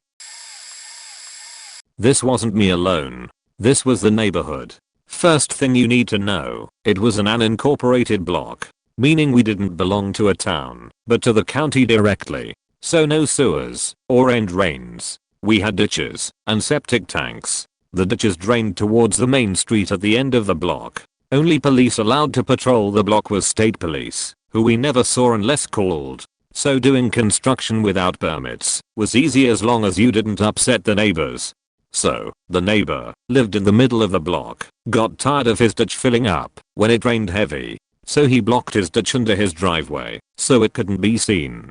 But we all knew, because our ditch would overflow into the street, flow past his property, and then back into the ditch.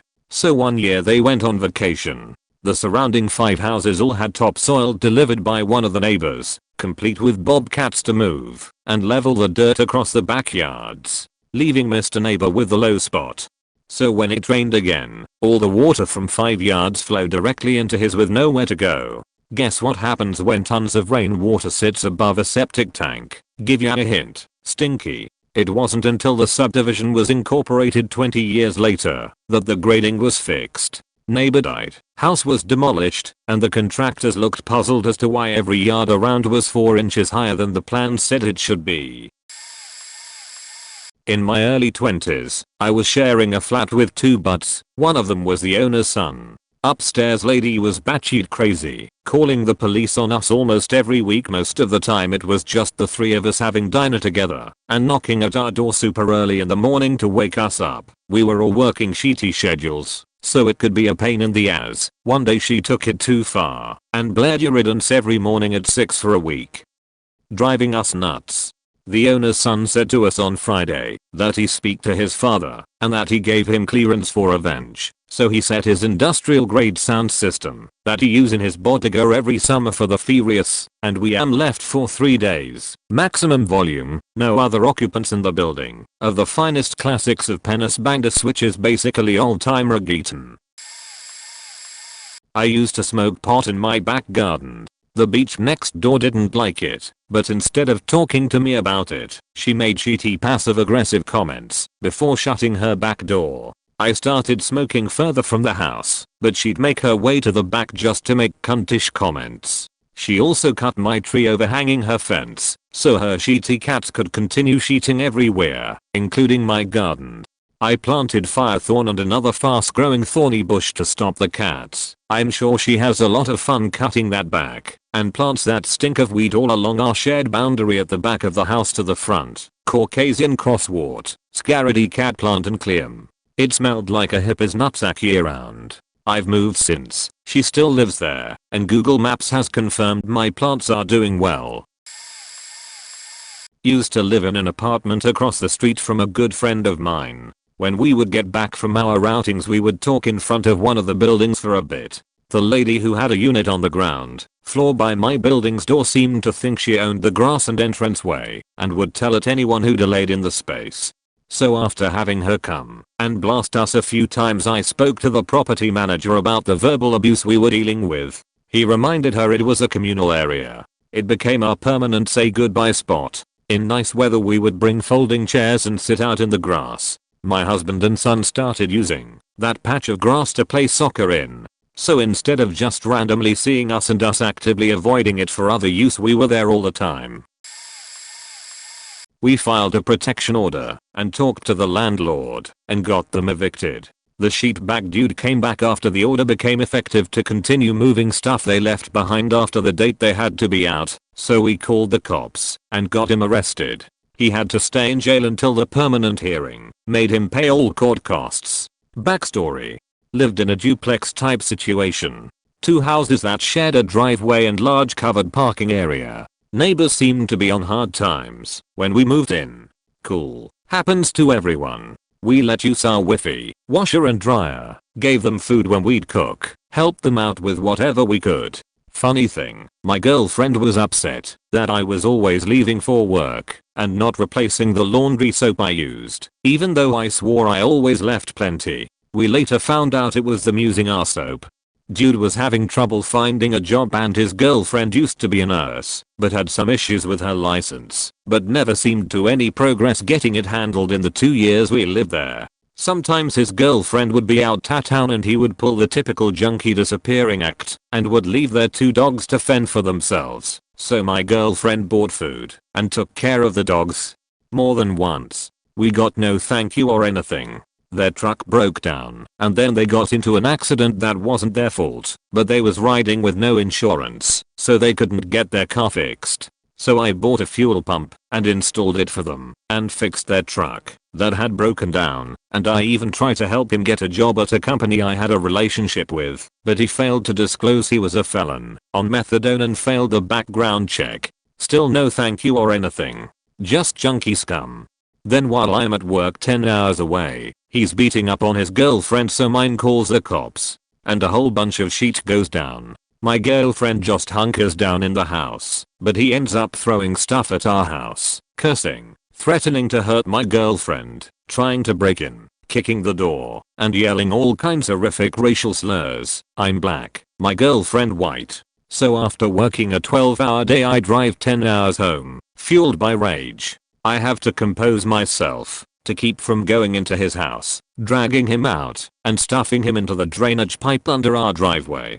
I talk to the landlord and we decide to evict him. So on the same day he gets evicted, served with the protection order papers, and then I change my Wi-Fi password. Neither of them had an actual cell phone plan. They've been freeloading our Wi-Fi since we moved in.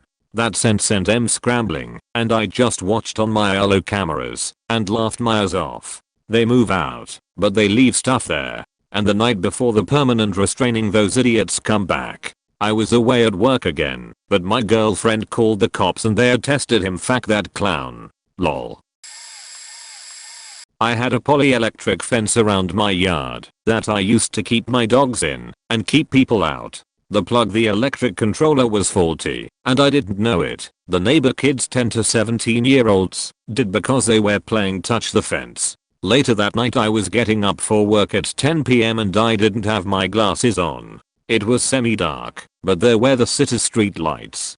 I see a black dog dart across my yard inside my fence, and didn't think much of it, because I have 2 black dogs, but then I saw a large figure in a black hoodie chasing it. I had recently purchased a shotgun to deal with a methy neighbor who threatened me, and hadn't put it away, so it happened to be in arm's reach. I raised the gun to the window, and shouted for them to freeze. They stopped and yelled, "Don't shoot. I'm trying to get my dog." He pulled down his hoodie and I saw it was the neighbor's 17-year-old high school quarterback friend.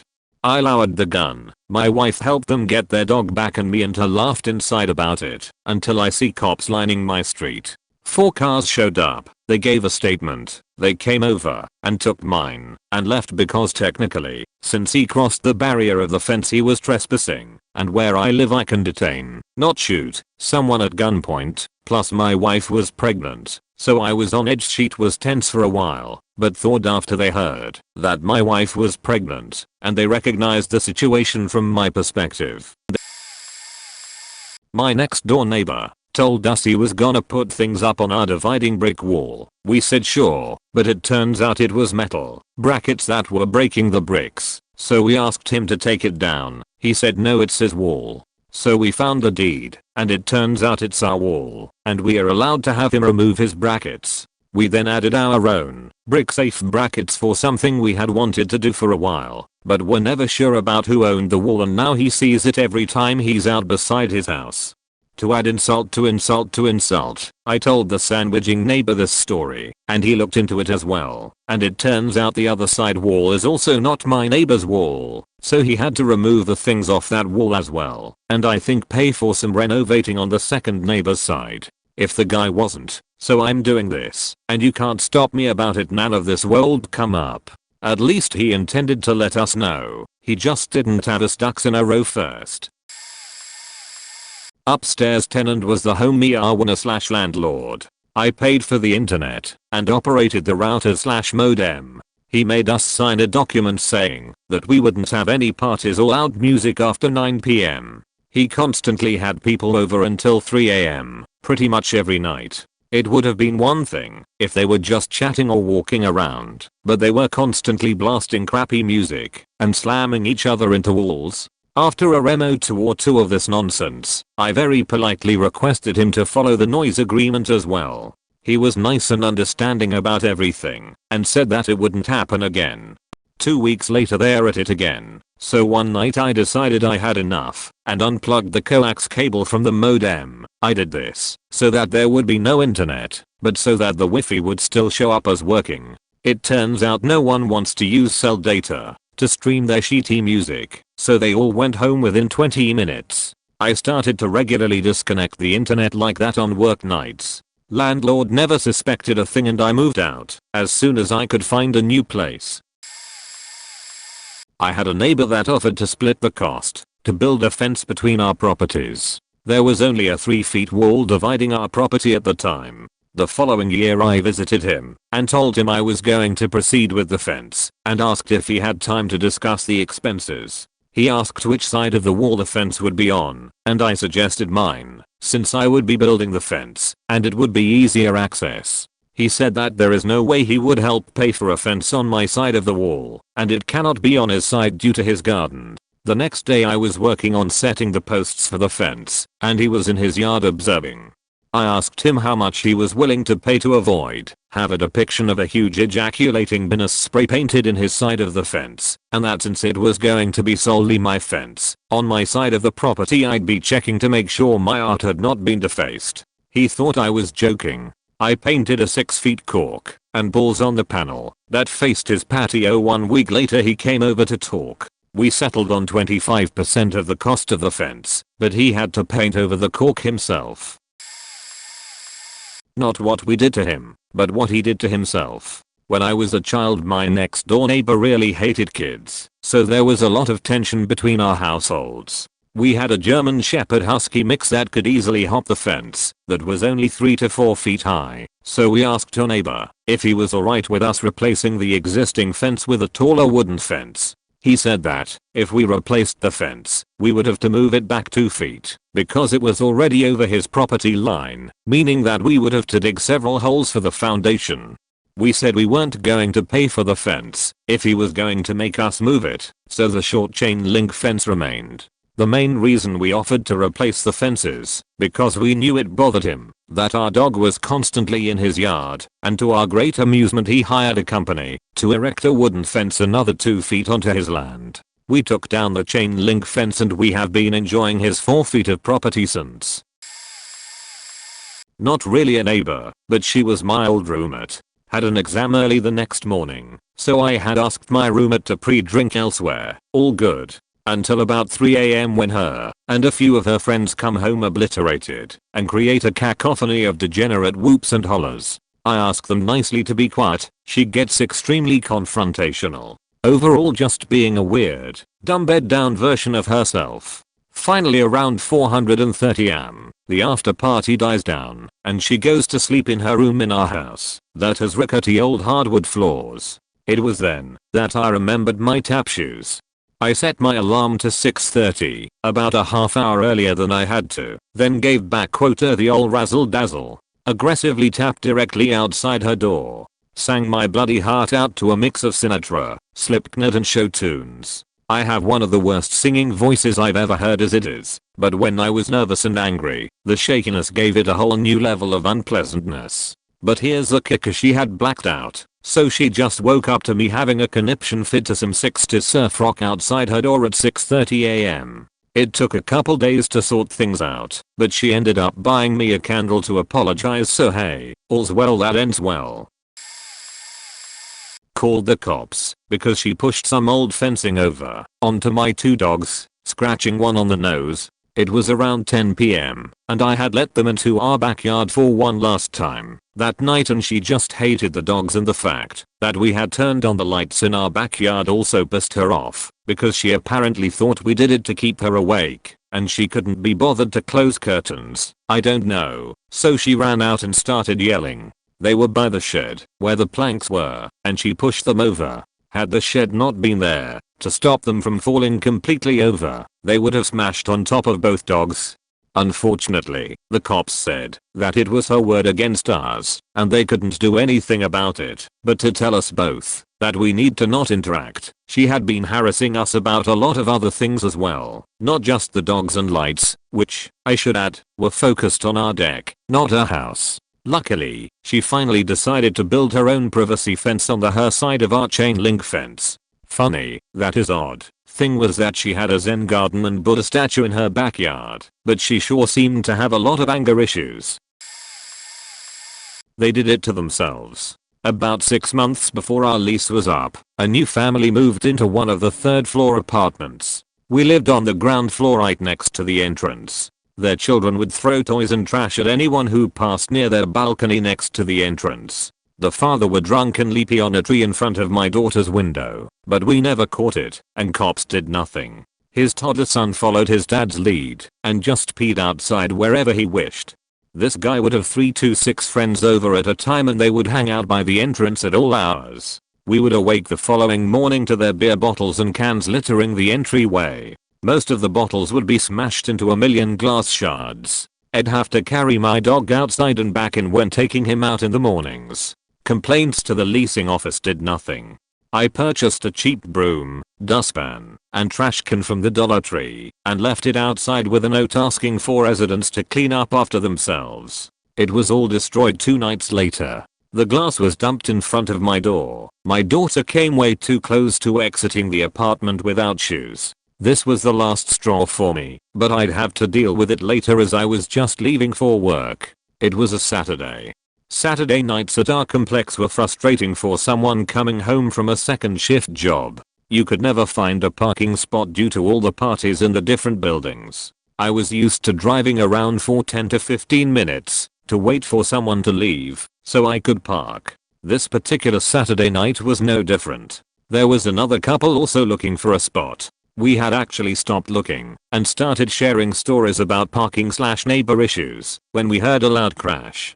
My new neighbor had lodged the front end of their car underneath the rear bumper of a parked truck. I was happy they hit it hard enough to push it sideways so that it was no longer taking up 2 spots. It had sat there for months with no movement and no action from the leasing office. They had put their car in reverse and were weaving from side to side in an attempt to get their car unstuck. At that point I decided to call the police, as did my new friends. By the time the police arrived, there were at least 20 other people trying to help free the stuck car. They all scattered.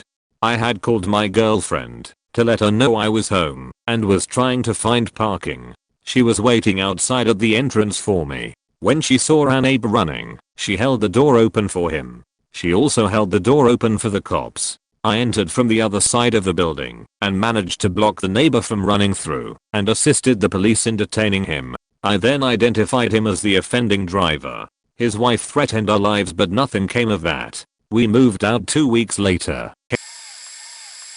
My neighbor lives behind me, and we have trees separating our houses. He decided to cut down some of the smaller trees and we can see his house. I asked him if he couldn't. I liked the privacy and he decided to yell, "I know my rights, fuck off." I walked away. The next day I found the property markers and turns out they stole some of our land, some agreement with the last homeowner. Now I live in a small town and my sister is dating a cop. I called him up and told him what happened. He helped me take the steps, and in 1 week he owed me $20K for the trees. Needless to say, he still doesn't speak to me. He tried to tell the other neighbors I'm an asshole, but when I first moved in I visited everyone and made friends. It went over about as well as you would expect, and now nobody talks to my backdoor neighbor. I had this super litigious neighbor once. Complained to the police about everything and refused to talk or compromise with anyone. Walking home after 8 p.m. and having keys that jingled. Call the cops. Playing guitar in the backyard. Call the cops. Hosting a BBQ where people laugh at jokes. Call the cops. It got to the point where I saw him call the police on a pair of young preteen girls laughing while trying to learn how to ride skateboards in their own driveway. I then went online and got all the freebie mail-out giveaways from the most revolting fringe communities. We are talking NAMBLA, bestiality advocacy groups, conspiracy theory groups, every gross association under the sun. But I didn't send it to his address. I sent it all to his next door neighbor's address in his name. For about 2 months Jerface's next door neighbor had to occasionally ring his doorbell and be like this. "I was for you?"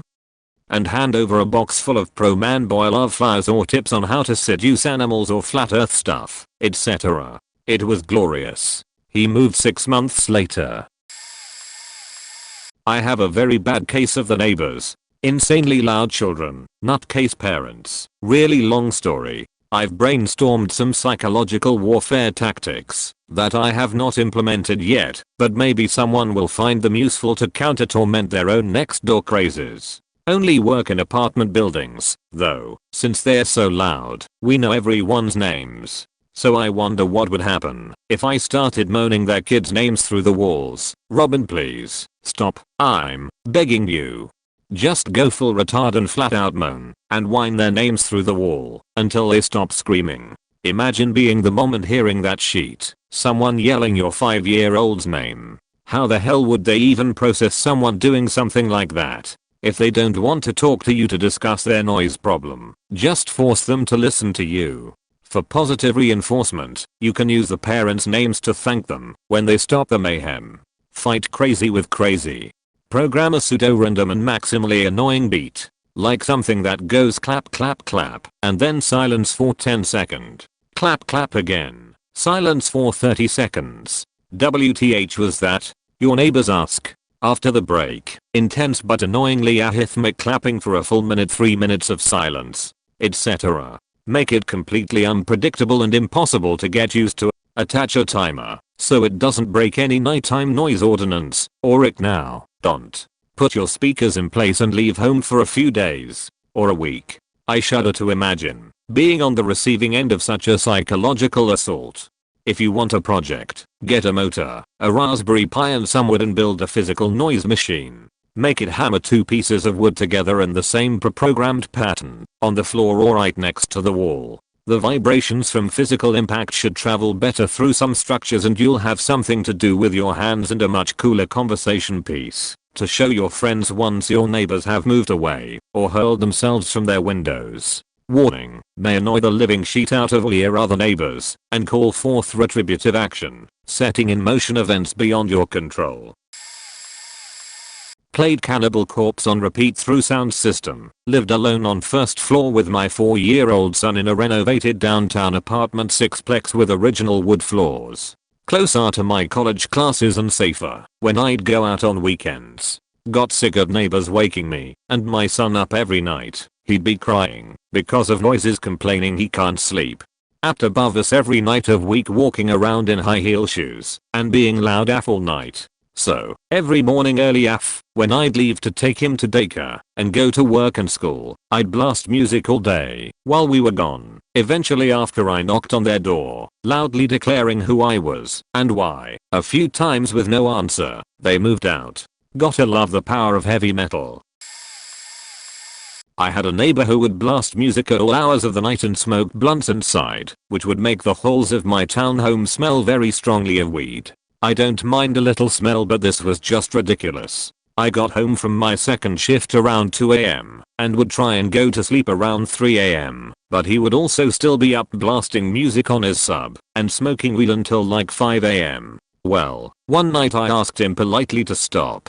This dude opened the door and blew smoke in my face and then shut it to impress his friends. I waited patiently until 5 AM and he shut his music off because I guess they wanted to go to bed. I plugged in my 1000 watt bass amp and played at full volume the song Give It To Me Baby by Rick James for over an hour. If you know that song, the bass line is incredibly repetitive. Then, every night going forward, I would get home from work and play that same song until he turned his sub and music off. Worked every time.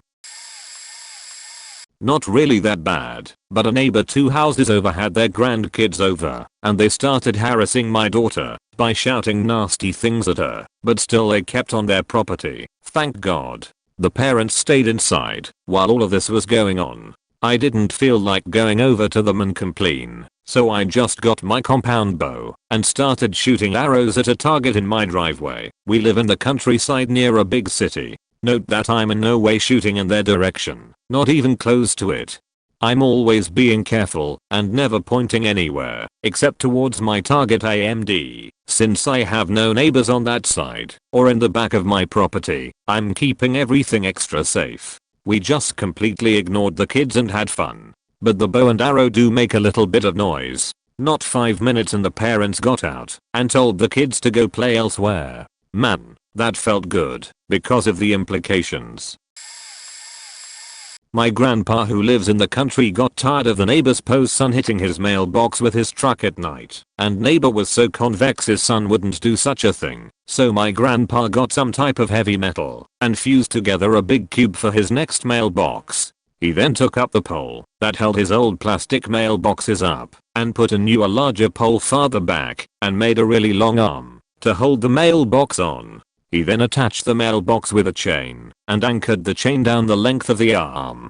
It wasn't even 3 days after he installed the new mailbox that we heard the Poe's truck, what sounded like him stomping on the gas, followed by a crash, then a smaller crash, screeching tires and a shit ton of yelling and profanity. The next morning we walked down to the mailbox and saw it dangling down towards the ground. We managed to lift the mailbox back up onto the arm and haven't had trouble since.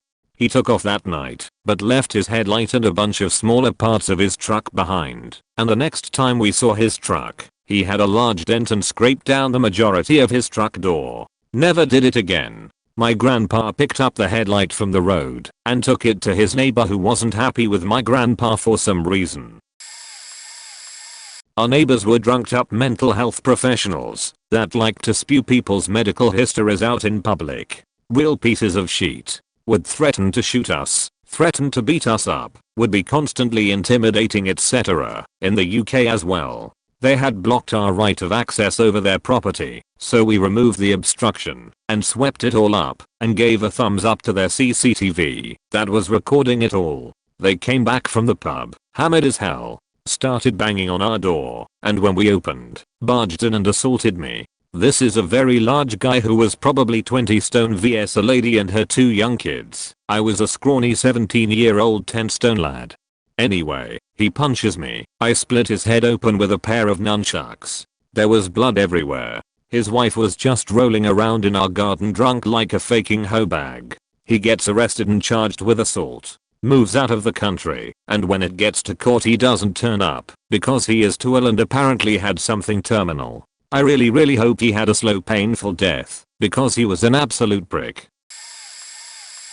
We had a neighbor whose dog was a terror, constantly attacking anything close to the fence. Actually pulled my cat through the fence and almost killed her. would have had I not been outside to see it and rescue her. Never took any responsibility, refused to cover the cat's vet bills, never made any attempt to train the dog. Always tried to say dogs just attack fences, it's normal. We not only trained the dog to stay away from the fence that bordered our yard with a super soaker, animal control knew and approved. The jerks had been ticketed, but they never changed every time it went to attack the fence. But we got the dog to dig holes all over the yard. Cheap crappy beef bouillon cubes thrown in the rain or on watering day. Completely safe for the dog, non-toxic to the people. Dog just has to dig at the smell. We've moved since, but still consider them the worst neighbors ever, and we had some pretty bad ones over the years. I lived in a duplex with shared plumbing. Basically, our kitchen sink was on the other side of the wall from theirs, and they shared a drain. It was a young couple, and I'm guessing their first place together. Not long after they moved in, our sink would get clogged and backflow into the sink each evening after dinner time. I went next door to ask if they were having the same problem, and it turns out they were sending all sorts of bad stuff down their kitchen sink. Bones, cold grease, etc. I politely gave a quick explanation on why that was bad, and they thanked me. I did some maintenance with a few pans of boiling water, and things seemed alright. Then the same thing happened again the next couple of evenings. Finally, I completely sealed off my sink a couple of hours before the usual clog. Sure enough, I could hear the water trying to escape later. Once it built up, I popped open the seal and blasted the drain with a huge air burst, then quickly covered it back up. I could hear the neighbor swearing up a storm on the other side of the wall. I'm not sure how bad it was, but I did see a plumber and one of those disaster cleanup vans parked outside the next day. They didn't live there much longer, and I got my drains professionally cleaned for free, so sort of a win.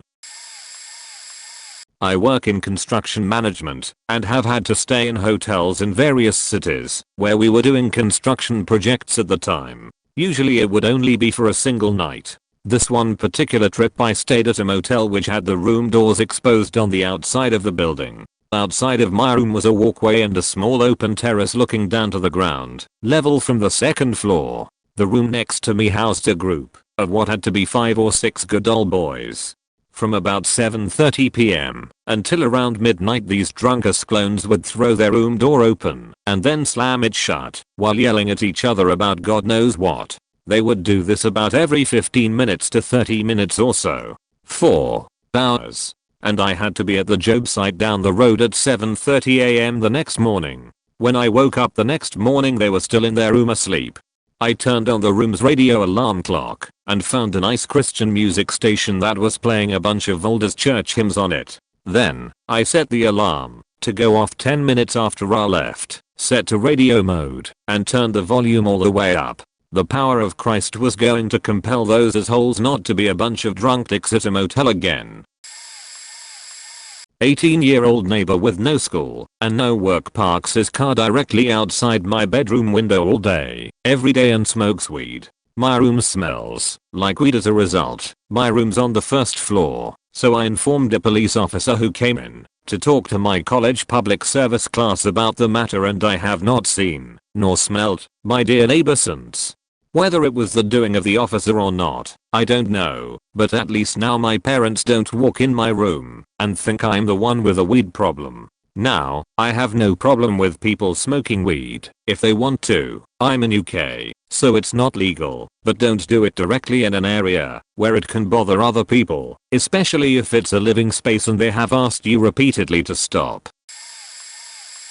My property has a shared fence line with a guy who turned out to be a raging racist. Our president, who is a jolly Samoan man that's always smiling, went to talk to him about removing a dead tree on the property line, and racist neighbor, RN, refused to open the door. Instead, RN threatened him with a shotgun through his window while yelling racial slurs.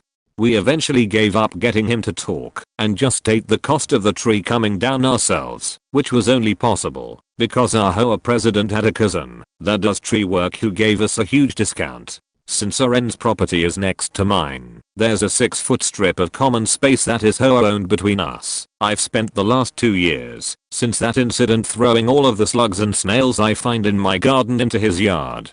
Usually I salt them before I fling them over since dead slugs have a smell that attracts more slugs to them. I don't usually see or hear him outside. Thank you, fencing. But during a recent heatwave I did hear him outside complaining to someone on the phone that his favorite flowers kept getting destroyed by slugs, and I mentally gave myself credit for that. Fuck that guy. I hope he never grows a flower successfully again.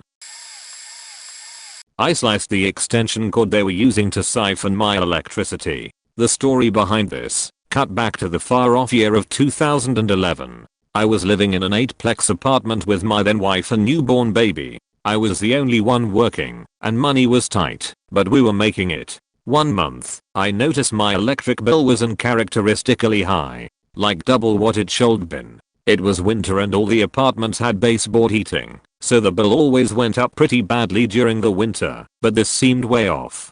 One morning, I get called and asked to come into work early, about 5 AM. I had one of the apartments on the edge of the building, so it had outside outlets. Out of the corner of my eye I see someone outside my patio door, and sure enough, there's this maybe 12 or 13-year-old kid climbing down from the balcony. He sees me, and almost instantly he disappears back up the balcony with a bright orange wire that turns out to be the extension cord they were using to siphon my electricity. I run upstairs to confront them, and yep, they had about 3 more extension cords plugged into the hallway outlets and were yanking them back into the apartment. I called the landlord to get involved, and come to find out they moved in a month prior and never started their electricity service, instead choosing to just steal everyone else's in the buildings. So he starts eviction proceedings and the family decides to double down and refuse to leave. The next night, I purposefully wake up around 1 AM and go outside to find the extension cord again. I grabbed scissors, taped a nice little note to the cable, unplugged it and cut off the plug. As soon as I yanked it, I saw ambient light go out upstairs and hear some yelling. Sure enough, after I cut the plug, the wire starts being pulled up. As soon as it gets pulled up, a man's voice yells down, "Motherfucker, you're buying me a new cord." Yeah right, I just yell back that I'll replace his cord when he pays the $200 plus additional dollars on my electric bill. They rang up. Thankfully they ended up leaving the next month to avoid being criminally charged for utility theft.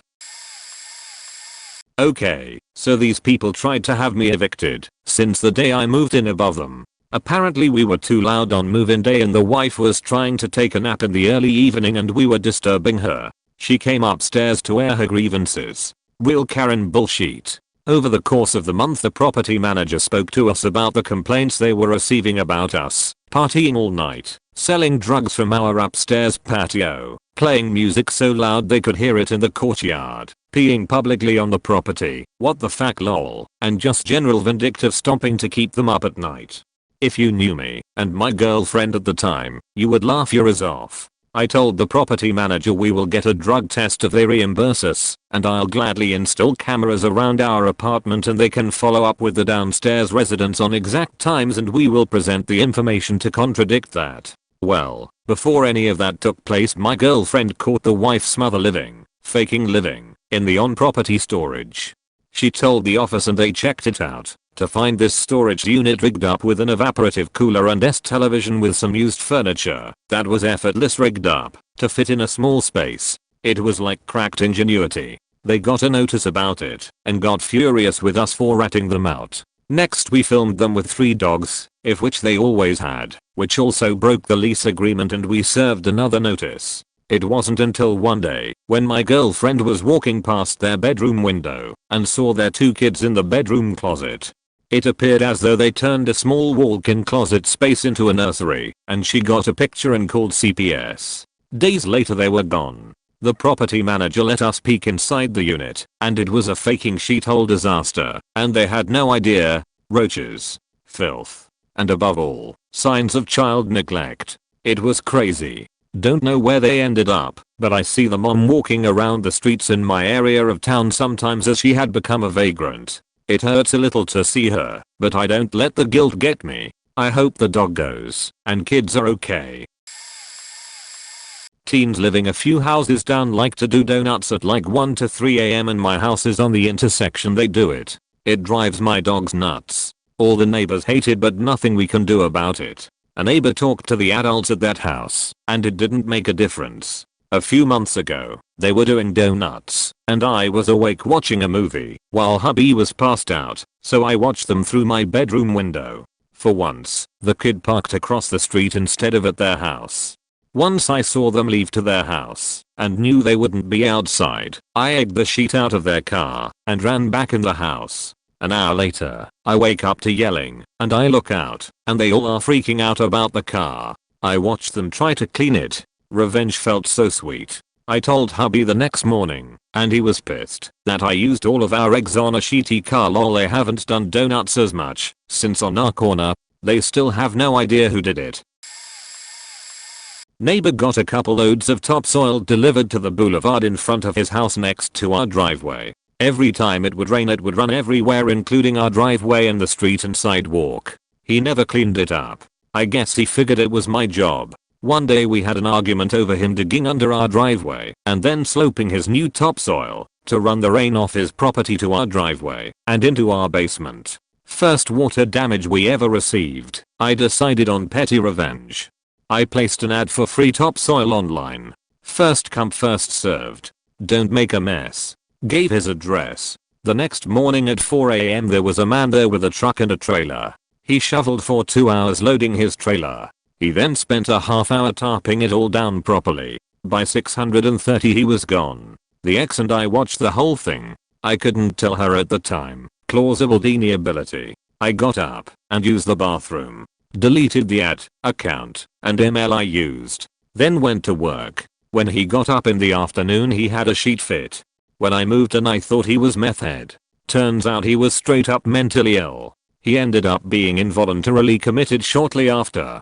His sister had found a hole in the concrete floor where he was digging a hole. The hole was covered by a mattress. It's okay to be mentally ill, but you're not allowed to be in his hole. I used to live in Bronx, New York with my ex-wife while she was doing rotations in medical school. We had this one neighbor who had 4 kids ranging from 3 to 14, and every evening until 9 PM there would be yelling and screaming as she tried to wrangle the younger ones to bed. Since it looked like she was a single mother, we let a lot of things go noise-wise, even the occasional Friday and Saturday night late night TV/radio/fighting, until summer when it began happening every single night. I tried to be nice and talk with them. The first few times she was apologetic, but then she became hostile and said she'd like, "What do you want me to do about it?" I even tried talking to her older kids and explaining this was a surefire way to get evicted. No facts given. I tried making noise complaints with a non-emergency police number, but by the time they would arrive, it would usually be hours later. Sometimes even the next day, and the report would show that when they came nothing was amiss. Eventually I had enough and decided to flood their wireless access point with doof packets, hoping that this would do something. It ended up doing a lot more than I anticipated. The radio was actually Spotify or Pandora or something, and the TV seemed to be streaming services only, not cable TV. Without going into a lot of technical details, after scanning for all the available access points in my area and sorting by signal strength, I compiled a list of what I figured was this and went through them one by one, doing 3-minute blasts of dooths until something happened.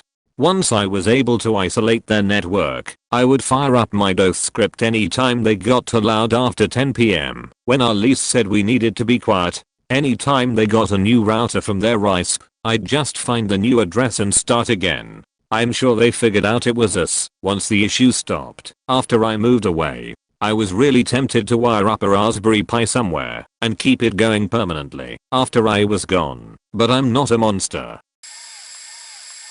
First off, after reading some comments, I want to say you people should be ashamed of yourselves, lol. Okay, my story. I had a neighbor who had a dog that barked at the wind, at planes, at anything. I love dogs, but not when I need to sleep, so after kindly asking if he could please bring his doggo in a little earlier than midnight and he didn't comply, I took matters into my own hands. I took a pack of hot dogs and shot laxatives into them, then tossed them into his yard, which Pooch quickly gobbled up. An hour or so before I knew he'd be let in. I had to do it several times, but finally I knew it worked because lights came on in his house and a lot of colorful language came rupturing through the house. A week later there was a Stanley carpet steamer truck in his driveway and the dog started to be let in earlier. I think neighbor thought dog was eating stuff in backyard he shouldn't have been eating. We moved some years later, but dog was still there and not being locked outside all day. A few years back in Fargo I was living upstairs from this crazy noise sensitive neighbor. No sheet. They would call the cops on us if we flushed the toilet after 11 p.m. Me and my 3 roommates were not heavy, loud, party people, or particularly night owls. Yet we had to enforce no walk hours, mute hours. We blacklisted loud friends from our apartment. Still had the police there at least twice a month, checking things out. 3 roommates asleep, 1 watching TV at a reasonable volume, etc. In our time there we got quite comfortable with the Fargo PD. It kinda became a running joke lol. This was obviously very frustrating, and after 9 to 10 times we finally went and approached them about it. I was the one to go down there and talk to the neighbor. It was a couple in their late 20s early 30s maybe. This surprised me. I went on to talk to the man and explain how I didn't understand our nuisance but wished to not upset them. I told him everything we had been doing to avoid making any noise. He pauses and asks, "Do you guys own a cat?" "Yeah, she's on the deposit. Does it ever jump off the fridge?" Yeah, it's a cat. It lives for that sheet. Grinding teeth. Well, every time your cat jumps off of the fridge, we hear a thud right there. Gestures to fridge. This couple owns 2 cats by the way. Got it sir. We'll euthanize the cat. The noise complaints continue, so this is where it gets fun. Understandably we didn't know what to do. We considered looking into charging them with some kind of harassment. But one night one roommate and I catch ourselves joking about getting a large cat as a pet instead. Well, looking into it at the time, there was no specification for owning a bobcat or Canadian lynx in the state of ND. For all legal purposes, both could be considered house cats. So, we brought this to the attention of our other 2 roommates. Of course they were on board. We got in cahoots with this exotic animal dude near Minot, and he basically let us rent a Canadian lynx. Cleared it with our landlord, and brought the old boy in. First thing that lynx did was jump on top of the fridge. And about 4 hours later our neighbor for the first time comes up to talk to us. Swear to you, he almost shit his pants. My neighbor wouldn't stop blaring shitty indie punk at 12 AM on a Tuesday, or Thursday, or any day really. We were so sick of it. We tried everything. We had left a note with a basket of homemade cookies asking him to kindly keep the volume to a tolerable level after midnight. We talked to them about our school demands, our work schedules in passing. It wasn't getting through. Rather than cause a big stink with the landlord or call the police, because I don't know about you, but it's usually more drama than it's worth, I figured out which device on my Bluetooth's discovery mode was his sound system. I was in luck. He was using a clipped soundbar on Bluetooth mode. I bluejacked it and waited. He connected that evening, and after midnight, I disconnected him, connected my device, and played ambient rain sounds from YouTube. I did it over and over again until it stopped. Fast forward 2 years, we are now great friends and we laugh about his bad taste in music all the time. I live in a suburban neighborhood where everyone has a garage and a driveway. Every home is built so at least 2 cars can fit in most garages, and each drive can hold 3 to 4 vehicles in the driveway plus 2 in front of each home on the curb. Regardless of all of the ample parking at or in front of each home, my neighbors decided to park in front of my house because of a shade tree. Not occasionally, but every single day 24/7 during summer. If I had lots of company they'd have to walk quite a ways to get to my house. Not to mention the ruined curb appeal of having someone else's car in the road in front of your house. So I put a sprinkler in my yard that I would activate whenever I saw them getting in or out of their car, so that it was impossible for them to not get wet. Not mine, but my neighbor's. My neighbor had 2 Rottweilers, who were the sweetest dogs, if you knew them, but were super protective of the backyard. My neighbor's back neighbor didn't like them, and would constantly yell at them / get them riled up / etc. One day, the back neighbor threw some hot dogs over the fence, which landed in my neighbor's pool. We found them sitting at the bottom of the deep end with a weird film / cloud around them. We figured the back neighbor tried to poison the dogs. So my neighbor installed a very powerful floodlight in his backyard, faced it towards the back neighbor's house, and put it on a motion sensor with the sensor placed in the doghouse entrance. Anytime the dogs moved at night, the back neighbor's house was blasted with daylight.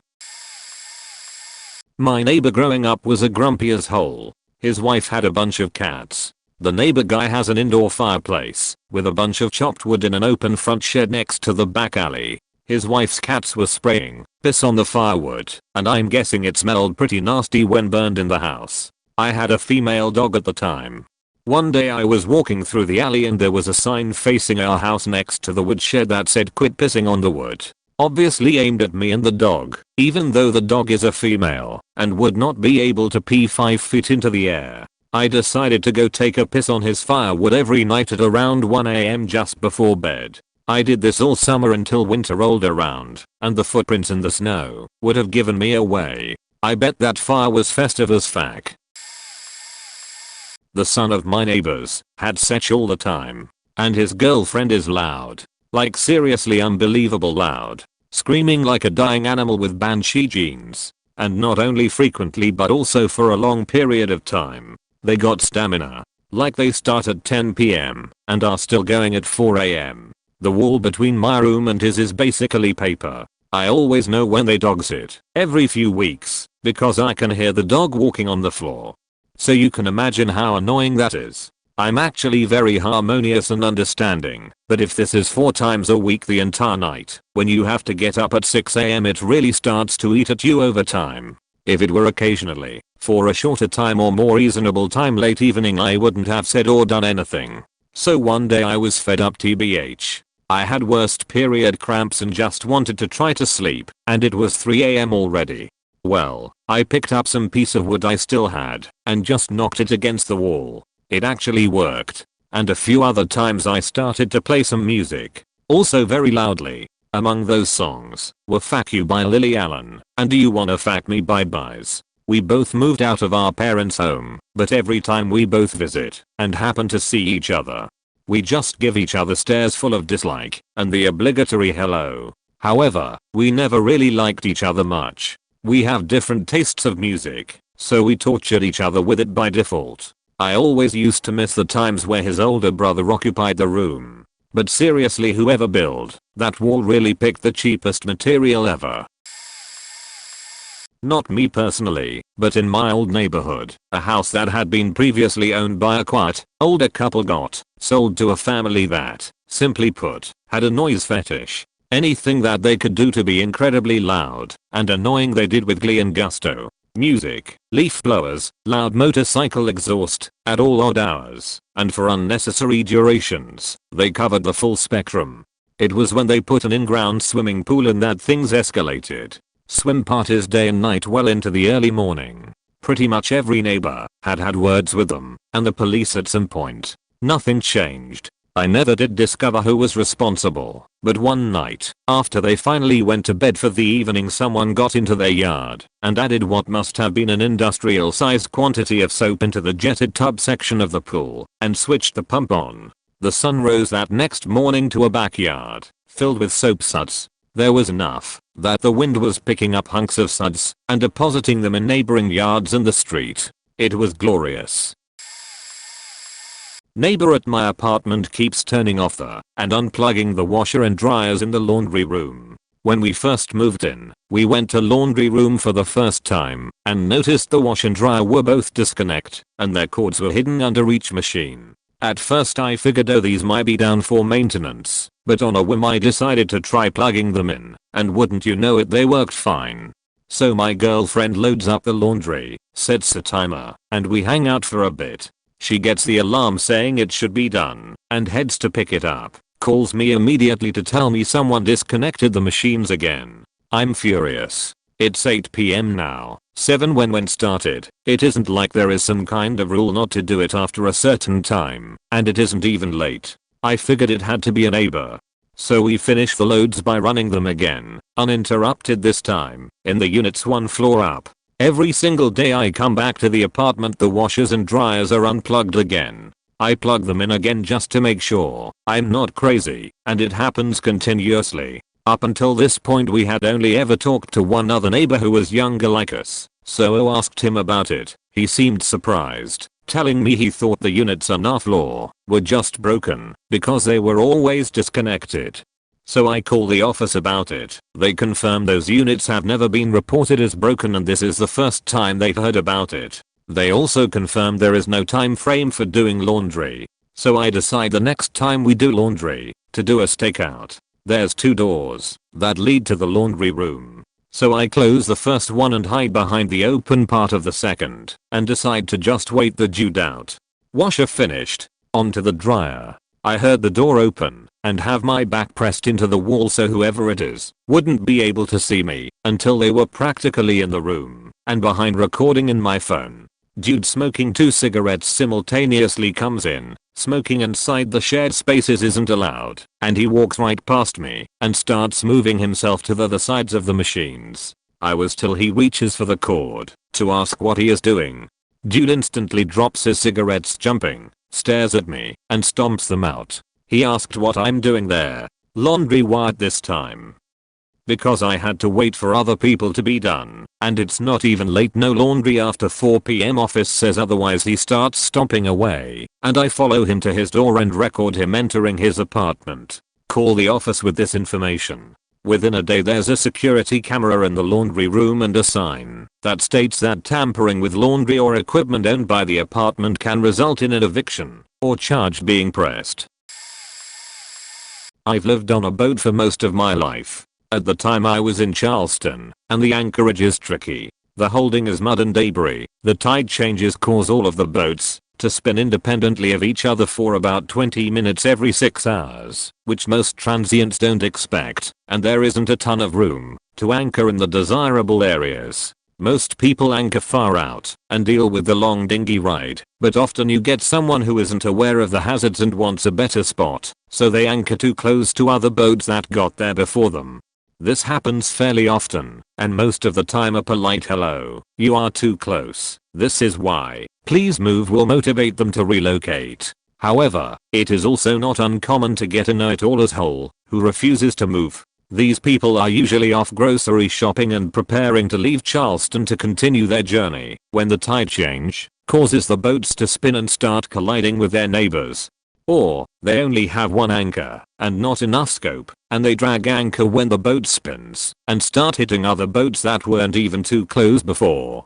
Fast forward years of dealing with this every day. I had just had a particularly douche-budgerous guy anchor his post-Craigslist derelict absurdly close to me, refused to move for a couple weeks, until I get the call at work that he is hitting my boat. I come back to find damage to my boat, and his keel and rudder are pinning him to my bow and anchor, and the tide has just started ripping, which it will do for 6 more hours. I call the Coast Guard. They suggest that removing him may damage his boat, but leaving him will damage my boat for the next 6 hours. The guy was an asshole, and even then refused to accept his culpability. USCG leaves the decision to me, and I ask them to tow him off of me to prevent further damage. His boat loses the rudder and sinks in the process. The guy blames me for his boat sinking, hurls abuse at me, and refuses to pay for my damages. Here's where it gets dirty. A few days later, I come home sheet-housed at about 4 AM. I had not been home since work that morning, and since then a small Canadian boat had anchored close enough that I was confident that I could jump onto their boat from mine. It's 4 AM. I'm lit to the tigs. I'm still angry about the other guy hitting me recently, and any moron could see he was too close. Likely he anchored on an incoming tide and was asleep when the tide began going out and his boat swung so close to mine. I start yelling at the boat, but they don't wake up. I thought about going over in the dinghy as usual, but then I think that if they refuse to move at 4 AM, I might get into a fight. So I devise a devious plan instead. I start my portable generator, grab my household entertainment system stereo, and rip it out from its home, and put it on deck, point the speakers at their boat, pick out a Bass Nectar CD that I knew skipped about 7 songs in, cranked the volume to 11, and shut all of my hatches, and went to bed. I can hear the bass from inside, but I was drunk and tired and passed out right away. This is now maybe 4:30 am. I wake up at 9 am to a air horn blaring without interruption until the can ran out of air. Clearly they had tried calling out and smaller horn taps to wake me without success, and this was a final effort. Now I'm even more pissed because instead of moving they have woken me up to complain. I come outside and turn off the stereo, which is still skipping at full volume. It's 9 am and two Canadian men in underwear are asking if the skipping CD is for us. I said next time reconsider anchoring, so closed two other boats, turned the stereo back on and restarted the same CD, and went back to bed. When I woke up they were gone. TLDR, I was already pissed about people getting too close to me and damaging my boat, so I took my aggression out on unsuspecting Canadians at 4 am by blasting a skipping Bass Nectar CD at their boat for over 4 hours while I slept. I always tried to get along with my neighbors, shovel the snow for them on occasion, let them borrow tools, keep an eye on their houses when they were gone, and most of them would do the same. It always pays to be a good neighbor. We had a side-by-side duplex next to us owned by an absentee landlord. He would rent to anyone who would pay cash and not bother him. He rented the side near our yard to a couple 18-year-olds who didn't work, threw parties every night, and trashed their yard and ours. I tried talking to them first. They laughed and basically said they didn't care. It appeared that their source of money must have run out because they started hosting drinking parties in the half basement they had. Drinking ages 21, they charged underage kids admission to their basement and made the kids bring the alcohol. I ignored it until several of their very young clients came to the wrong house, opened my gate, and started walking into my backyard. When I confronted them, they started making threats and talking about what they'd do to our house. Key point, we live in a concealed carry state. They left suddenly after that. I called a few friends and several police squads were parked quite visibly around the yard area. A cop knocked on the front door and started screaming police. Everyone out. Meanwhile, I had set up lawn chairs in view of the side door for myself and others. Kids that couldn't squeeze out the door actually kicked out aluminum window frames and dove outside. Watching them run was hilarious. The cops, by request, didn't chase anyone down. They just sat and waited for the tenants to appear. The female tenant finally came to the door crying and complaining, but wouldn't come out. I yelled to her that I would call them back every night, that they tried that crap again. Their parties stopped, which means the money stopped too. I imagine they moved because the landlord wasn't getting paid and they had busted up his house. The best part was that it convinced us to move out of town. Now my current neighbors are too far away to annoy us. Our neighbors were the traditional definition of pure white trash. They hoarded car parts, had screaming fights in front of their children, and the rest of the neighborhood were generally obnoxious, but didn't do anything illegal per se. One of the trashier things they did was own/keep 2 dogs in a pen in the rear of their yard. I don't know why they had them. The dogs were kept fed and watered and healthy. They just weren't interacted with at all, other than routine maintenance. On the occasions when the dogs were let out, they would come over and cheat in our yard. I was the grass mower in the household, so this directly affected me. I eventually got tired of responsibly disposing of the dog bombs and started lobbing them instead. I kept a shovel handy because it was a given thing that I would find dog shit in my yard. So I started scooping it with the shovel and just slinging it against the side of their trashy half-constructed garage. They eventually figured things out, and I stopped finding shit in the yard. Although I have no idea how they fixed things. I doubt they started cleaning up after the dogs.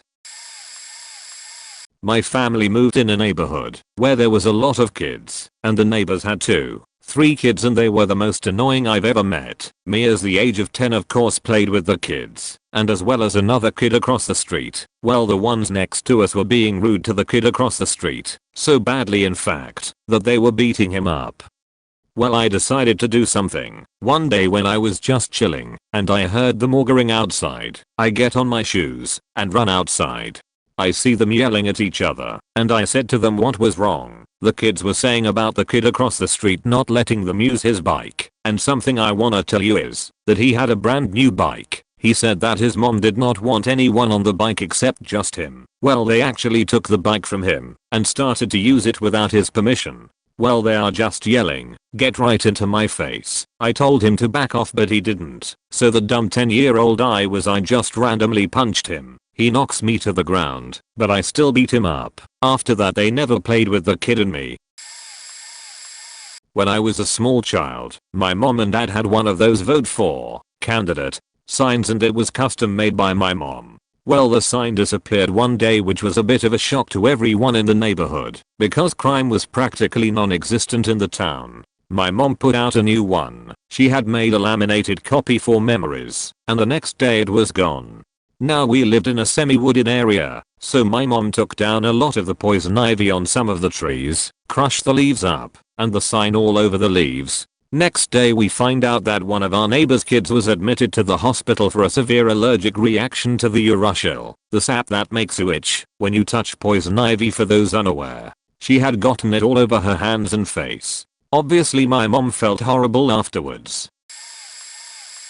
I was the annoying neighbor once. I used to live in a townhouse complex with about 80 units all sharing a common parking area without any vegetation, so any noise would echo. One of the tenants had big dogs that would bark loudly all day long while they weren't home, and they'd leave the windows open so they didn't have to run the account, so we could all hear the barking all the more clearly. After a very bad week of family and work stuff capped off by a particularly horrible and frustrating workday, I was walking back to my unit and just cracked at the barking and shouted as loud as I possibly could. "Just shut the F up. Shut up. Shut up." It was loud enough that the dogs stopped barking for all of 5 seconds, but of course this didn't have any lasting effect since they're dogs and don't know any better, but I did get some looks from the other neighbors that also happened to be outside at the time. Something that was interesting was that I felt that I got a lot of deferential treatment from the neighbors after that. They probably thought I was some sort of psycho and didn't want to get on my bad side. When I lived in Korea, I lived in a cheap apartment that the school rented out for me. I was barely ever home due to the work schedule, but my neighbors worked nights, so they slept during the day and did everything at night. No problem. The walls were pretty paper thin, so while I was trying to sleep I could hear them getting it on every single night. At first I was nice, left a letter in Korean asking them to chill out. They got louder. The next night I talked to the property owner. They didn't do anything. The third and final night of no sleep, I turned on my desktop and blared Born super loudly. That worked for about a week till they started it up again. This time, right when I could hear the girl about to finish, I got up, went outside and knocked on their door loudly and continuously until they opened up, and both in English and Korean told them to shut the fuck up or go to a motel when they felt frisky. I never heard them again.